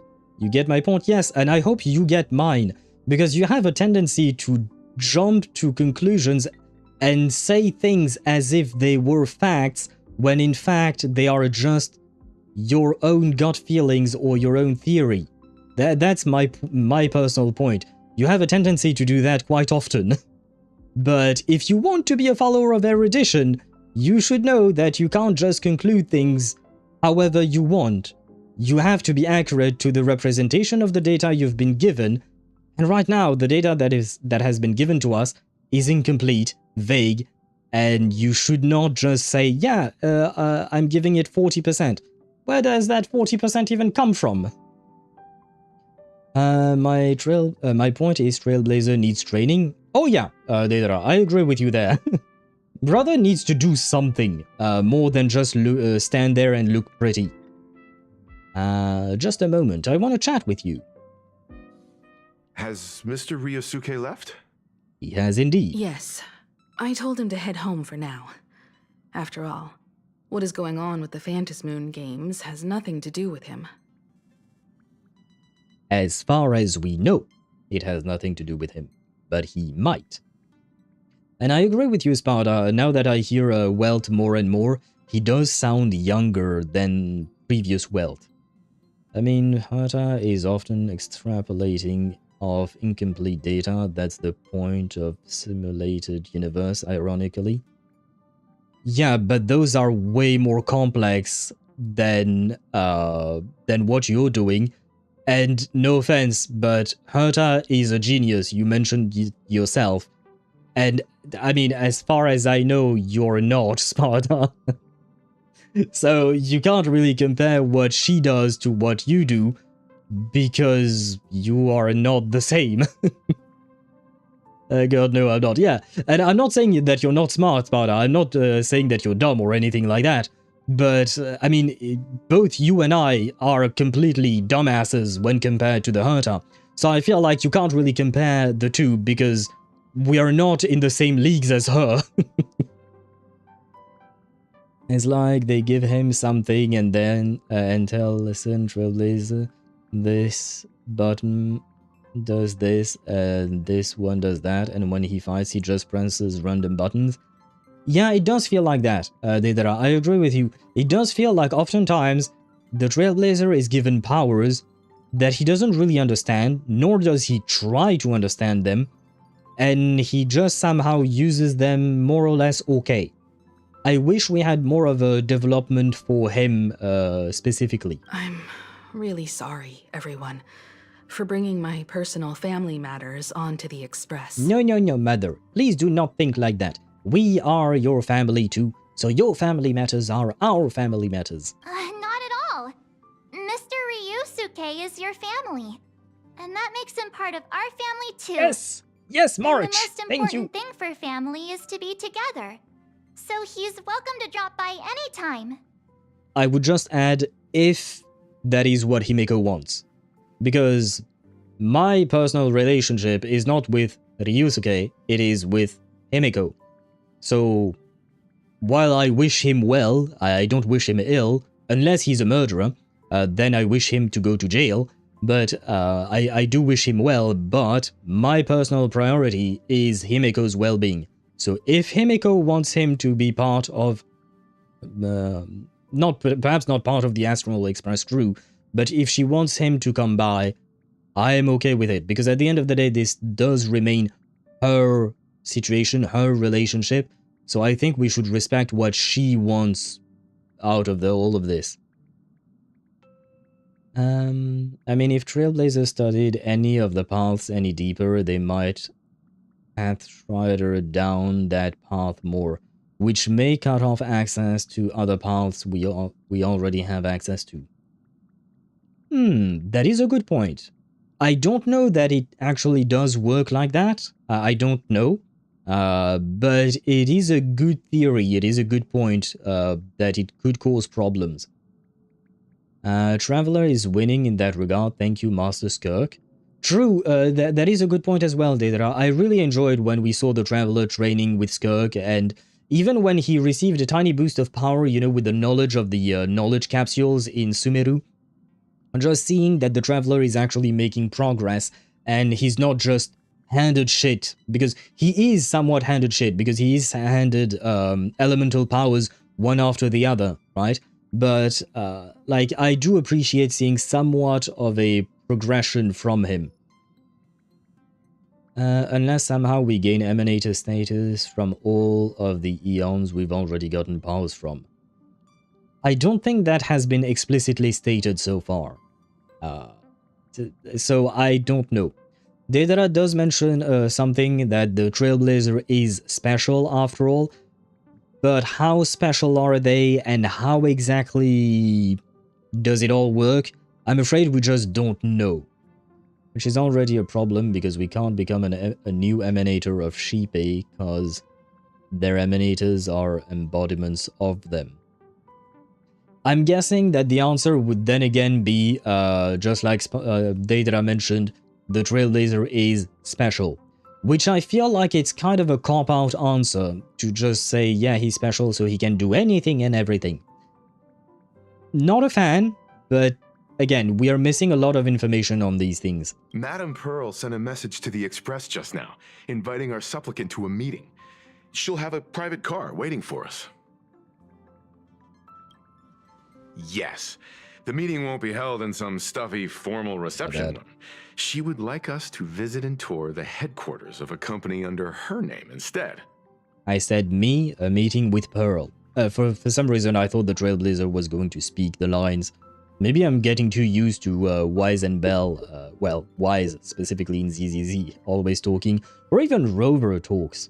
It is kind of funny though, as time goes along, you know, we had the Traveler not speaking that much, then we had the Trailblazer speaking a little bit more, then we had the Rover speaking even more, and now we have Wise and Bell in ZZZ speaking even more. I kind of like it, you know? I kind of like the fact that we get protagonists that speak more and more. And to be fair, the Traveler is speaking more and more with previous patches, which is great. Trailblazer kind of remained the same, more or less, I think. And Rover speaks more and more, that's definitely a thing, I think. And Wise and Bell, they've always, basically always spoken. Ashveil, where are you? I think we're just too slow. That's why we haven't seen him yet. Selenova's existence in and of itself is an issue because Nanook is just showed up, beat the brakes of Elenev, and spawned Selenova from their corpse, and yet somehow Elenev still exists. I don't personally understand the full breakdown details of how any of that works. But I also don't know if we have information to understand. And I'm guessing we don't have the information to understand because you said, and yet somehow Elenev still exists. So I'm guessing we're lacking information on that part as well. This is a Gunner game, the new one that I'm trying to play. Seeing a loading screen with pantsu shots. What a blessing. Well, I'm glad you're actually enjoying that. And I'm glad you got the actual PNG for the loading screens instead of just a pink screen for a lack of texture. Because, well, PNGs are not texture. I mean, you get my point, right? Himiko, you know about Perlux Corp, right? Of course. It's the biggest entertainment conglomerate in Planarcadia. Entertainment company? That's right. Perlux Corp is a titan, dominating the entertainment consumer market, including cartoons, comics, games, toys, and the like. They've cornered half the market. Oh, so that's where the Pearl in Perlux comes from. Did Pearl mention what she wanted to talk about? She didn't say much, but she specifically mentioned wanting to discuss the developments regarding the Phantasmoon Games, and that she could provide us with a bit of help. Helping her opponents in the Eonic game? Oh, looks like she realizes we are all in the same boat. Perhaps she has also realized that the Phantasmoon Games cannot be artificially manipulated. We may be able to get a clearer picture of Pearl's intentions after we meet with her. You're really going to have me meet with Pearl? I'm not... You know I'm not the best with words, right? Think about it. You've already crossed paths with key figures from numerous factions, and even built rapport with some. You're already a capable nameless who can more than hold your own. I think it's just because these key figures from numerous factions think of me as like a little raccoon pet. Like I'm cute. And that's about it. I don't think I've done shit. I think they just like me as a pet more than anything else. Though she holds a high administrative position on this planet, do not forget, she is also one of the 10 Stonehearts.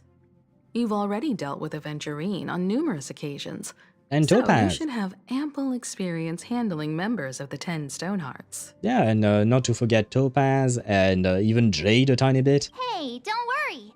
If things do get messy, yours truly is here to save the day. And you bring Evernight? Because I think we might need Evernight. Looks like March wants to visit too. I'm just trying to look out for him here. Even if things do go sideways, Pearl wouldn't dare get mad at an adorable young lady like me, right? Yeah, I don't think she gives a fuck. No offense. You're cute, March. You're very cute. But I don't think Pearl gives a fuck about that. Well then, I'll leave this meeting to you two. Aren't you coming with us, Himeko? I'd like to talk with my father. Didn't he say he would hand over the records about the Phantasmoon Games from our family history to me? And honestly, isn't this a good chance for you youngsters to handle things independently? I understand. In that case, he, March, and I'll be heading out now. Oh, score! A private car! So, where are we getting picked up? You should be familiar with it. It's just under the giant gate next to the At Plaza. Isn't that where we first met Sparksy? Yeah, great. Since we're getting chauffeured there, why not just come straight to us? Isn't this the perfect chance to do some shopping? Looks like we're not the only ones getting picked up then. Perfect! I've been wanting to stop by the comic store to grab a copy of Fluffy Across the Blue. I chose the other answer, but okay. Wait, where are we at in terms of the story? I'm just curious. How far have we progressed today? Because I feel like we haven't progressed at all. Where is it? This Trailblaze Mission. And let me check. Where are we? Portraits of a middle-aged artist. We're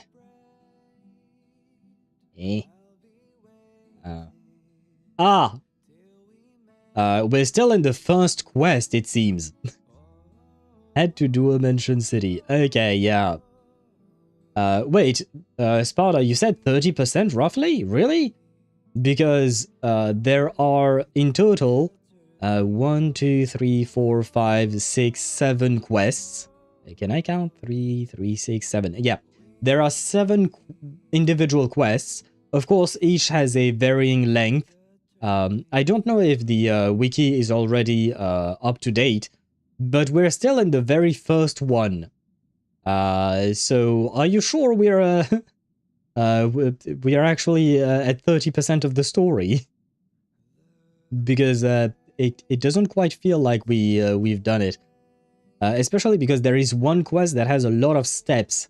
Again, I'm not reading the actual content of it because I don't want to spoil myself.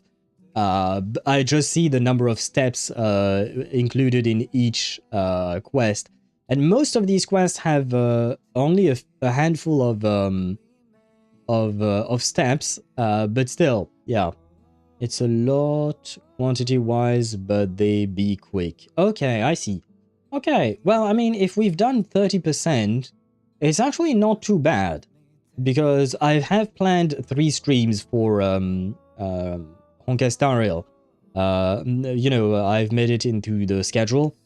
We have tomorrow and Friday to complete the story. So I guess we're doing pretty good compared to that.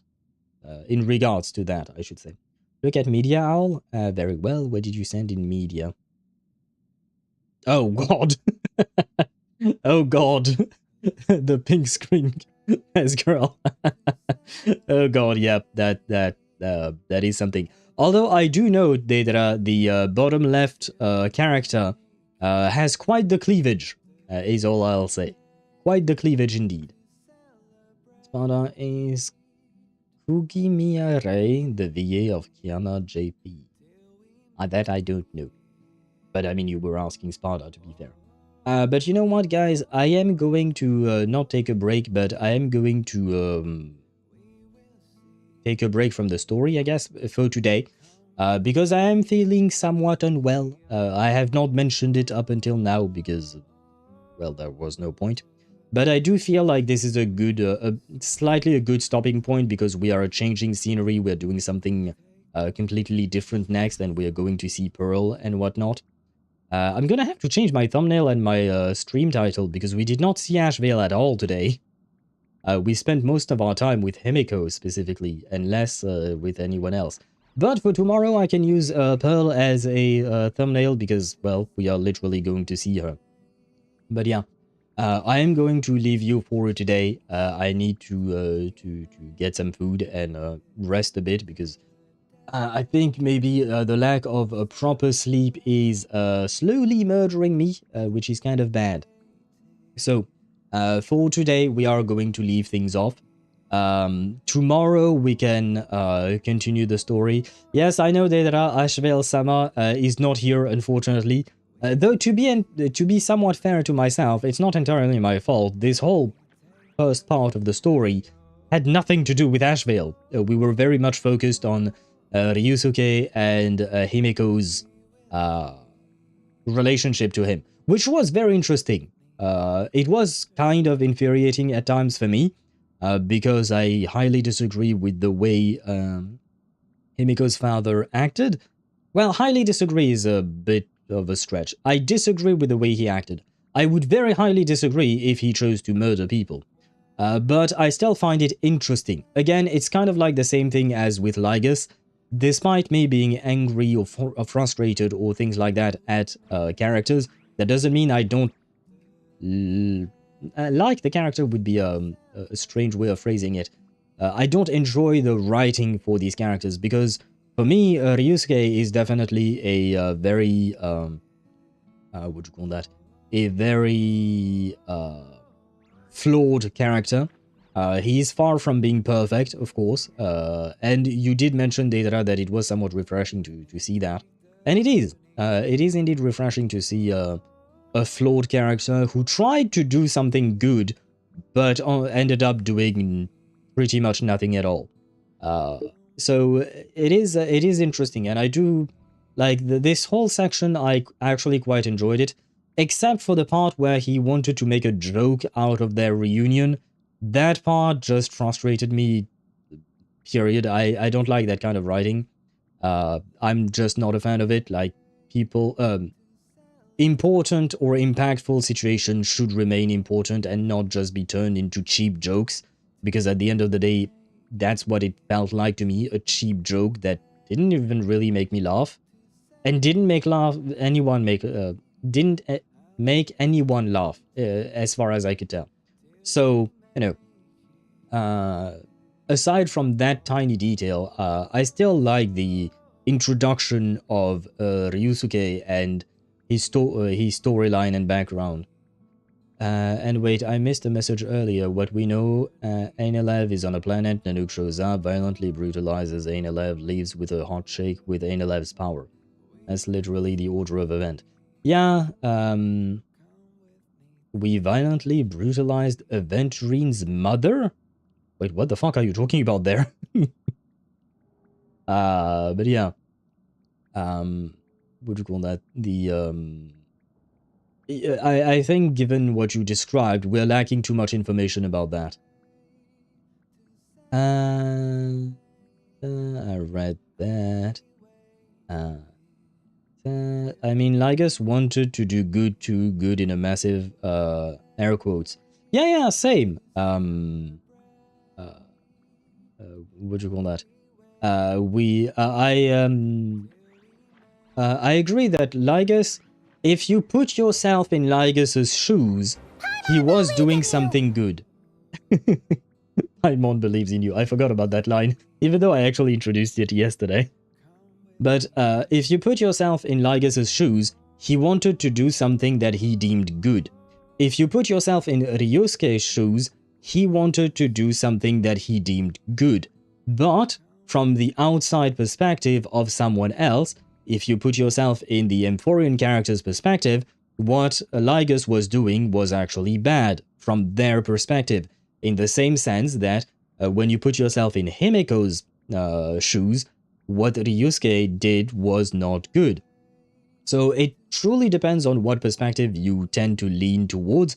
I personally leaned more towards the Emphorius characters. I personally leaned more towards Himiko's perspective. But that's also partly because I'm biased, because I prefer those characters. Because Lygas for me was a bit too creepy. I liked him as a character, he was interesting, but I couldn't directly relate to him and form an emotional bond with him. Though, to be fair, he was meant to be the villain, so that's partly why. But yeah, the point is, it kind of all depends on the actual perspective that you choose to take. We violently brutalized Aventurine. Pause. Mother. Okay, that makes more sense. Because I think you should have added a comma after Aventurine and between Aventurine and Mother. That would have made more sense. Because without the comma or without anything to separate those two words, I was like, did you want to mean that we brutalized his mother? Because I don't think we did. And I don't think that would have been a good thing. Good night and sleep to meet Ashveil tomorrow. Lygas is bad for whatever side. He annihilated the universe successfully? He didn't annihilate the universe successfully. We managed to prevent him from doing that. But, I mean, no, if you put yourself in Lygas's shoes, I think he would say that he was doing something good, right? It was something good for him specifically because he wanted to research it, but for him, what he was doing was something that was good for him, right?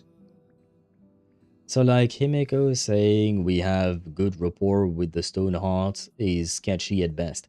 Yeah, to get back to that point, yes, I do agree. But we do have a good rapport with Topaz, right? At the very least.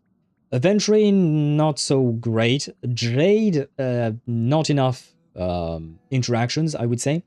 But with Topaz, we butted heads at the beginning, but eventually, I wouldn't say that we became friends, but we ended up on good terms with Topaz. Maybe all Aventurine was lacking was a top and an ass. Maybe then we could have become friends. He did? What do you mean he did? Annihilate the universe successfully. If he annihilated the universe successfully, there would be no universe to speak of. So I'm kind of confused about that. But, you know what? We can talk about it tomorrow. Especially because some ads are going to start, so I'd rather end the stream before the ads... what do you call that? The ads start. Yeah, that was the word. Iron Tomb temporarily killed the immediate vicinity. Yeah, but it wasn't the destruction of the entire universe, right? Which is why Sarini had to do what she did with us. Yeah. But as far as I know, it wasn't a destruction of the entire universe, right? But still, at the end of the day, that was still Lygas's plan, and if he believed in his cause, he would still think of it as good. It was the entire... I have conflicting reports from Sparta and Daedra. But we, like I said, yes, we can talk about it later. Tomorrow we shall continue. We shall do what Daedra mentioned. We shall try to rizz up the Clanker Pearl. Hopefully she will be nice to us. Maybe she won't. We shall see. Daedra is correct with an asterisk. Okay. I see. I will await explanation for the asterisk on the Discord server, but in the meantime, I shall go find food and die in my bed. I need to go die in my bed. Later to you, Sparta. Good night to everyone. I wish you all a great rest of your night. I hope you enjoyed the stream. I certainly did. I shall see you tomorrow back at 6 p.m. Central European Summer Time. Don't forget, it is summertime, so my streams start 1 hour earlier than they did last week because we changed time in France. And yes, thank you so much for watching, and I shall see you tomorrow. Bye-bye.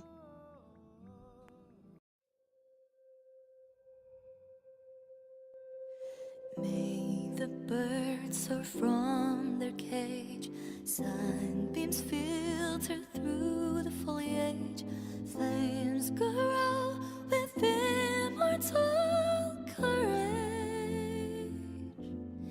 And I hope you won't be tainted by fate.